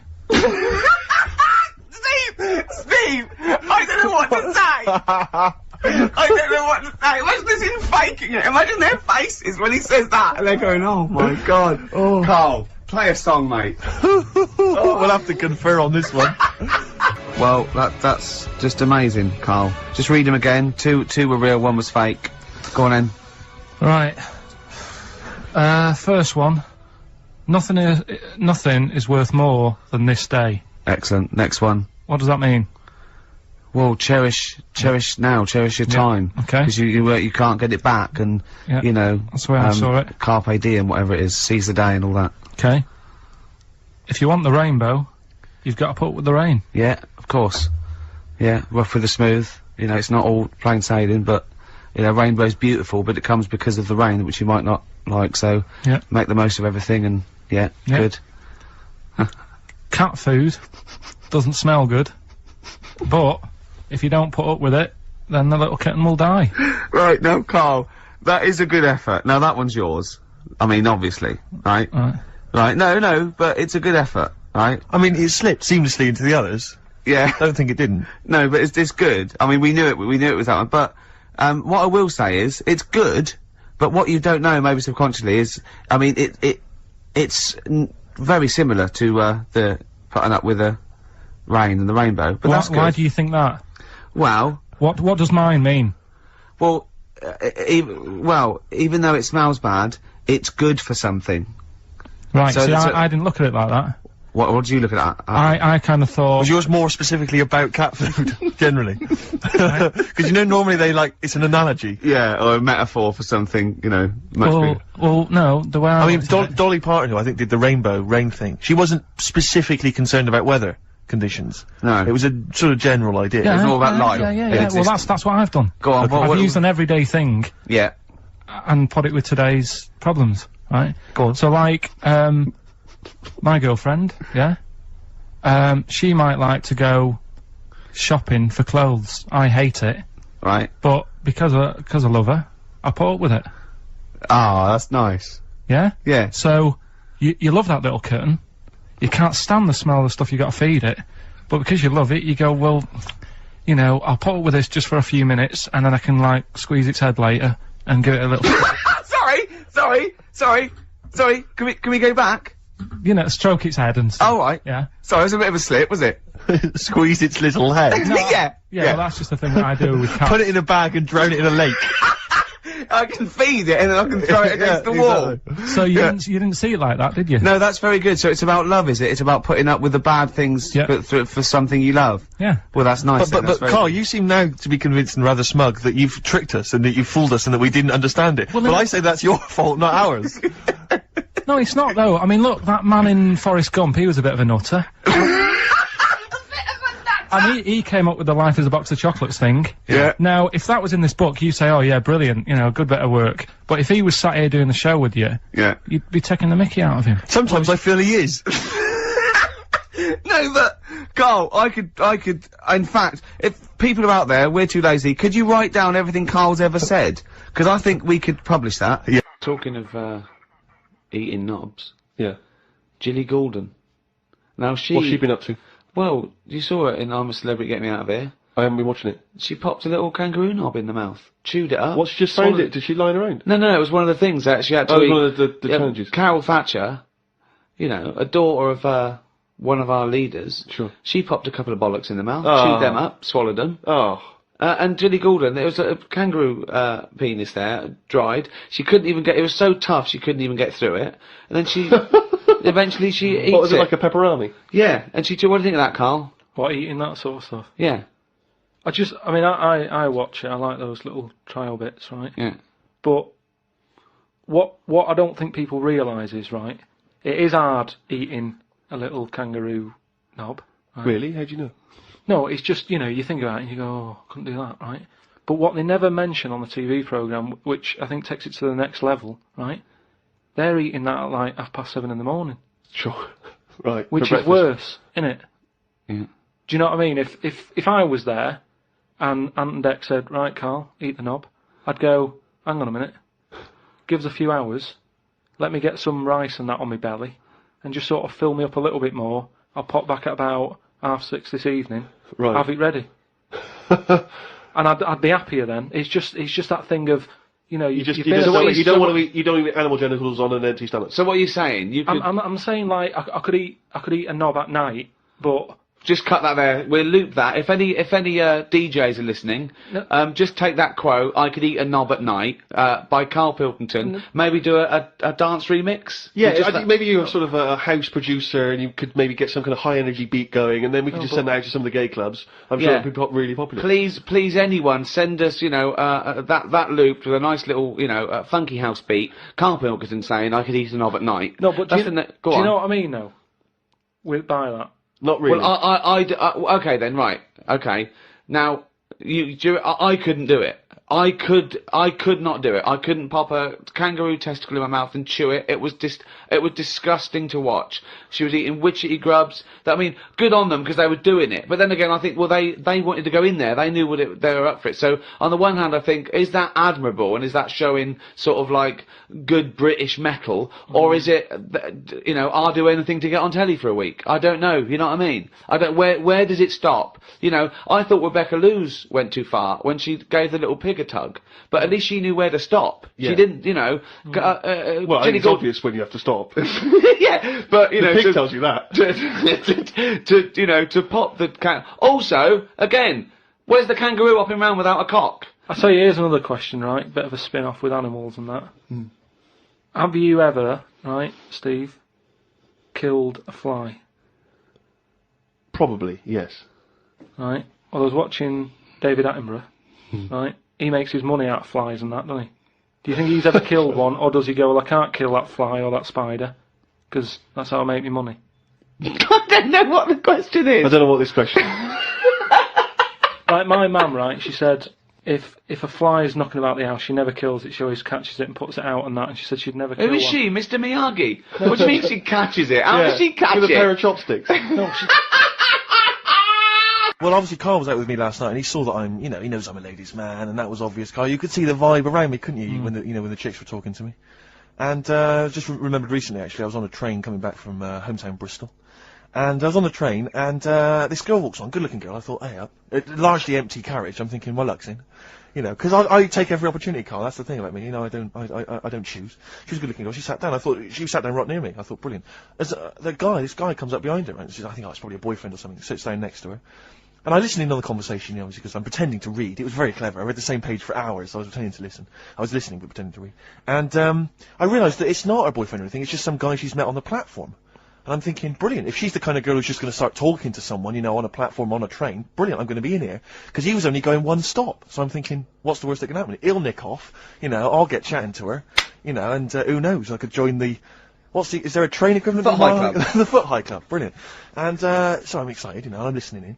And it turns out that they're both kind of graduates who just finished university, or they're coming to their finals or something.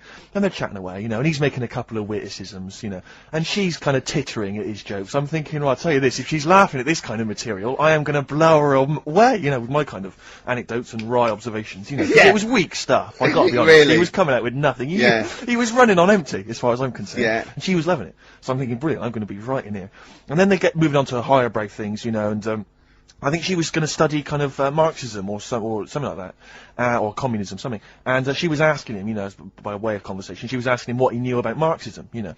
And he was fumbling for his vague knowledge of it that he had in his life. And I'm just sat there thinking, yeah, come on, love, in any given capitalist environment, the proletariat will revolt against their oppression by the bourgeoisie, and after a brief period of socialist rule, emerges a classist society governed by community cooperation. Well, if that sort of talk wouldn't get a woman hot, I don't Come know. on, I don't Rick. know what you'd use. If then Marx and Engels is not going to get a woman sweaty down below, then nothing is. Then my name is You're not just Steve biding Merchant. your time. Yeah? Exactly. I'm just going to go in for the kill any minute. Yeah. So anyway, it comes to his stop, right? He gets up. I'm thinking, this is a piece of cake. And he gets off, and off he goes. He walks off. And I'm thinking, brilliant. And I thought, I'll wait till the train's pulled away. I'm not going to leap in straight away. No. And he comes back on the carriage. And I'm thinking, hang on a minute. He goes, listen, do you mind if I give you my email address? Oh. Right? And if you want to get in touch, email me. I'm thinking, come on, you loser. Get off now. Save your face, please, before it's too embarrassing. She accepts the email address because she obviously doesn't want to hurt his feelings, whatever. I'm thinking, fair enough. She's a good woman. I'm liking her. I'm loving her. I'm thinking, that's my kind of girl. So anyway, he gets off. I'm sat there, the train pulls away. I'm thinking, yeah, I'll wait a few minutes, I'll just, give it some time. Her phone rings. It's her friend on the phone. And, she starts saying, and I was listening in, and she was going, yeah, just met a guy on the train. I'm thinking, yeah, that's true enough. She goes, yeah, he was a good-looking guy. I thought, you're having a laugh, love. To be honest. Because I was looking at him, and she said to her friend, he looks a bit like tennis player Boris Becker. I thought, well, you should be so lucky. Frankly, because I saw him, he had awful facial hair, if that's what makes him look like Boris Becker. Terrible little goatee beard, it was laughable. I thought, I don't know, and then she goes to think, and she's like, yeah, I met him, we got chatting and stuff, and she was going, it's not often that you meet someone, generally in life, who's, kind of thoughtful and intelligent and funny. I thought to myself, I'm not even gonna waste my time with you, love. Frankly, if that's what you thought of him.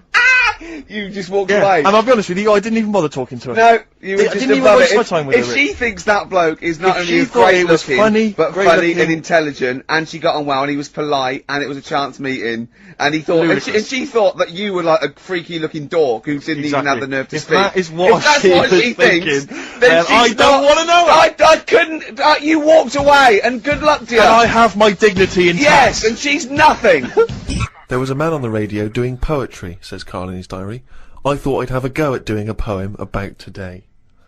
Not really. Steve, I'm a little bit queasy. He hasn't really written a poem. He's written a small poem. No, he hasn't really. Yes. If moths had eyes... Fuck me! let me read the poem, okay? Oh, fuck. You wouldn't interrupt T.S. Eliot. Okay. Oh, okay. If moths had eyes, would they be happier? How do they know they're not dead? Cavemen hunting for food, but not before they style the hair on their head. What would last longer in dinosaur times? A blind man didn't stand a chance. Not with all them rocks about. I'd rather be a blind moth. Right, it may be the greatest poem Now, ever written. just dissecting it briefly, you attempt to rhyme in the first 4 lines, but abandon the rhyming system in the last 3. Is there a creative decision for that? Can we have Karl read that? By all Sorry, means, yeah. just you read it as you would like to. So this is, imagine this, right? Okay, this is going out all over the world. This podcast. And now, Karl Pilkington, a new poet from Manchester, now living in London, England, would like to read a poem. If moths had eyes, would they be happier? How do they know they're not dead? Cavemen hunting for food, but not before they style the hair on their head. What would last longer in dinosaur times? A blind man didn't stand a chance. Not with all them rocks about. I'd rather be a blind moth. He said it as though the last bit was going to rhyme. He said it like it was going to rhyme. Oh, God. No, It's amazing. But I think he feels as though the final line, I'd rather be a blind moth, is going to be one of those great, a summation that somehow the moth is a metaphor, the caveman. No, but there's all no I'm doing- metaphor in that. He really does mean he'd rather be a blind moth. Yeah, well, I'm just because I've looked at the day's news. Can we always do that, Karl? Can we always find a day, right, and always sum it up in your in a thoughts, poem. a poem, just like that? I love that structure. I love that structure. I was talking to Karl in the week. We were talking about new settlers and everything, and I was thinking, imagine if you had to start a new settlement now. Okay, there's something wrong with the world. Okay, the world was kaput. Okay, and we found another planet. So, Karl, if you had to go to a new planet, don't worry about starting life again. They've got sort of like these breeder clones that do all that, but you can choose 6 people from this world to take to start this whole new world, okay? So you need, as I say, you don't need to So worry what's about... happening here? Is this? It's going to be wiped out, okay? It's going to be wiped out, but there's enough on this spaceship for you and 5 other people. Okay, and they've got them there. They've got these sort of breeder clones there, so it's going to be populated. You're going to have the workers, the drones, everything like that. But you want to take 6, I suppose, sort of world lords to teach, to lay down the politics, the teachings, the laws the government. Okay, I'd hate it. And how long have I got to make a decision on it? to the end of this podcast. Right, go. Who do you take? Who's the first person you take, and why? And where are we going? Mars. Okay, so a planet where there's an atmosphere. I've got to know where I'm going because I've got to sell it to the people who I'm asking. There's no point when I go, are you coming with me? Where are you going? I don't know. It's just like this world. There's oxygen, there's seas, there's rivers, there's forests, there's animals, okay? But we're going to populate it with the human race, and you can choose 6 people to lord over this new kingdom. You want the best people for the job. Yeah. So, who's the first person? Probably Patrick Moore. Why? Why would you take Patrick Moore? Just because he knows his way about up there, doesn't he? He'll know the way.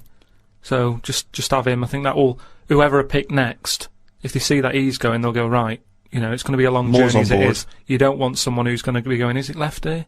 Is it right? Do you know what I mean? And he could play the xylophone on the journey.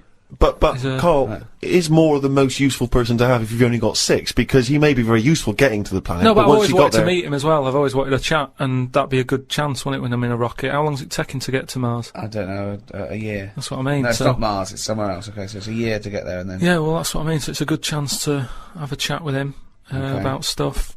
So And I Moore- think he'd be up for it as well, to be honest. Yeah.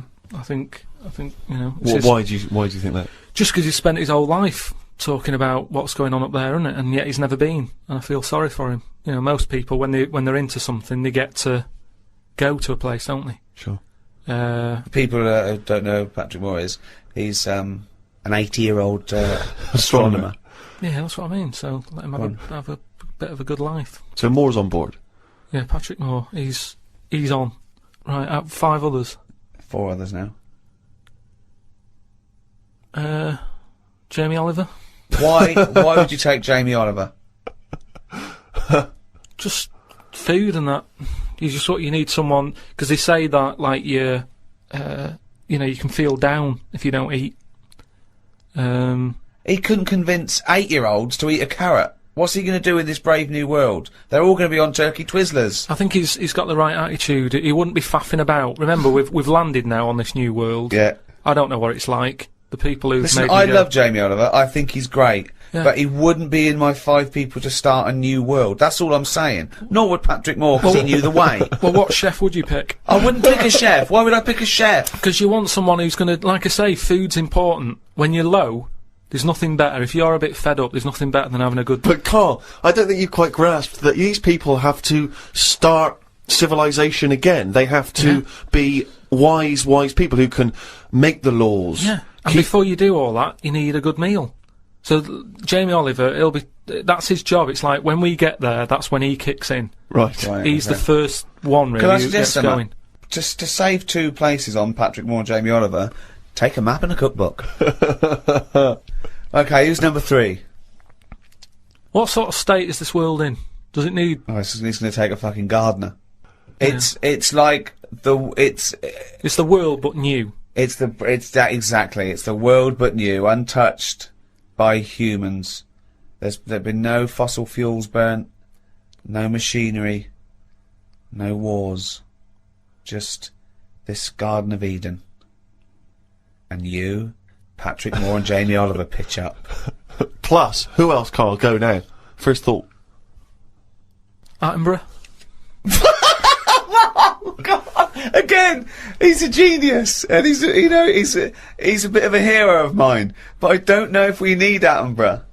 Just because I reckon if it's a new world, you're saying it's the same, but they always say, don't they, that all worlds are different. So I'd want him there, just to sort of, when we're roaming around, because we'll all stick together for a bit, won't we? When we're roaming around. Then they'd be sick of the sight of you. They go, let's lose Carl. But you've got 2 men so far who've got a combined age of about 150. I mean, if you're starting a brave new world, they're, dare I say it, not going to be around very long. Shouldn't you be taking some younger, fresher blood? No, not really, because they haven't lived, have they? These have lived, and they can and they're useful, like I say. Patrick Moore's done his bit, he's got us there. Oliver has cooked us a dinner. Day 2, I reckon we'd end that on day 1 there. We'd have a dinner, we'd all have a chat. I don't think you're thinking of the future. I It's think a you're camping thinking. trip. Exactly, I think you're thinking of the journey and then the first night.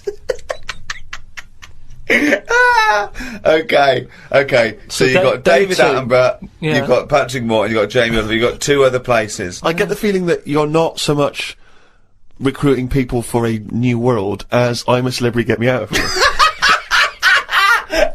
As a dinner party with Yeah. people you'd like to meet that you've seen on the telly. Oh. Come on, 2 more. I'd text someone who's a bit daft. Just so... No, you don't need to, Carl. That's covered, believe us. No, that's what I mean, though. I don't want them having a go at me going, why are you here? I'd point the attention somewhere else. To text someone else who'd sort of wind them up. So Who's that then? Paul Denan, or someone like that. It really is. I'm a celebrity. So you've got Patrick Moore, you've got David Attenborough, you've got Jamie Oliver and Paul Denan. A brave new They're world. starting life again. Okay then, brilliant. Oh God. Right, 1 more. This is amazing. It's going to be. I'd love to go back and visit this in 1,000 years. What teachings they laid down. Oh God. Don't know. It'd have to be a woman. I think you got to have a woman in that little group, haven't you? Who's... Could have another woman chef or. It's mainly eating. He's got that covered with Oliver, but no, he's got to take Nigella in case he's in a cream cake kind of mood. Oh God. Delia Smith was furious. She packed her bags and everything. Or a nurse. Now you're thinking. Abby Titmus? Tell the story about the manhole cover. Right, in the same magazine as the one with the cat and the fire and that. Don't tell me that story again, it gives me the shivers. Yeah, a cat that's got a weird expression on his face is against God. Anyway, this isn't a scary story. This was just like physics. Physics. Yeah. It was going on about the nuclear bomb and how powerful it is. And they put a manhole cover on top of one. Okay. Blew it up. Yeah. Never saw the manhole cover again.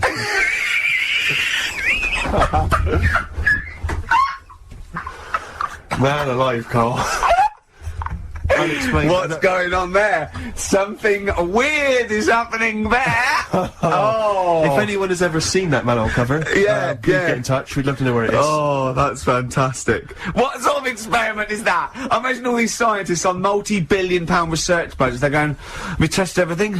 What would you do to a manhole cover? Don't know. That's like letting a couple of students Yeah, exactly. have control of a nuclear Do you sub- reckon it can Let's send a put this traffic cone into orbit? Go on then, put it on there. I love that. Imagine that. What value is that? I might tell you what we could do. We could put the manhole cover on it and aim it, and then blow the bomb up, and the manhole cover would have someone's eye out. Fire it. See if you can fire manhole covers off the nuclear bomb. I love it. Tie bangers to a bomb. See if it's louder. I'll tell you what, right? I'll tell you how focused I am. What? Got some new ideas for you. Go on. Well, then. they've all been blinders in the past. Go on. Did you do any competitions when I was away? I think we did, didn't we? Didn't we give away a DVD? Did we? Yeah, we did. Yeah, go on. Yeah, Right, go on. Anyway. Well, I've thought of some. This isn't like radio, is it, as we know it? This is just people talking. If the mic's on, it's luck. Yeah. If anyone's listening, I've no idea what they think of this show. It's not a show. Not in the traditional sense. No. Okay, No. then you're going to change with that, Carl. Because a You've got- show suggests a certain form of presentation. Yeah. A certain pride. And when we do present and it, dare I say it, some planning. yeah, and when we do, it's ruined by him pressing the wrong button. Yeah. Yeah, but I've got some planning here. Go on then. Quizzes. What I did was when I was on holiday. Yeah. Right. You said come up with a new idea, right? So the best way of coming up with ideas is sort of Thinking. nicking a TV show name and then twisting it a bit. Yeah. So. Or just rip off Simon Mayo's idea completely. That's Well, good I advice for anyone out there. I didn't. yeah. If you're interested in ideas. Carl is presently running a course writing for TV. Yeah. And that's the lesson 1, isn't it? Just That's rip this something one. else off. Just do an do idea it. and change the title slightly. Yeah, Well, go on. this one I haven't really got. I don't know what to do on the game, but I'm thinking strike it, Ricky. That's all you've got. That's what you've come up with. haven't- How I haven't long did thought that one take? through. What is that? I just thought it sounded a bit like Lucky. Forget that one then. Yeah, forget that one. Okay, yeah, well, no, good. No, we all have hits and misses. Even Spielberg's, not all his films, you know, can hit the. Go on. Right. No, okay, no, it's a good. Go on. Do Yeah. you remember Big Brother? Yeah. Do I remember Big Brother? No, go on. Big Mother, right? You call in. If your mum's ever, you win a CD. What do you mean? How can you prove that? Alright, forget that. Right, here. Here's one. Right, ER. Good one. No. Yeah. No. The Price is Right, remember that? Yeah. Right. The Price is Ricky? No. The rice is right. And what I do, I read from an Indian menu and a Chinese menu. You tell me whether you have pilau or egg fried. He's a genius, isn't he? He really is a modern. that one. Go on, don't then. get it? Go into let's go into this one. Let's not cross this off right away. Go on, then. What you read from what? Well, I get a couple of menus from like an Indian and a Chinese takeaway. Yeah. And I'll go like, chicken korma. Well, could I just suggest that as it's an Indian, it'll be pilau, and anything you read out that is. Yeah, but you don't know which one I'm reading from. What, the chicken korma's Indian, isn't it? Yeah, so you go pilau. But then Well, then you might as well say Indian or Chinese. No, because then the name wouldn't work. The rice is right. Okay, yeah, I forgot you're working for the title backwards, aren't you? Okay, yeah. Okay. I'm so confused. I don't know where I am or what day it is. A programme that they've been in on Channel 4, right? Can you cross that out? We're not doing the Rice is Right I either. don't understand the Rice is Right. No, go I'll on. tell you that later. We'll have a game in the office, right? A game that they've been in on Channel 4, but has got really big viewing figures. Well, obviously not. Right. Or they Let's wouldn't be binning it. Go on. Do you know 15 to 1? Yeah. They're getting rid of that, right? Are they? I'm thinking 15 Taiwan. Get some items that are made in Taiwan, right? Get 15 items, and I say what they are, and then you go, oh, I bet it's the vase. Or something. That's one that's made in Taiwan. Yeah. Just explain that again very quickly. No, don't, Carl. Alright, Cross it out. forget that. Cross it out. 15 Taiwan. Right. Go on. This is the one that I've prepared for, because I think this is isn't the blinder. daft, this is good. Let's Go play on. a tune and let's hear it after that. Oh, God. I'm You very sure? excited. When I got back off holiday, my dad was in hospital. I shot back to see him, see how he's getting on, and hospitals are depressing places, aren't they? Yeah, yeah. Really, like, God, you know, even if you're not that ill, it makes you feel worse. Yeah. Because it's really, like, drags you down. There's people walking around moaning, and, you know... You, mainly. Yeah. Nurses. And, my dad was like... Political. Yeah. Is, High five. Satire. Do you know what I Yeah. mean? I would like to be Because the they don't get NHS. paid enough and all that, and they do, Oh. like... No, well, that's... Tony what I mean. Blair, are you listening? I don't want to look like I'm moaning about the people working, because they all work really hard. Yeah, of course they do, yeah. But it's just God bless they are depressing places. High five. Nice one, Go nice on. one. Yeah. Right, so I'm sat there, and my dad's getting fed up, and Is that because you're visiting? just he's quite an active bloke, and Yeah. all of a sudden he's Yeah, got to like stay him. in bed, and Yeah. you know, it's like sit down, stop moving about, and all this. So he's sat there, and there's an old woman in the bed next door, right, and she's in a bad way anyway. Yeah. Right. She must have been, I'd say she looked about 98 or something like that. Okay, good. Right. Now, I don't know what was wrong with her, but she was always constantly moaning, and you could see that the nurses were trying their best to keep her happy, and she wasn't having any of it. And, you know, she was moaning because her hands had gone blue. Well, that is a worry, to be honest. Well, it's not, because she's 98. Is that what happens? But why doesn't the doctor, if I was a doctor, and I'm not one, but... No, Carl, don't be modest. Are you a doctor? Yes or no? But if I I was think he's there- let it slip. Are you, Carl? Are you a doctor? No, listen. Look me in the eye. Right. Yeah, Right. So this Carl- woman had blue hands. Had She she seen a she- spacecraft? right. So... Go on. She had blue hands. Now, she's 98. If I was a doctor, I'd be No, thinking, she's not 98. You said earlier on she looked about 98. So you're making that up. It's just shifted not from yet. speculation to fact. Absolute fact now. Yeah. Yeah. Right, she's 98. It is fact now. There's a 100-year-old woman. Yeah, go on, yeah. If I was a doctor, I'd be thinking, You're not, are you? You honestly, you How did I con them? How did I get away with this? I'd be thinking, right. she's 98. She hasn't got long left. why not just let her be at home and be happy in With her her blue own hands, space? Yeah. You know, and let her have a nice life, whatever's left. Because she may hurt herself, she may have falls. Some people have to go in there for their own protection. She might not have immediate More family. than that, she may not have been dragged in against her will. No, she may no. have come to hospital because she was worried Yeah. about her blue hands. Yeah. Yeah, but when I was talking to Ricky, he said, "Oh, what it would have been is probably a bit of." Did you say it's rheumatism or something? No, I said it might. I mean, a blueness can be through lack of circulation. Right. So just. And so, I'm definitely not a doctor. You've got blue hands, bad circulation. We're going to send you home. We'll give you a Rubik's cube. Play around with that with your hands. Get the blood. Rubik's cube. Get the blood pumping. Yeah. And don't worry. I don't say, oh, it's really bad. Just think she's 98. Let her have a nice rest of the life. Yeah.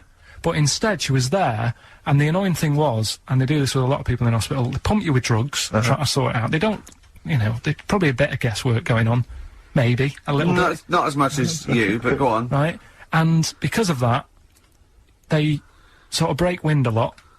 So I'm sat there with my dad talking. Whoa. Drugs do that, Steve. I'm sure if there's a doctor listening or a nurse, they will clarify Right. that if they pump you with all sorts of stuff, it wants to come out. Right. So you're sat there having a serious chat. It's a quiet hospital. The woman next door with the blue hands suddenly starts seeping gas, right? I start laughing. Because if there's one thing that makes you laugh, it's that. It's a 98-year-old woman with blue hands farting. So you try to hold it in because it's a really quiet hospital, and it'd be obvious that that I was laughing at her, and I didn't want to be mean, but it was funny. And then it got me talking about my auntie, because my auntie Nora, she same thing, pumped her with loads of drugs. She used to have a cabinet next to the bed is like boots. She's got loads of stuff, right, for all sorts of stuff. And I mean, she's not that old, but she's on loads of stuff, right? She's and a bit coked up, is she? She called up my mum once. And, Yeah, you told us this. Go on, tell it again. And she said, "Oh, how are you doing?" And that. She said, "All right." Bit worried though. My mum said, "Wow, what's up?" She said, "I've been breaking wind." So she goes, "Well, you know." She says, "No, but this one is going on and on and on." And she was like, she was like, what do you say? What's like passing wind, farting for 5 minutes. one thing, not like, you know, trumping and then nothing. Yeah. Continuous. Continuous drone of a fart. Yeah. I don't think she had. How big was she? She must be the size of a barn. No, she's not that big. She's, you know, she's good for her age. No, Quite but I slim mean, and that, quite slim. no, It's but just- farting for 5 minutes. Where's all the gas? Was she circular breathing? Was she sucking it in with her mouth? It was just, I don't know that much about it. But she called up my mum. About 2.5 minutes in. Could you hear it in the background? 2.5 minutes in. 2.5 minutes in, she called my mum up, and it went on for a further 2.5 minutes. Oh. And she just stayed on the phone, did you? Where On the was- phone, going, well- can you hear that? Well, Did she hold the phone next to her arse? Listen to that. She was off the I'm ground. trying to work a tune down.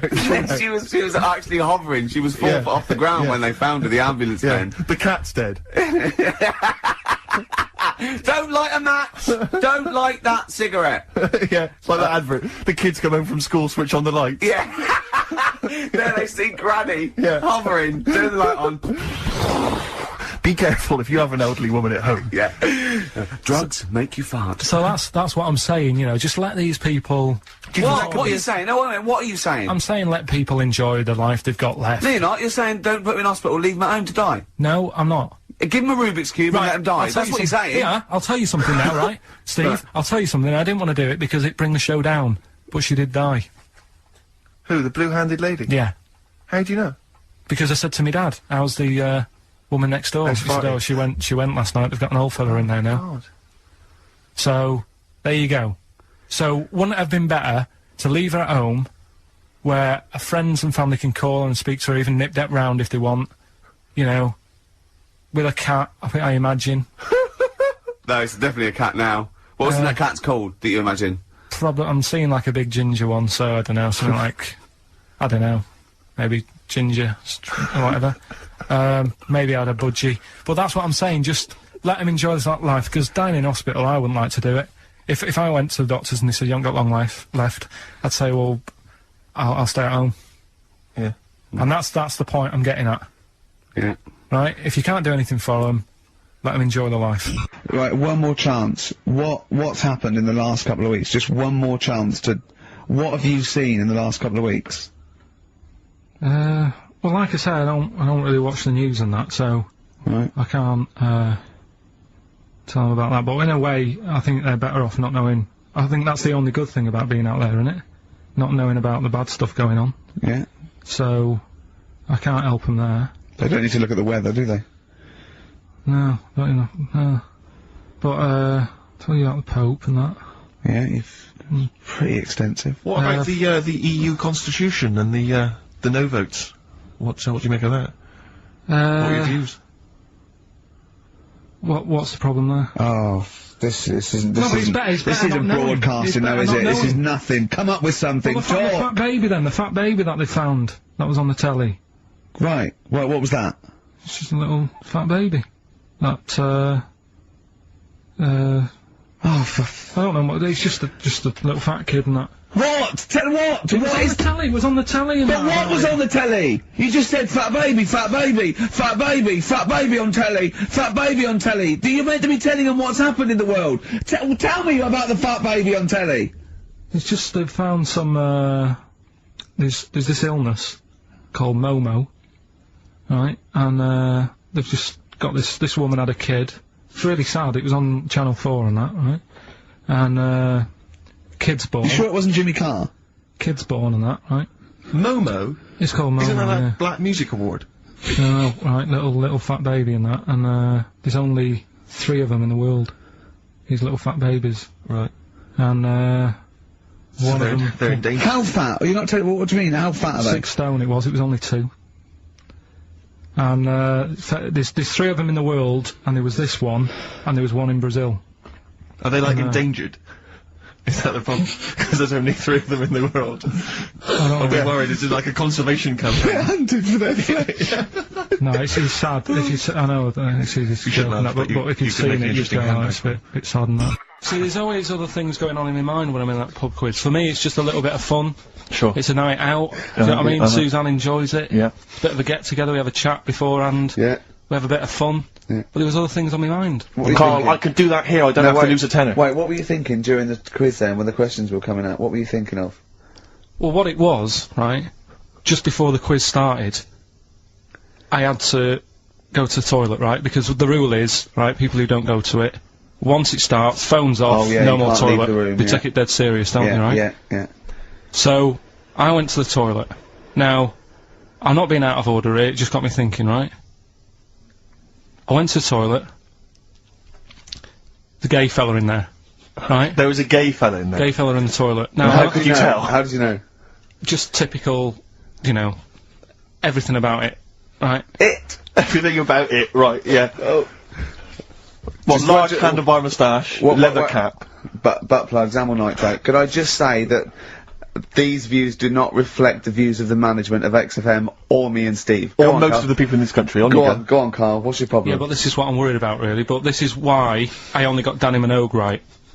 Right? Because this was floating around my mind. Went She's to a the big toilet. gal icon, Now, isn't she? going to the toilet, they have like men's cubicle and they have women's cubicle. Yeah. Now, without sounding out of order, is it wrong for me to think gay men should have their own little cubicle? Go in! They should have their own... Well, not cubicle, you mean an actual toilet, I suppose. When I was at the urinal, yeah, normally, you know, there's a fella there and you go, alright, and there's no pressure. But I couldn't go. I was thinking, should I wait? If I go into the toilet, it'll look obvious. Yeah. I had loads of pressure, and But this was what were going you on. worried about? I'm so sorry. What were I'm you so concerned sorry, about? Viewers. I'm so Well, sorry. it's like, right, listen, when I was a kid, right, and it's alright for you to go into women's toilets when you're a kid, it's like, oh, it's a bit cute, right, as long as you're not, like, over 15 or something, right? Right. But when I was a kid, I went into a toilet, and women, when they use their little cubicles, they don't shut the door. Some of them just sit down on the toilet, Yeah. right, and you see everything, and, no, seriously, that's probably one of the first times I saw, like, a woman. Yeah. That, right, and my Auntie Nora when she was staying over. What happened with your Auntie Nora? She was, she's into wearing caftans. Into wearing what? You know, caftans. Oh, yeah. What caftans? Big, bellowy sort of dresses. Right, right. And, yeah, I used to sit on the floor at home in front of the telly. Sure. She was on the chair behind. Yeah. She did a bit of a sort of a Sharon Stone scene. Oh, God. Yeah. Did you see it? There was no underwear. No. What age were you? What was it like?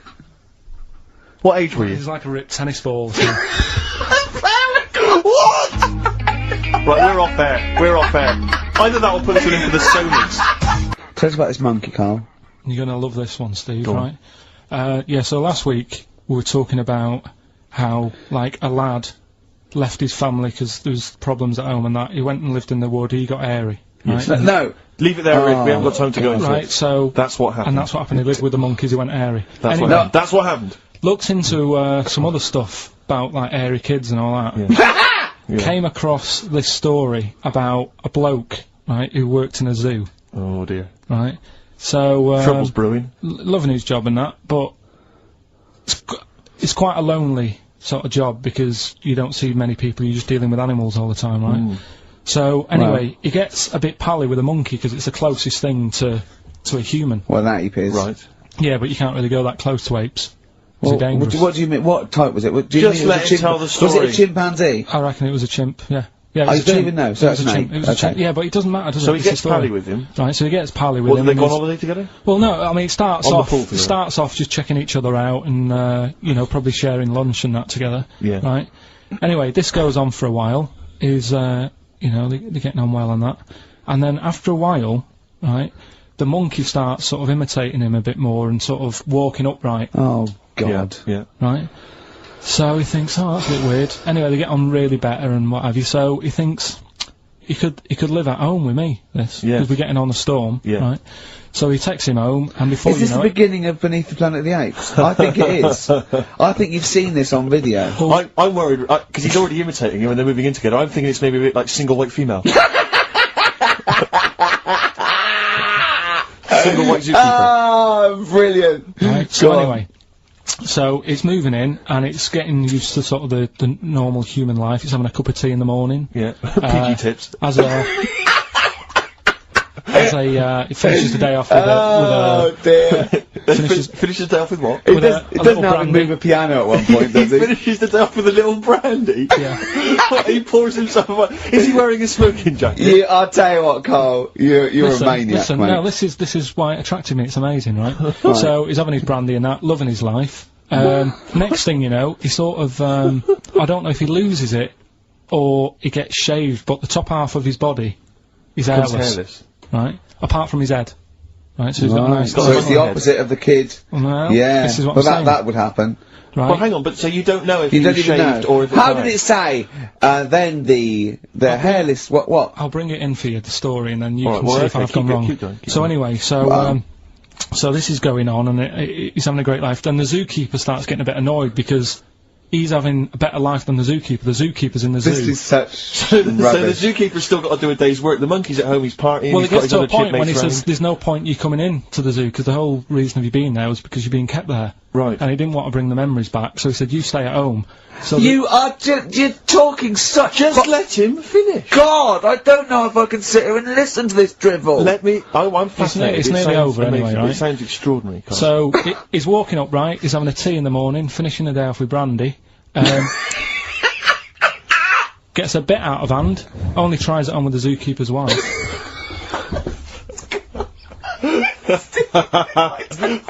Make him go away, Steve. How does he do that? Well, because he's around humans a lot, he becomes a bit of a charmer.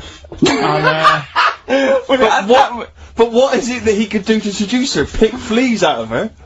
he didn't say. He's but- built. He was built. Yeah, it's well hung. So what Listen. about What do you mean? What about it, Carl? It's obviously not true. It's obviously not true. that? This wasn't on the internet, this was in a book, so it's not a quick joke and just, put it on a website. This is in a book. I don't understand how. I love the fact he becomes a charmer. He's got better taste in brandy. Exactly. And he, that What is- was it that he was doing that seduced her? I don't know, maybe because he was at home more than the zookeeper was. But what would he be doing, I love Carl? the fact that. He's not going to be talking with her. They're not going to be playing like, Trivia Pursuit. Maybe she liked the silent type. He didn't go into that. He just said that's when the trouble started. Carl, play a record. Right. Is that what Suzanne did when she brought you in? When you were talking just now about like the gay stuff, Yeah. right? I don't know if you saw the thing the other week about the fella who's on that quiz show. Who? Sort of Oh, right, okay. gay Who? fella, straight, sort of man, woman. thing. What are you talking about? Tell me what did you see? Tell me what you saw. It's This is like a kid come running in, and he's seeing something frightening. Could be an alien, could be a ghost, could be a paedophile, and you've got to get exactly what actually saw out of him. Right, what did you actually see? It's just this fella who's a woman. Right. Right, okay, right, try and talk like a human being. Right. It's a quiz show that's coming on the telly, and it's this woman. Right, is it a fella who's a woman, or is it a woman? Bit of both. That's why I'm talking about it. But what do you mean? Is it a pre-op? Is it a transsexual, a transvestite? Is it a lady boy? Is it an hermaphrodite? What is I'll tell it? you about it. Well, tell me. I'm telling you. It's a woman. Well, it's a man. Oh, forget it. Listen. Play a record. No, listen. Come on. What? It is a man. He is a man. Well. Oh, Christ's sake! It's a TV programme where they've got this Transvestite or television? It is a transvestite, yeah. So but the problem is, I'll tell you, just because you don't know about it, the programme is... I don't know, I still don't know about it. I don't know anything about it, still. I don't know. It's a woman, man, woman, TV programme, look, TV. No, it's a man who is now sort of half a woman. And... A man who is now half a woman! No, well, this is what's weird about it. He's got the top half, but not the bottom half. What do you mean? He's got breasts and a wig, but he's still got his boys downstairs. Why do you do that? His caps and the boys are still there in his Y fronts, Why but is that? upstairs he's got a lovely pair of dumplings. Why do that? Well, he's halfway through. But why not get it all done in one go? Maybe he couldn't afford it. Well, wait until you've got all the money. That just looks a mess.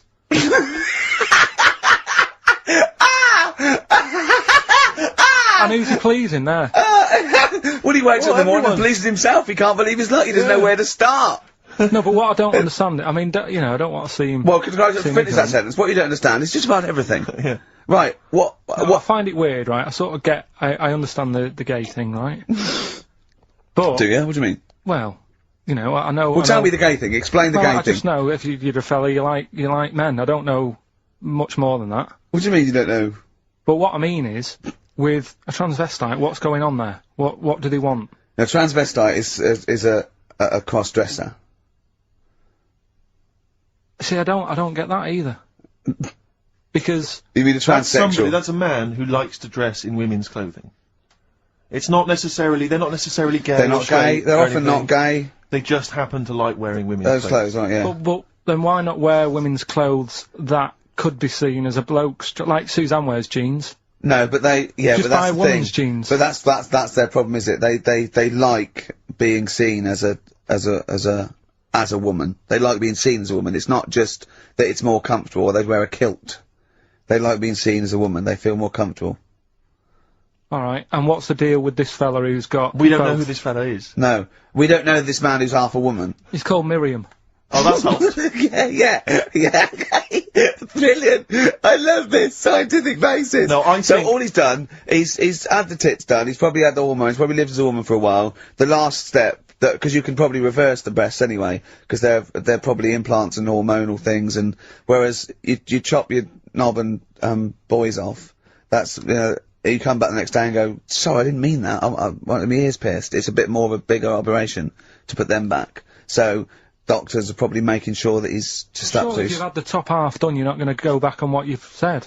But no, what's the top half being done? I could get you breast implants, give you a bit of hormonal treatment. No, that would be a great idea for next week. and you could reverse it. What you can't do is grow a knob back. Well, you can. Last week you were talking about growing one on your arm. Yeah. We've done that. We covered that, so that is possible. But the thing is, the truth of it is, I think I do know about this story. I think it was a television programme called There's Something About Miriam. The conceit of which was that this pre-op transsexual... So I guessed that right, yeah. Was masquerading as a woman. Right. And various blokes who didn't realise that this was a man had to I've heard try about and this. seduce her. And when they found out that it was actually a bloke, and a lot of them had kissed agree. her, they refused to let it be shown. I and there was a big agree though. outrage and so on. That's just terrible. Yeah. That's Oh, it's deceit. absurd. But I mean, you know, that's awful. I heard it. I hated that. Yeah. Right, there you go. Let's do Rockbusters. Right, Email only, of course. Yeah, yeah. You email in ricky.gervais@xfm.co.uk if you know the answer. Right, first one. Bit of a cryptic clue if you haven't heard it before. Well, not cryptically wrong. What is Carl thinking? If you go into France by boat, I'd get your fags on there because it's a lot cheaper. Imagine Bob Holness. Sorry, we're out of time. Sorry, your minute's up. You've won nothing. I was reading that question out. Sorry, Right. so what's the... Right, let's do it again, and I want it to be exactly the same, word perfect. I bet you it will change all over the place. It'll be different. He's lost it. Go to France, buy yourself a boat Yeah. with the fags are cheaper. Okay, fingers on the buzzers. You've only got 10 seconds to win the gold one. Okay, first up. Here, I'll tell you what, no, seriously, if you're thinking of going to France, well don't, you know, because go on the ferry, get the fags there, because it's cheaper. Go on. Right, so that one again.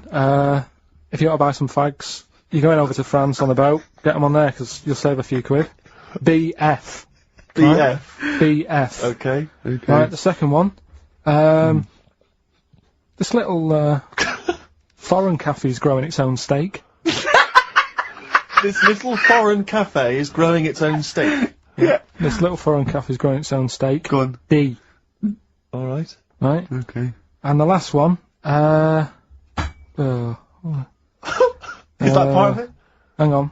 He's the best, isn't he? He's the best. The Jamaican fella might have screamed this on the Titanic. What? The Jamaican fellow might have screamed this on the Titanic. Yeah.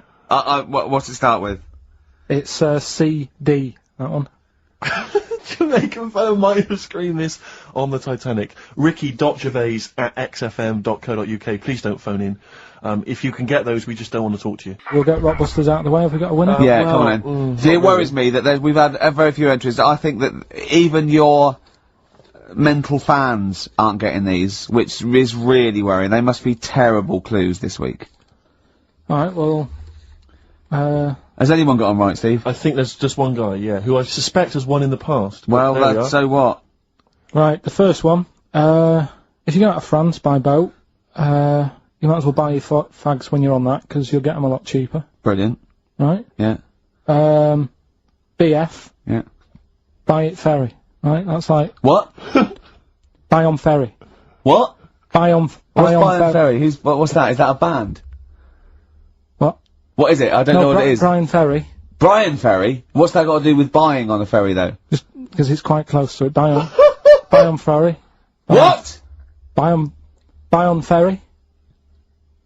Sorry, what's That's the your first first one. language? The second one. That's rubbish. That doesn't count. No, of course not. Brian Ferry. Brian Ferry, buy on ferry. There's this little foreign cafe. It's growing its own steak. That's Delamitri. The third one. What? Sorry, what? What is that? What is that? Delamitri. Delhi is a little foreign cafe. Yeah? A meat tree and that. A meat tree? A meat tree? What were the initials for that? Just D for that. Just D for that? Yeah. So not DA? So you didn't even give him a chance to get the group. Oh, they got it. Well, no. No, they didn't. Right, it's the end. Go on, right. Go on. Delhi meat tree? Delhi meat tree. One word. D. Or any letter. They're growing their own meat. M's in it. Go on. Okay, so Bayern, I love Bayern Ferry. And Can I just point out, Rick? Oxymusic was brilliant. I love Oxymusic. Go on. Can I just point out, Rick, that we've had David Bowie? Delhi meat tree. Yeah. I don't see why necessarily Aidan, who emailed in, why he doesn't get to win, because he emailed in dire steaks. Seems to me just as valid, as far as I can tell, but Delhi meat tree it is. And the last one, if there was a Jamaican fella on the Titanic... I'm looking forward to this. With a little bit of fear. Jamaican fella, if he was on the Titanic, he probably would have screamed this. Yeah. That's Christ de Burgh.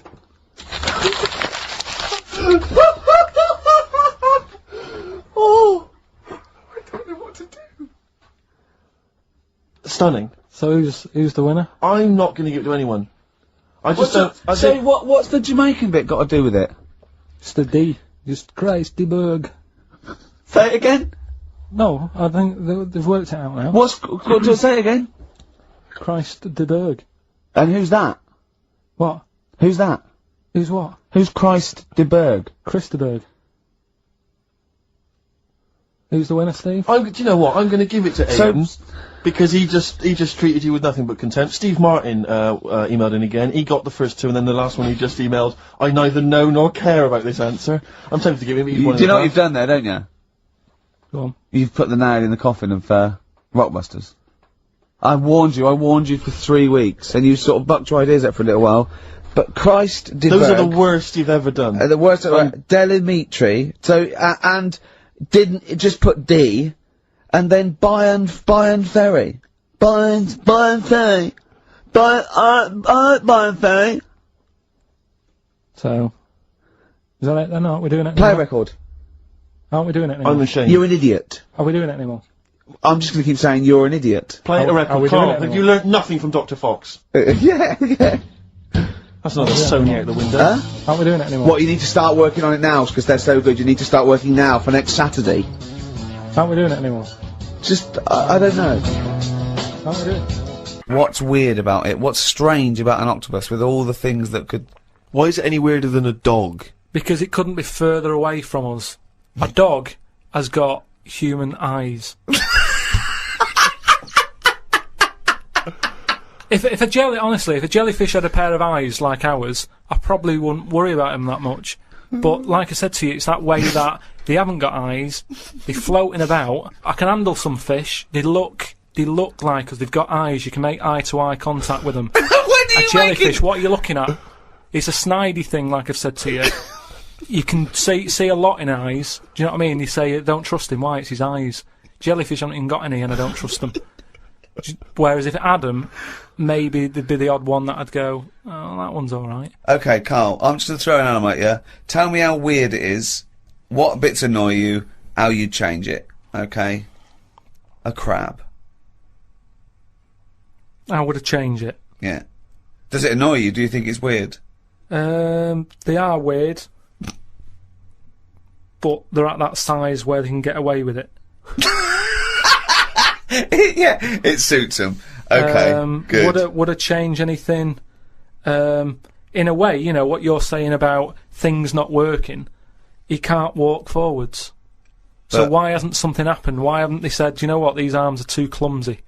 We need to have them so they can slot away easier, and we can pull them out when we need them, instead of clumping around with them. Because they do struggle. You see them struggling with their arms. Yet they're still here, they're still doing that, they're still designed that way. What's the weirdest animal? So you think the octopus is the weirdest animal on Earth? Yeah.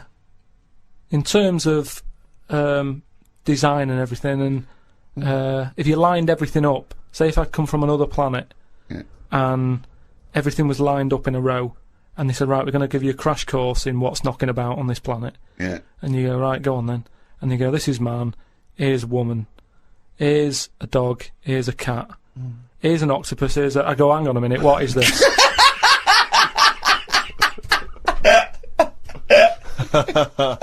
You just mentioned there about sort of no knickers and that. Is this going to be your Auntie Nora? No. Right. It's just, you know, like the last flat that I lived in, I always had a good view across the road and I could see, it was the hairy... There was the hairy well, Chinese not kid, hairy yeah. Chinese kid, he was just a Chinese kid, actually. Yeah. Yeah. Running Because about. that's rare, isn't it? Hairy Chinese kids, very Yeah. rare, isn't it? Yeah. There's only one official sighting, isn't there? In one of those shit little magazines that you buy. Yeah, he was running around in his underpants. Did you? Sorry, you just swore ironically. I mean, I imagine if there's any newspapers listening, you did that because you're sort of jokey and. Yeah, go on. yeah. Let's not swear. And there Go was on. the old woman who didn't move. She was just sat there reading the book all the Who time. we wasn't think possibly died and no Well, one came round for weeks, that yeah. might have been. But, and now I've moved, right? And it was quiet for a bit. I always look at what view I'm getting, right? Looks across and it was just sort of empty, sort of flats ready for people to move in and that, right? Anyway, people are in there now, right? And they've put all the furniture in, but I haven't put any curtains up. Oh. Right. So anyway, I'm sort of washing up, just having a look out the window. Yeah. Right. Girl sort of wandering about, knickers on. Right. With no knickers on. You mean No naked? knickers.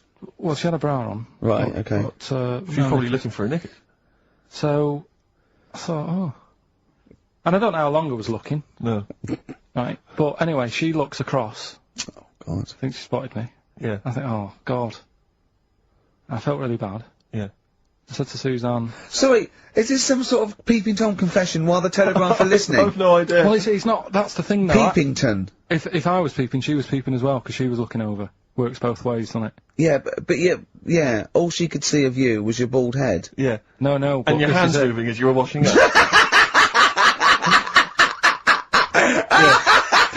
And some white-looking substance frothing up. Particularly stubborn stain on this glass. Yeah. Oh, God. Imagine that. Imagine if she looked across. I'm assuming your sink is lower than the window. But didn't she just cover up or something? Or she looked back and go, oh, you looking at my funny? Well, the thing I did, What? I thought, oh, just sort of drop me boxer shorts. Because I What? thought, well, Suzanne said, what are you doing? What are you talking about? What are you talking about? No, just so they can see me cheeks of me. What are you ass. talking about? No, because I thought, if she thinks I'm walking about in the nude as well, then we've both got something out of it. Carl! This sounds like a bad excuse in court. I know. This is Or the plot of a film on Channel 5. I mean, this is like the doctor who got done right for exposing himself to a patient and said and then painted that little thing that you look down their throat pink. Yeah. And going, this is what they saw. yeah. No, so sorry, you were looking at a woman dancing around naked, right? So the only thing you could do was immediately drop your boxer shorts. So she looked across, saw you fully clothed, saw you took your No, boxers she off. wouldn't have done, because it's sort of just the top half and the sink's at a side angle, so I was sort of looking out. So This she is wouldn't have genius. so she wouldn't have seen your trousers then anyway. No, she did. I moved in front of the window more. So you then made them.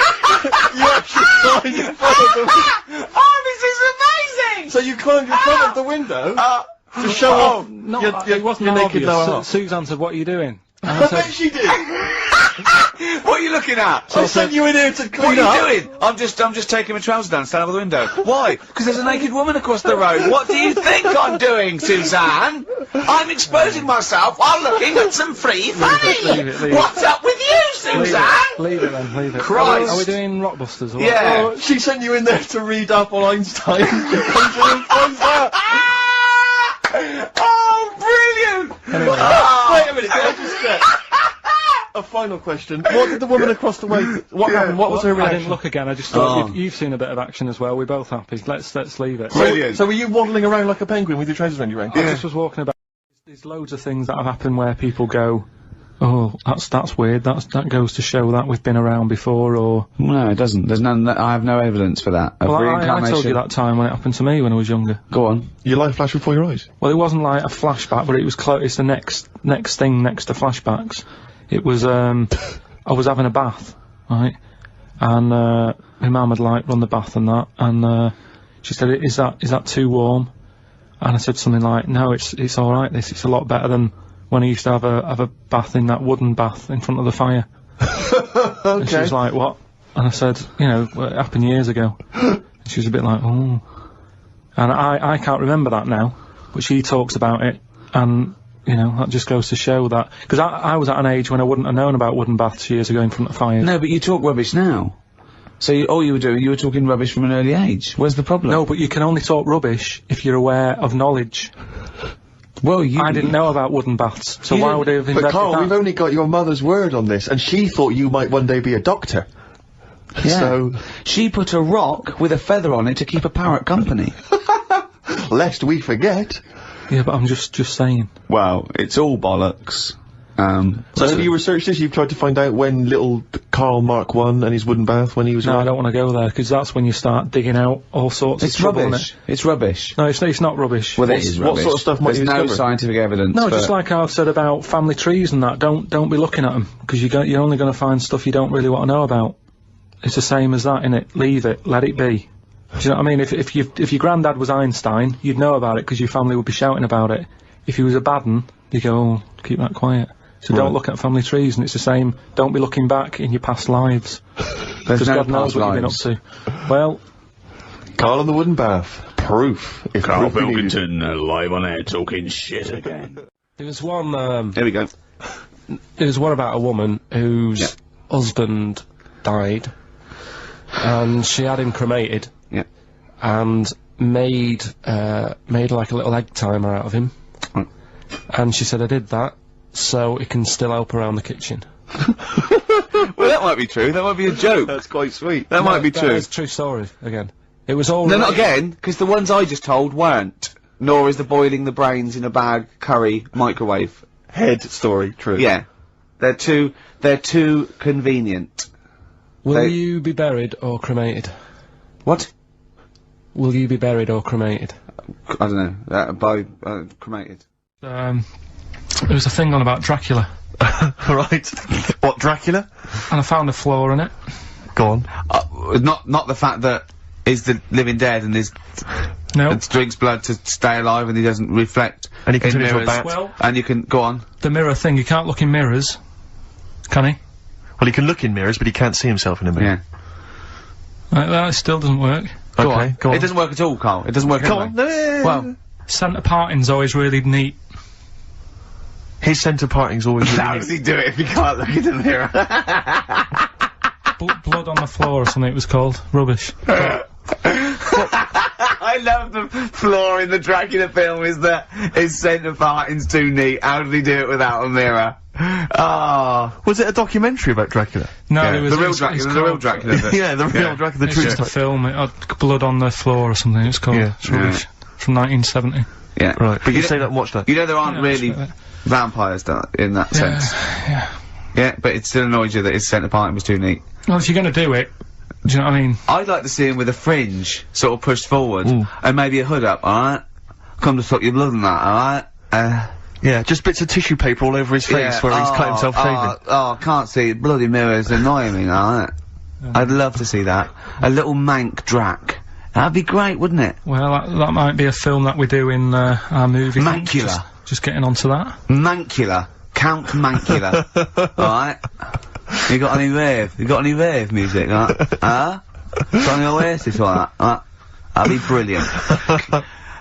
He came from Manchester. Please welcome Mancula. Alright? That'd be great, wouldn't it? His hair's a mess. Well, I can't see a mirror, can I?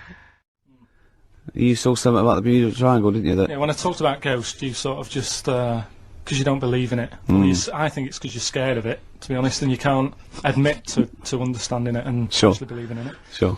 Thing on last night, Steve, Yes. Bermuda Triangle. Oh, yeah. Do you know much about that? Mainly the, song Yeah. by, what was his name? What's his name? Bermuda Triangle, Triangle. where people No, disappear. no, Bermuda did- Triangle. What's his name? No, Barry Manilow. Barry Manilow. Yeah. Are you familiar with the lyrics? Bermuda Triangle, where people disappear. Bermuda Triangle, don't go near. Yeah. I shouldn't really make a joke out of it. No, you're right. Go on.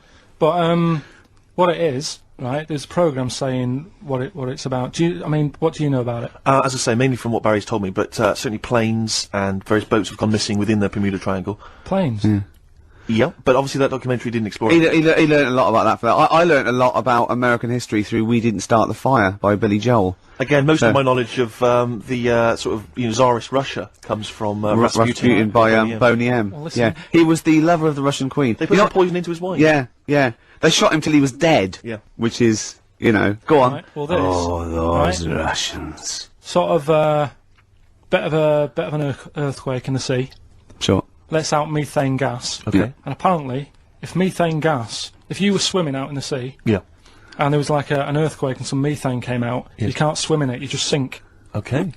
Even if you're a good swimmer. What happens if you're two lads from your school? And they big heads. yeah, that's like a buoy. Doesn't So you can work. see them a mile off, No, no, and no. their webbed hands would get them into shore. Because they did actually say, even if you're wearing a life jacket, if the water's full of methane, right? You just methane, sink. You just sink. So what it's saying is, boats have gone across the sea, got a load of methane in the sea, and the boat just sinks. Right. What about the planes? Is it then sort of planes with little sort of floaty things Could on? be. That'll be the sort they've landed in the sea. Right. And methane's coming. Well, sorry, Carl. What did the documentary say? Not Not I imagine. Yeah, your hypothesis might be Yeah. working. What did they sound like? They didn't cover that bit. They didn't cover do the planes. They didn't do the planes. Something else they said about it though. Go on. Loch Ness, the monster, Yep. Sure. probably doesn't exist. Okay. What it is, Interesting. Hold on, interesting. Oh, interesting. Is- What they thought the Knock List probably didn't exist. Curious viewpoint. Hold on. What proof have they got for that, Carl? How can they go around saying stupid things like that? it's methane, Right. Again, in Loch Ness. and people have seen.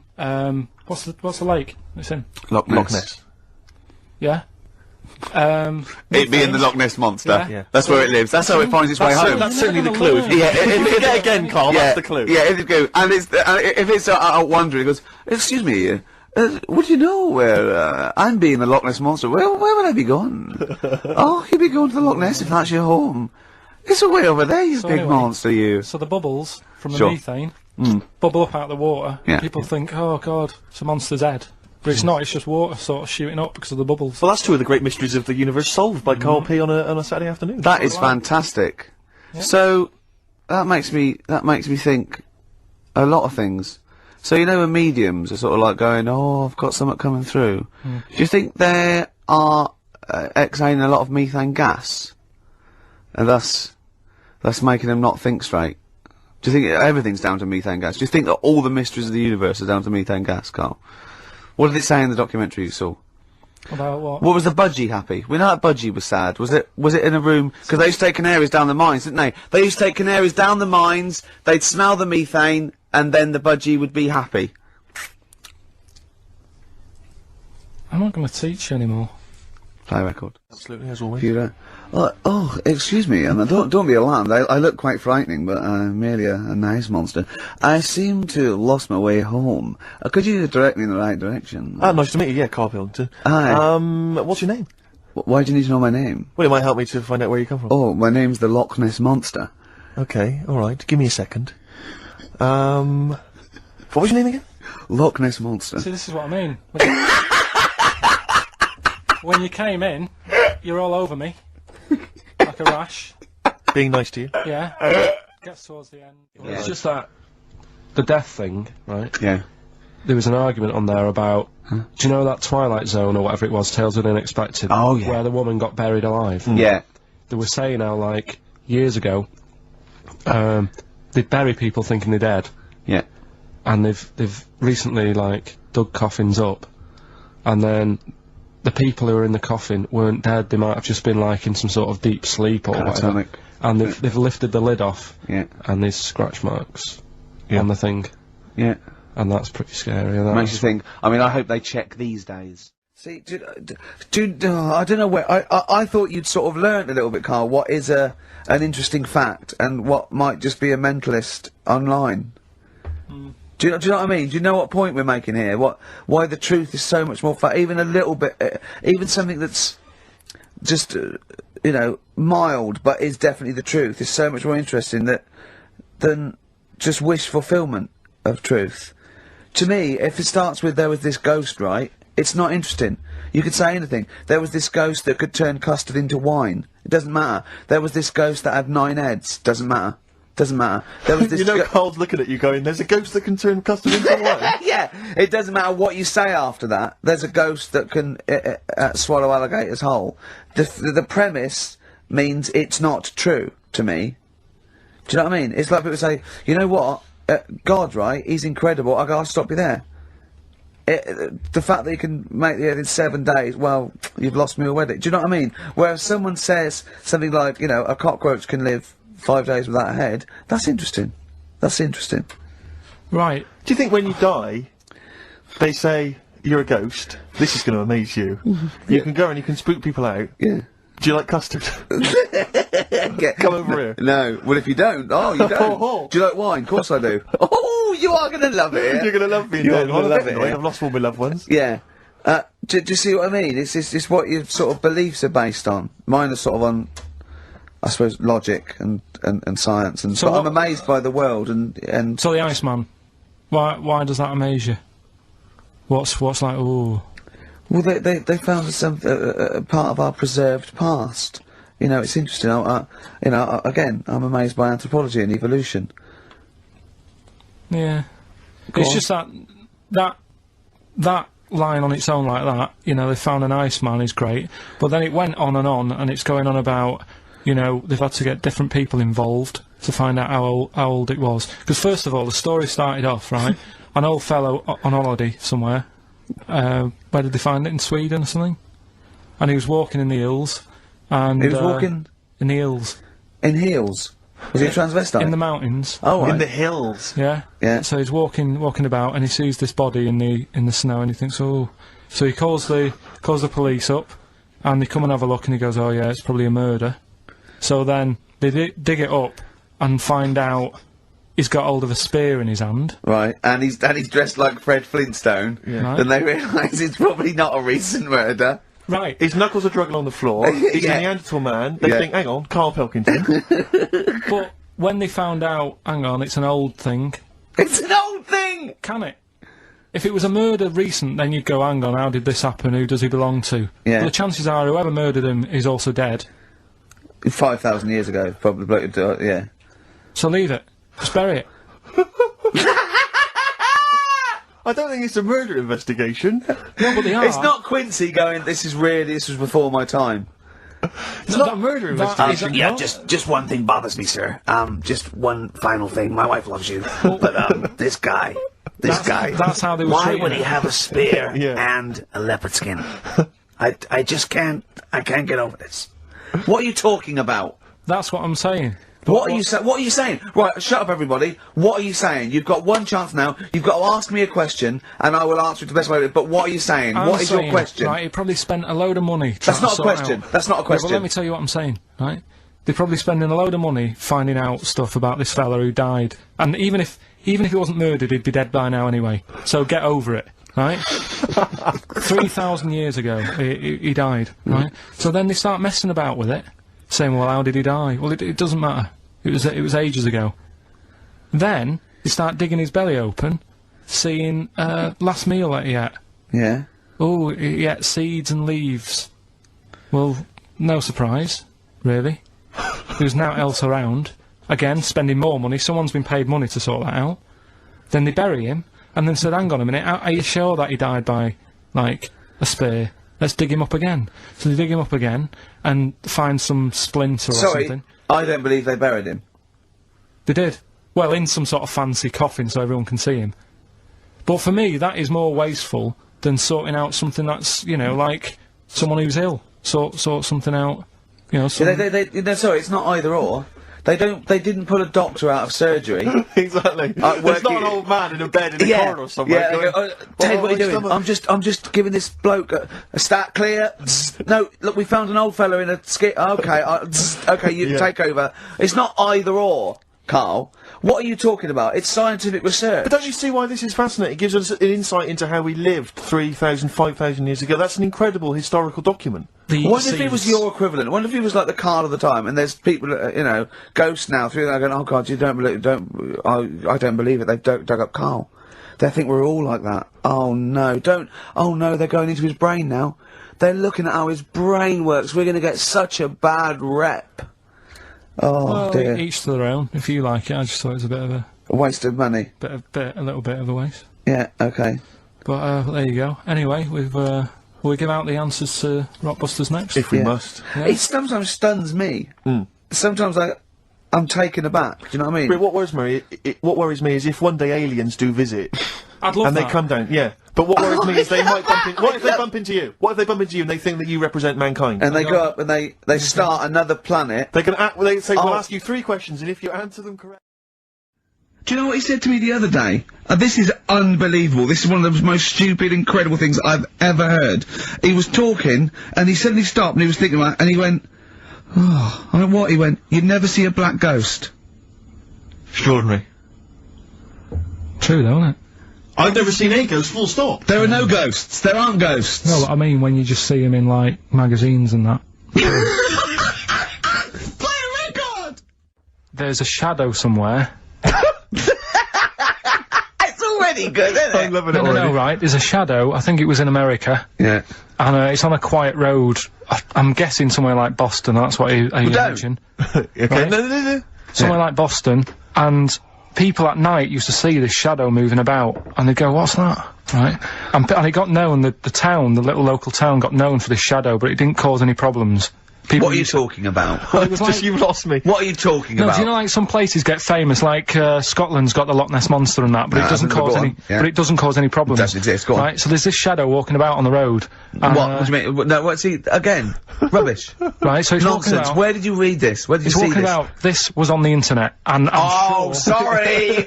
Sorry! I thought it was shite. I didn't know it was on the internet. Right, so this shadow is moving about, and, Independently of an object. yeah, and the local mayor and that is like, yeah, it's a bit weird, but it's not harming anyone. The mayor involved!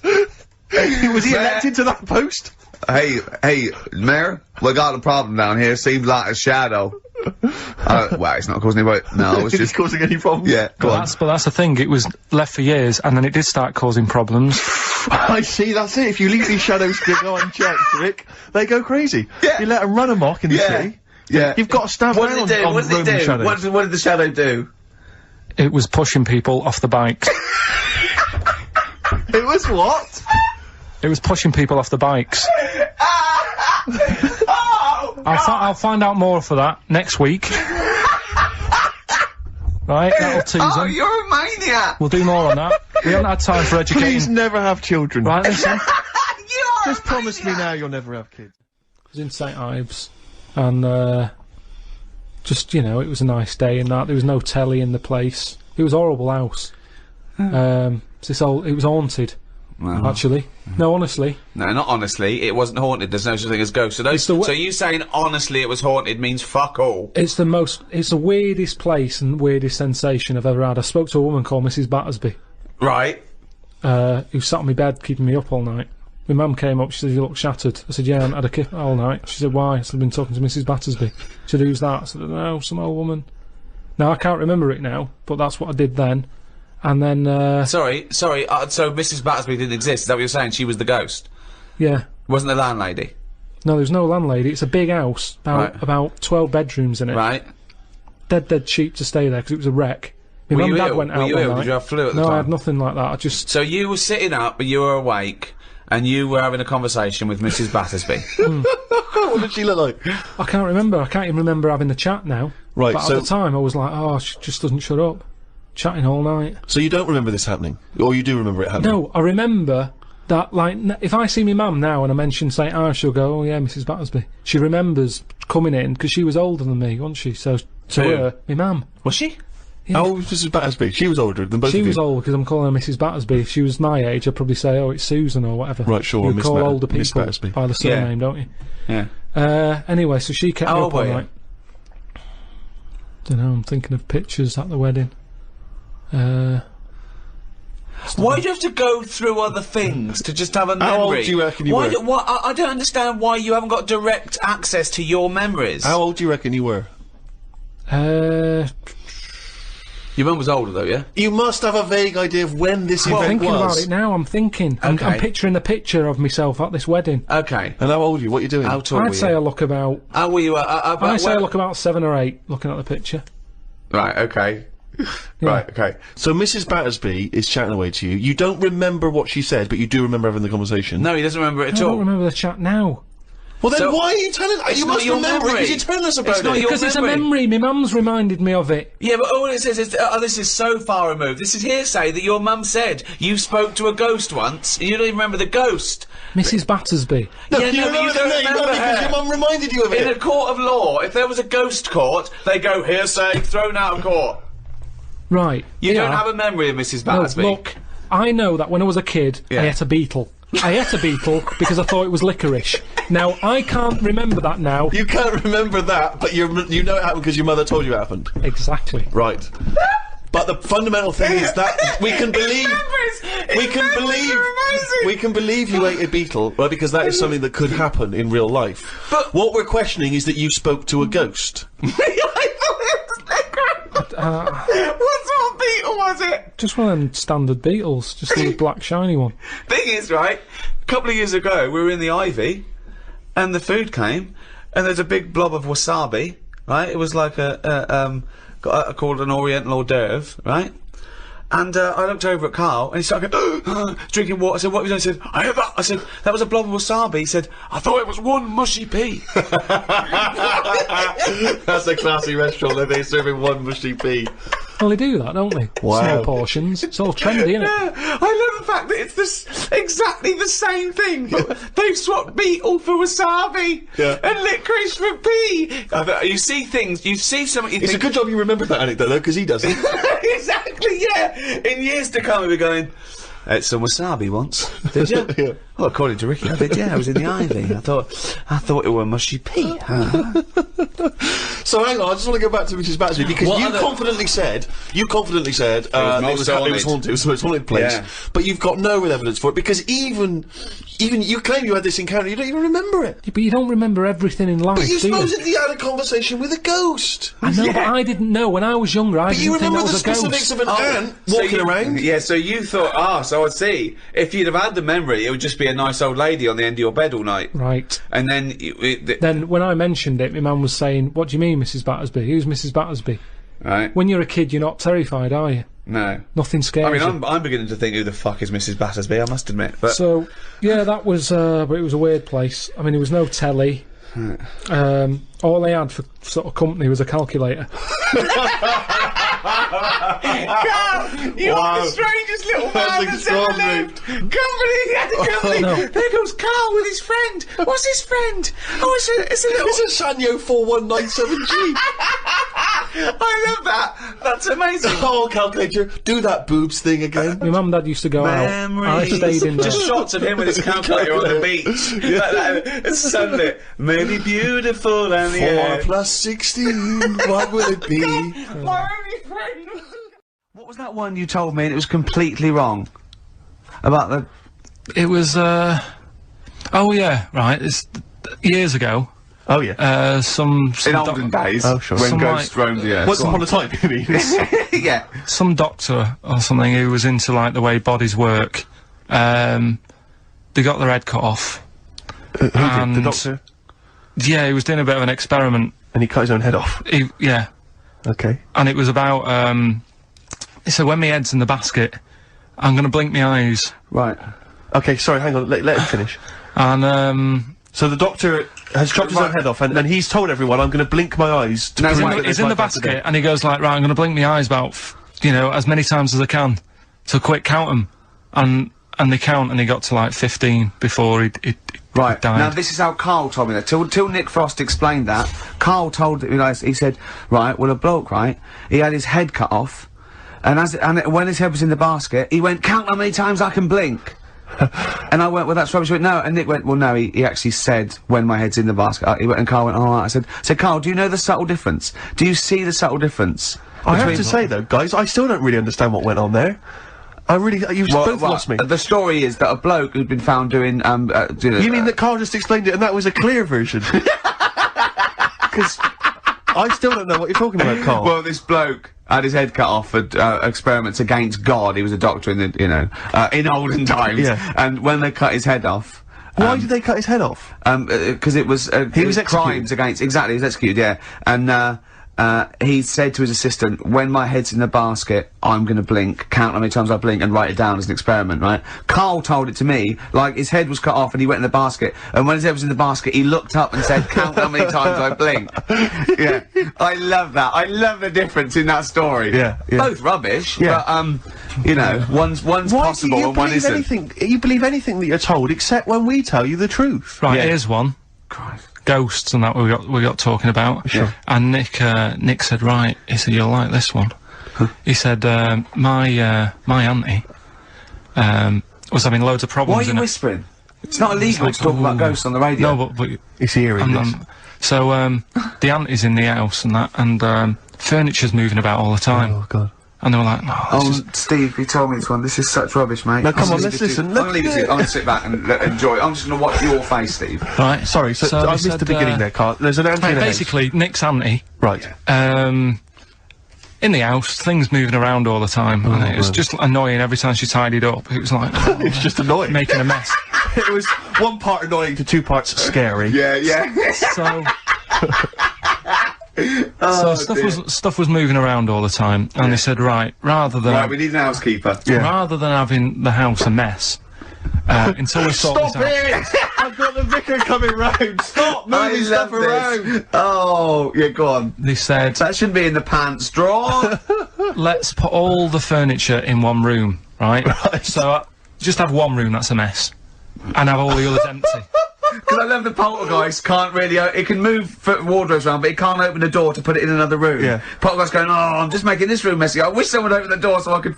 Go on. Yeah, but so all this stuff's in this room. So they right? moved all their furniture into Everything, one they room. put like the drawers in there and everything, and it was really uncomfortable because they were all like on top of each They other. sat in the room with all the stuff. Yeah, they had to because that's where the 3-piece suite was. Okay. Oh, God. Right. All right. Oh, God. So they sat there like all crumpled up and that, but nothing can move because it's so tight. Things, I think things were trying to move. Yeah, but yeah, everything yeah. was so tight. It's They just like, foxed that poltergeist. so anyway, one night they sat there like sort of a bit awkward watching the telly and that, and they hear some banging Yeah. in the next room. So she goes, "Oh God, what's that?" Oh, he hadn't moved in, had he, the ghost? So To some of the empty rooms. so there's this He's bang, moved some friends and family in. there's this banging about going on. No, so listen, she Steve. gets up, right, Yeah. and what it is, they had the baby in the next room because there wasn't much room for the cot. Right, so they left the baby with the ghost. So they go into the room where the baby is, and the banging Yeah. is like, do you know those plastic balls you get that you can chuck round the room and like they go mental? Right. The ones that you chuck once and Yeah, they keep bouncing yeah, for yeah, ages. yeah. That was bouncing around the room. Wow, what, the hitting baby had thrown it? hitting all the walls, and the baby was there, stood in the cot, sort of laughing Right. and looking at the ball, and wherever it looked, the ball went. Yeah. And then she said, "Stop doing that," Yeah. and the ball just stopped. Did it? And it rolled a bit and stopped. Right. So the baby had thrown the ball and it was watching it as it bounced around the room. It wasn't throwing it; it was in control of it. No, the point is, Steve, the baby has been doing... It would have been the baby all along. The baby had been messing with the furniture. It was So the it's baby a that had the super power. Yeah, it's the baby that had the power. Special baby. It's a baby that had the power. It's What a baby that had the power. What- the power what's the power? of telekinesis. Right. They were then trying to convince me that telekinesis was not like all the other stuff that I didn't believe in, but that was a science. Right. Telekinesis was possible. Yes. Yeah, it's not like ghosts and demons and all that sort of. Telekinesis is different. Yeah, That's yeah. a science. But Nick's auntie saw it, and I love the fact that you're telling me that someone else's auntie saw it. So I should be satisfied with that. Yeah. I should be satisfied with that. I mean, no, So does she still live in one room with all her possessions? no, I think the baby grew out of it, apparently. it grew The up. baby grew out of it. So it doesn't use its telekinesis powers No. anymore? Well, no, it's No. like in Carrie, innit? She was upset for a bit, and then she got over it. Okay, I'm just gonna say one thing, Carl. That was a film. Do you want to play a record or? Just tell you a story that Carl told me a couple of weeks ago. Is this another ghost story? Another Yeah, spooky it is, story? yeah. I called him out. What are you doing? He said, I've just been reading ghost stories again. He went, he said, you don't believe in them, but how do you explain this? Right, I went, go on. He said, I'll tell you as he told me it. He went, bloke, right, just sitting at home, doing, watching telly with his cat. And, the phone rings, and it's a bloke going, is that fire, in your oven okay now? 'Cause your wife called. And he went, Carl went, well, 1, there was no fire in the oven. 2, he wasn't married. I went, right. Go on, he went, well. Then, right, there was a knock at the door and there was 2 sort of people in sort of white coats and they came and said, we've come about that fire. Your wife called us. He went, 1, there isn't a fire in my oven, and 2, I'm not even married. Right? And he said they saw the cat and they looked at the cat. It looked a bit weird at the cat came out, nothing. And he said, and then he went back, sat down, phone rings, and they said, did they sort out the fire in the oven that your wife told us about? Oh. He went, 1, there is no fire in my oven, 2, I haven't got a wife. And Carl went, what do you think of that? I went, that's not it. He went, yeah, I went, That's the end of the I went, story. What? He went, well, how'd you explain that? I went, explain what? I thought he was going to say, a year later he got married, but she died in an oven fire. Right? I thought it was going to be that. And I went, That's what? people winding him up. Yeah, or someone did report a fire in an oven, and their name was Johnson, and they looked up Johnson, they got the wrong thing, it was the gas board, and they sent round to the wrong person, right? Do you know what, he went, yeah. I said, I explained it to him, he went, yeah. Why did they look at the cat funny? Oh, man alive, Carl. This is really weird, right? I was in my house once, right, and the doorbell rang. Yeah. Right, I opened the door, there was no one there. Yeah. Right? And then I looked across the street, And some right, kids and there were some running- kids running away. Yeah. Now, how do you explain that? Yeah. There was another time, right, where, like, I opened the door and there was a bloke goes, "You've ordered pizza." I went, "I haven't ordered pizza." And I heard my mate upstairs giggling and putting the phone down. Yeah. How do you explain that? Carl, seriously, why did you tell me that story? What did you think it was weird about that? The fact that it was 3 different people. Is this all the information? Is that the entire story? It was 3 different people. Did you fall hassling asleep him and not read about the end? A fire that didn't happen, about a wife that didn't exist, and a cat that didn't look happy.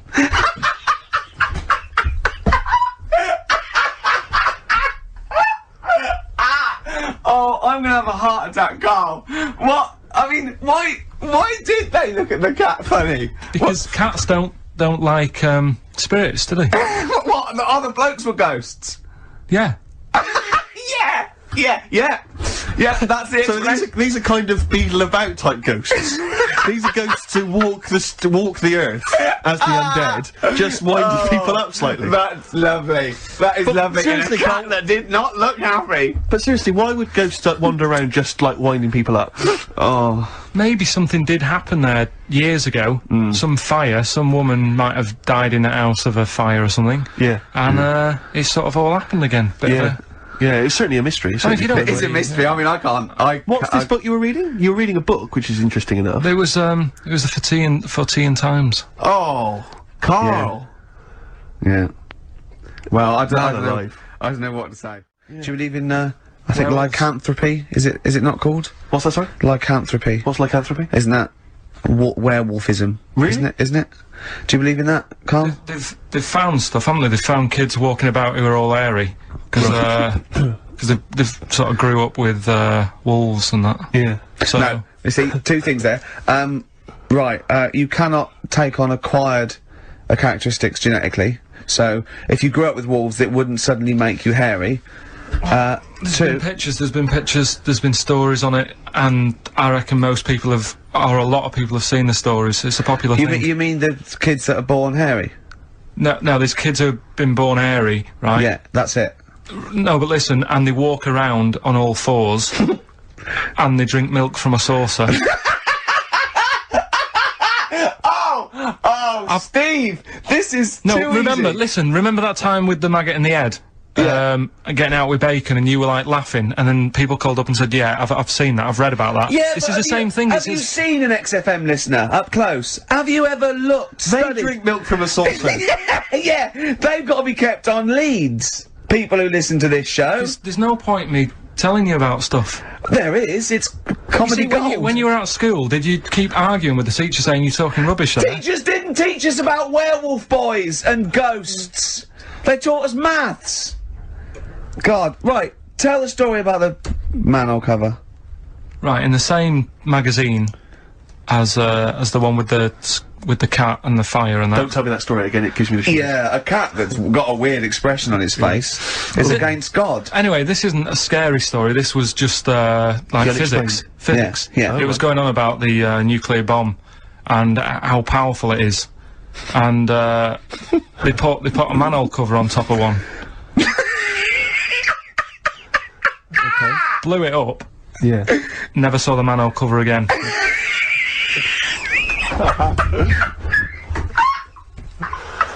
Man alive, Carl. Unexplained. What's going on there? Something weird is happening there. Oh. If anyone has ever seen that manhole cover, please get in touch. We'd love to know where it is. Oh, that's fantastic. What sort of experiment is that? I imagine all these scientists on multi-billion-pound research boats, they're going, we test everything. What would you do to manhole cover? Don't know. That's like letting a couple of students.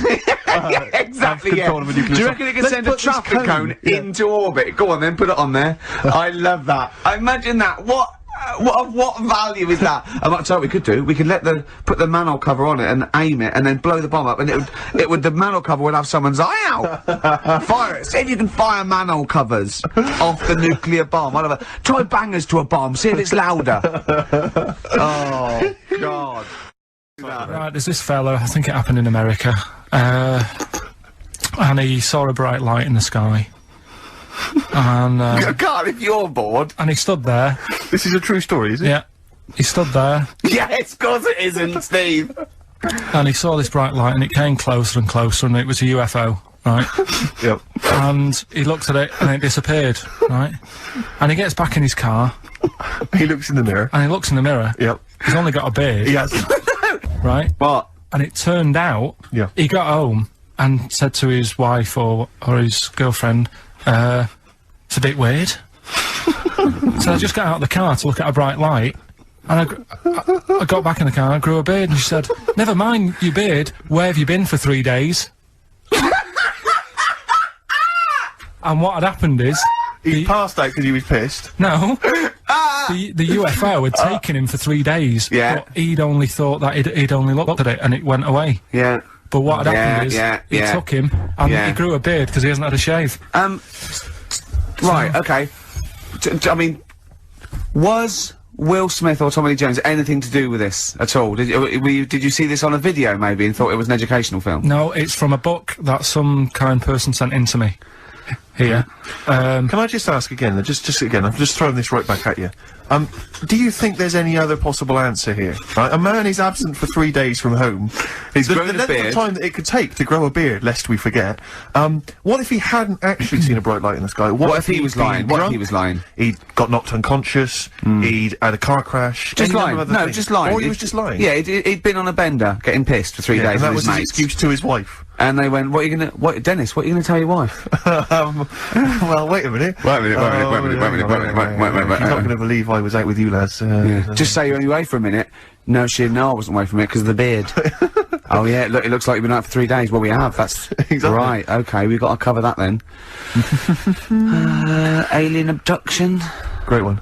Okay, let's try that. Do you see? That's a little scenario there that could have been played out. So, when you say educating Ricky, what have I learnt from this? Never listen to you again. That's all I've learnt so far. Never listen to you. Yeah, we'll add a little bit more in here, right? To Well, spice this no, up. what do you mean add a little bit more? We'll add a bit more to this what I'm educating you about, Go on. right? There's only a law in America that says if you touch a UFO, you're going to get done. Now, why would they make a rule? I don't know that. Do you know, like, all their rules have a caveat? Carl, I genuinely do not know what you're talking about. Right. Do you know, like, how here they might have... Do you know I what... have no idea. Right, Okay. Do you know, like, over here... I'm listening to Capital on these headphones. I got Foxy on from yesterday.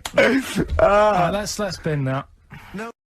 Do you know, like, you don't believe in, like, scary stuff? Just like, you know, ghosts. No, I believe in scary stuff. I don't believe No, in things that ghosts are totally and that. logical. Yeah, ghosts. Vampires? No.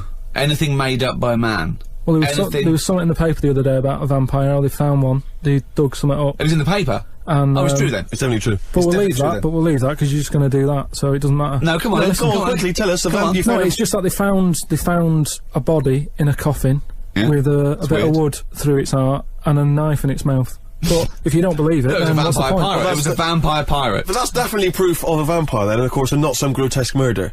Yeah. That's definitely proof of a If vampire. it was found, if it wasn't, one, if it wasn't Right, made up. hang on a minute. Yeah. Hang on a Two, minute. if it As was far as I'm aware, when you put the thing through their heart, they just turn into dust. As, in the And films I've also, seen. all their victims get their own life back. Yeah, exactly. Yeah, that's the Right, trick. and here was the second bit. Yeah. Somebody had dug it up, Yeah. got the heart, blended it, burnt it, popped it in some water, drank it, and they're in prison now. Now, if it wasn't dodgy stuff, why are they in prison? Why don't you Because just they're go- mental, because they dug up a body, liquidised its heart, burnt it and drank it. That's why they're in prison. There's your answer. Right. But anyway, that isn't what I'm talking about, right? But I met Derek Akora the other week, Oh, yeah. right? Now, And who's he? Which one's he? he's Is he a medium? He can contact the dead. Is that right? he just chats to him and that, passes messages on. Nice of him. So I said, "Oh, tell us something a bit weird and that." So he said, "What do you want to know?" I said, "Just something weird." So he goes, "All right then." He said, "Here's one for you, right?" And he said, "There's this pub out in the country, and he said there's this mug. Do you know those old mugs that they have, where they used to like leave their own cup knocking Like a about, didn't they? Oh, yeah. Tankard thing." Yeah. So there was one of them mugs in there, right? And everybody Tankard. Let's use tankard if we've All right, established okay, that's the word. tankard, yeah. Because you're the only mug in this story. Right, You believe in it all. High five. Great. So this tankard's knocking about, right? And everyone who's running the pub keeps going, oh, I wish they'd stop leaving this tankard about, right? And they pick it up. It must be a pain. Having a tiny, small tankard in a pub. That must be a real grind. So every they sort of picked it up and went, we'll have to wash that, and they popped it on a different sideboard. Next thing you know, that person who's touched it died, right? Sure.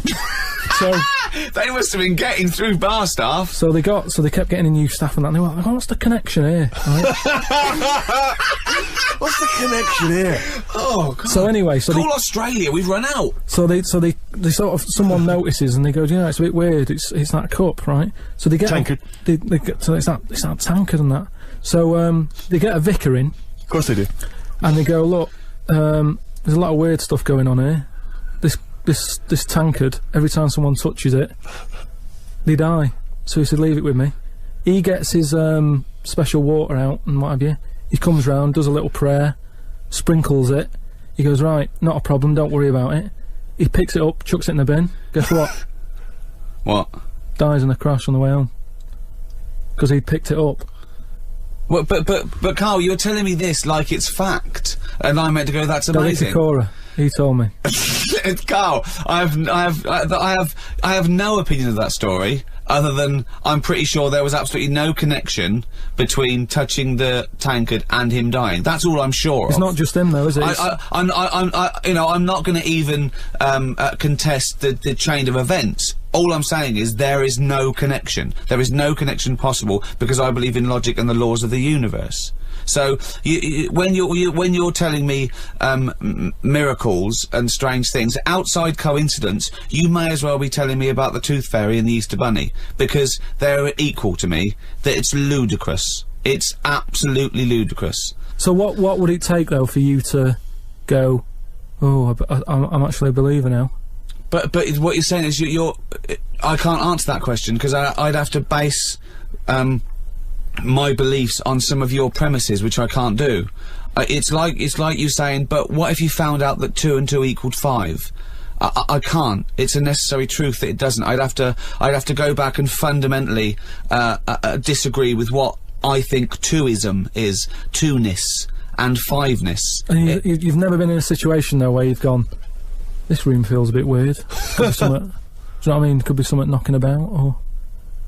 But that's a different question. I could go into a really rough-looking pub and think, this isn't good, because it's based on induction then. Because I mean, like, you know, if you've been to Cornwall on holiday and stayed somewhere and you've gone, do you know what? Sure, someone's died in here. I'm sure someone's died everywhere. Yeah, but what I mean, you never pick up a vibe of like I've got a mate, right, who is living in this big stately home, right? And what it is... Why is he living there? He's paying £100 a month, right? And it's almost like he's being a security man. Oh, right. But he's not. He doesn't sit out the door with that on and everything. He just goes about his life, but he bases most of his work in this stately home.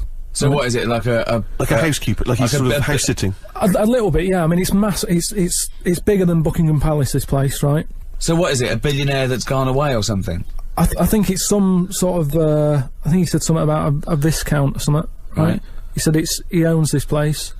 He's living in America. This place he owns, but it's falling to bits. Wow. And he's worried that people are going to go in there and squat and what have you. So he said to me, mate, you know, there was an advert in the paper, he doesn't know him, advert in the paper saying, do you want to live in a big house? 100 quid or whatever. And he went and had a look, right? And he's living in there now. He pays £100 a month. There's about 80 rooms. Gee. And it's this big stately house and what have you. And I went down there. He said, oh, come down and have a look, right? And from outside you go, oh, this is brilliant. It's like something out of, you know, like the Man of Born or something. You go, this is impressive. But then when you get in, it's like, it's a wreck.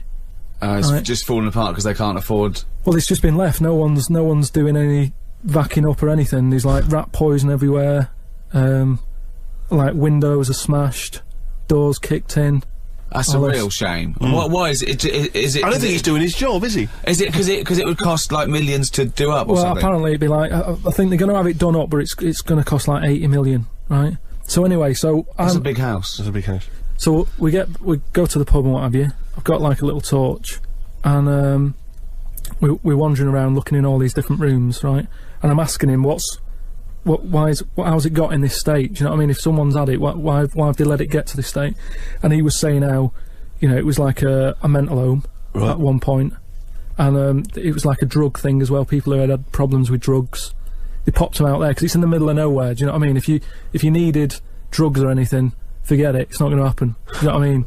So that's straight away. Do you know, like, have you ever been in a hospital when it's been shut down, or a school when there's no kids in it, and there's that sort of bad atmosphere of, like, weirdness? Yeah. Right? For the sake of argument, yeah. So we're wandering about, and I say, oh yeah, what's in this room, right? And we go in, and all the floors are, like, a wreck and rotten and stuff. And I looked at the wall, and there was, like, a little piece of paper stuck on the wall, right? And I said, what's this here? So I wandered over, right?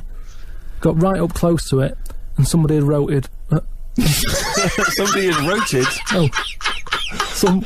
Somebody had roted. I love this. You can do, imagine him on Jack and Horry. Right, okay. Right, go on, sorry. So there's a little sign there, right? And I go up to it, and it says, flies, right? With an arrow. Flies, like, flies this way, right? So I think that's a bit weird. So I follow the arrow, right? Which goes to this corner where there's a shelf. About 3,000 dead flies on it. Oh my God. Condom stuck on the top.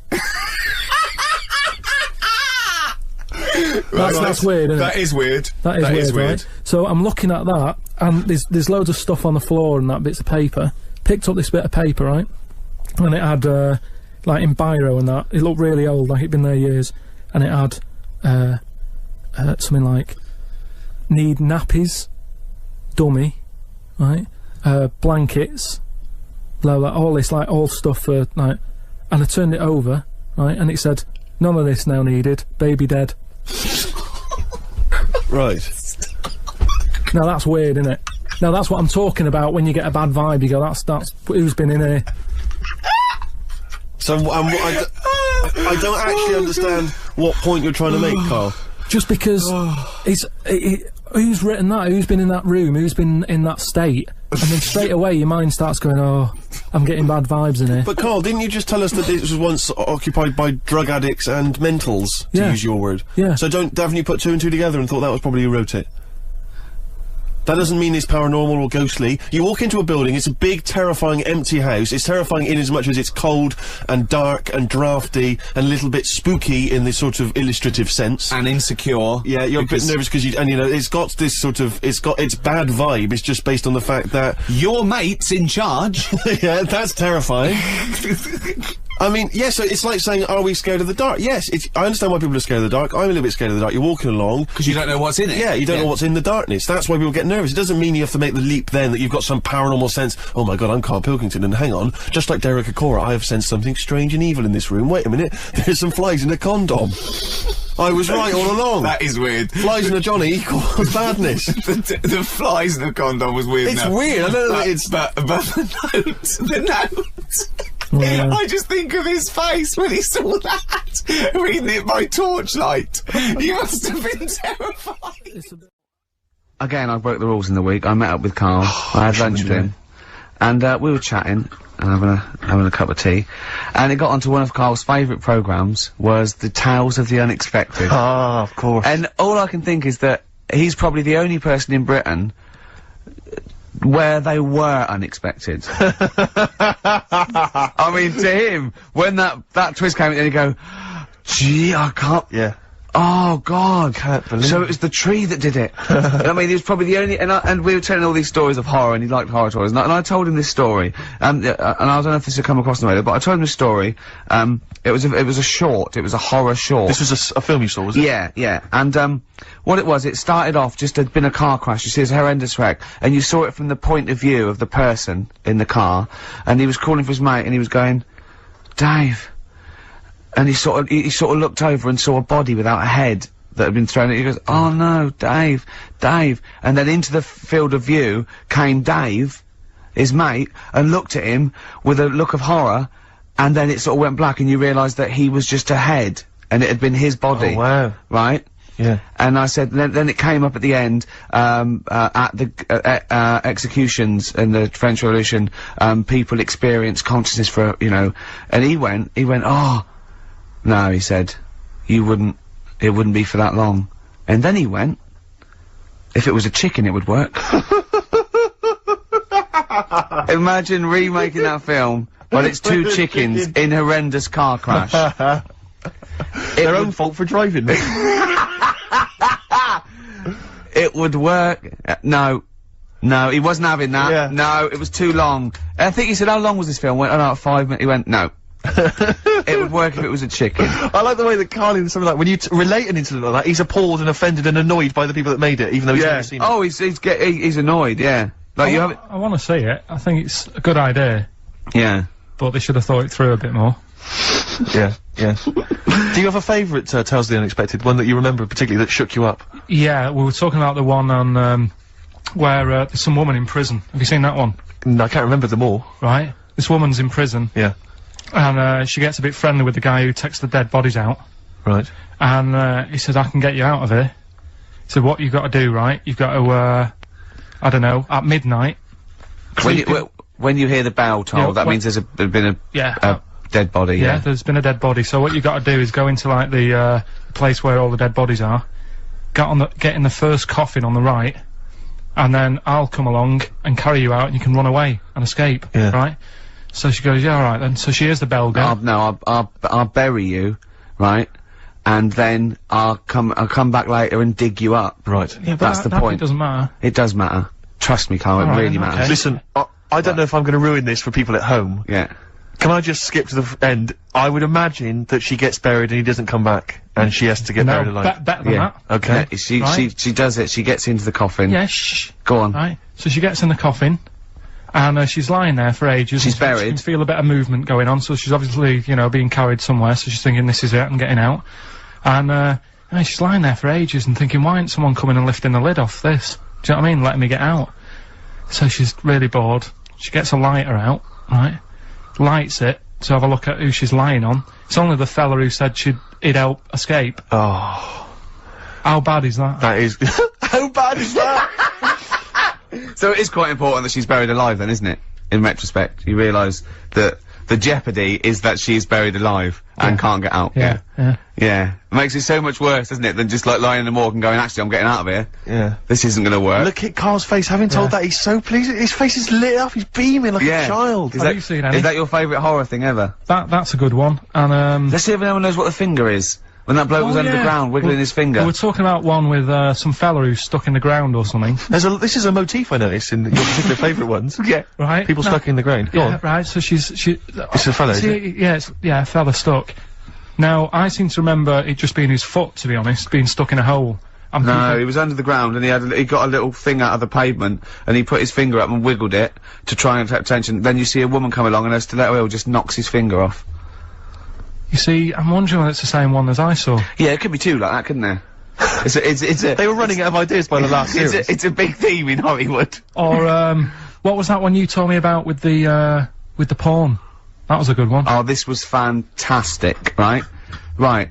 There was this, Sorry, can I just check now? We're just remembering classic episodes of the Tales of the this is important. Well, I saw one, right? I saw one, on Tales of the Unexpected, right? And it was, these two gents, what they used to do, they look down the obituaries and they'd blackmail, the wife or the son of a dead eminent person, like might be a priest or a doctor, like that, and they'd go and they say, he bought some, erotic, stuff from us, before he died, and he owes, 100 guineas and all this sort of stuff, and they'd pay up because it'd be so embarrassing, they just didn't want to say, just pay him, right?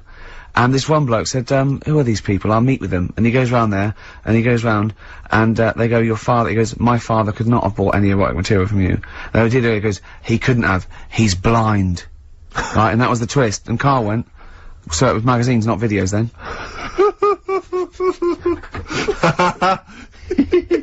Yeah. Now think about it, Steve. Is that so stupid? Well, presumably it was set in olden times because people, professional pornographers don't tend to call it, you know, erotic material. Yeah. They tend to call it, you know, juicy jugs or whatever. But more than that, I don't understand how a video is going to be any use to a blind person either. I know that you can hear the sound, Carl. Look at him nodding like he's caught me out. Yeah, what sound will you hear? Do Do do do do do do do do. Your meter needs looking at. Yes. Cut. What's then? What's that? Then it's just noises, isn't Occasional it? groans. Yeah. Right. You could Okay. listen through the wall at your neighbours. He does. I mean, that's why I save a lot of money. But I thought you were going to point out, Carl, that they could have had a Braille porno. I hadn't Yeah. thought of that. Look, feel the lumps on that. Exactly. Think about it, Carl. Think about it. You're excited now. Yeah. Your girlfriend's away, Carl. Yeah, the cheese grate is only under the cupboard. No, she's a good-looking lady. Now, Steve. Yes. Carl text messaged me in the week, very excited, because he just watched a programme that proved me and you were stupid. Remember we sort of championed the anti-supernatural? Yes. Skeptical view. We're just absolutely skeptical about things like that. We're atheists. We don't believe in ghosts, anything like that. Anything supernatural. We're followers of James Randi, a genius of our times. But Carl saw something that proved us wrong. I'd like Carl to tell you what this proof was, what he saw it on, and look at him. Go on then. It was on Wednesday night. Yeah. I was watching. You see, the problem is I didn't get the full story, so you could pick holes out of it. Sure. Unlike your usual investigations into the supernatural. Which are It was thorough. called, can I just say what the programme was called? Mr. Exorcist. Oh, brilliant. So Sounds like an academic work to me. the bit that I caught, I just flicked it over, sort of seeing what's on the telly, and I thought, oh, Exorcist, I've seen it, but there's nothing else, and I watch it, and then I realised it wasn't the same thing. Yeah. I thought, oh, I'll have a bit of this. And there was an old woman and a daughter, and as far as I was aware, the bit I picked up on, they were saying, oh, you know, it's dreadful, and unless you've been through it, you know, you've had ghosts in your house and that, you really don't know what it's like. Yeah, sure. And the main thing that seemed to be getting them down was the fact that the budgie was getting stressed. The budgie was getting stressed. Because animals can sense the other side, Oh, can't okay. Can they? they? Yeah. Okay. So, And how was that manifesting itself? You don't know. What was the budgie doing? I think it just wasn't happy. Right.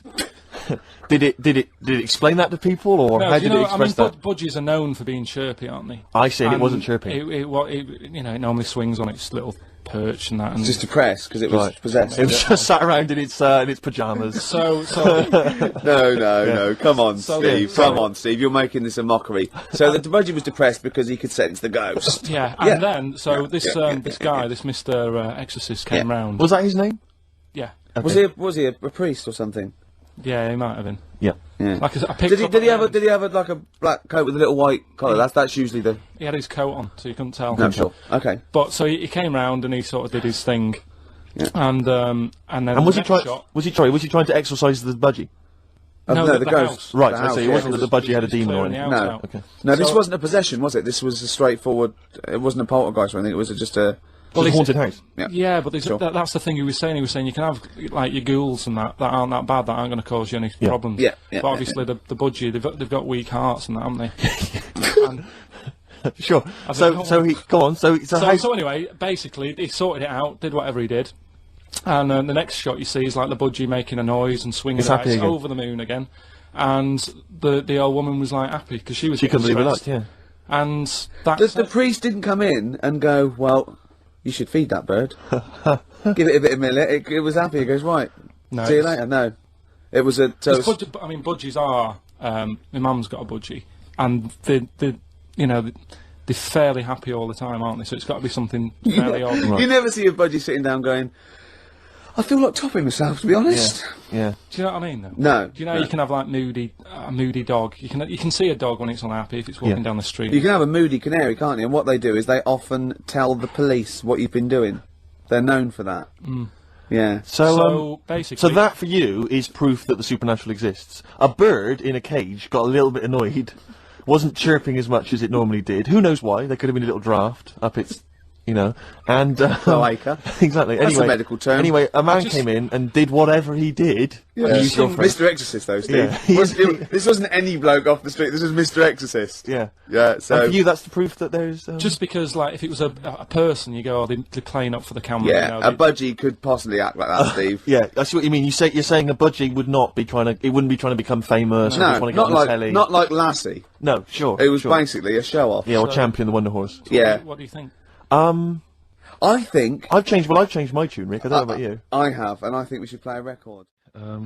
My mum called me to ask me to look in some of the magazine shops in London for a magazine that she can't find. It's called UFO Data. I said, I ain't heard of it. She said she's seen an advert for it in one of her ghost magazines. I love the fact that she can't even find the magazine about unidentified flying objects. Yeah. So we get a clue She there. thinks, I think I saw something, but I don't know whether it was a magazine or not. So we get a clue there as to why you give any credence to this crap. Yeah, well, it's, you know, I mean, Mama Pilkington's into the same shit. there's a lot of space out there, isn't there? She said that this magazine has got news story about how Aldrin, brackets astronaut, has got some evidence that aliens exist. Yeah. I told her that I found out today that the days are about 36 minutes longer on Mars. We chatted about how this is how they are more advanced than us. Do you mean the Martians? Yeah, if they've got a longer day, that's more time that they're awake working on stuff. Right, yeah, we know that makes no difference at all. No, it does. Think about it. Think Yeah. about it. Look, think about it. 6 o'clock here. Yeah. People are going, see you tomorrow. I'm going home. They'll be going home.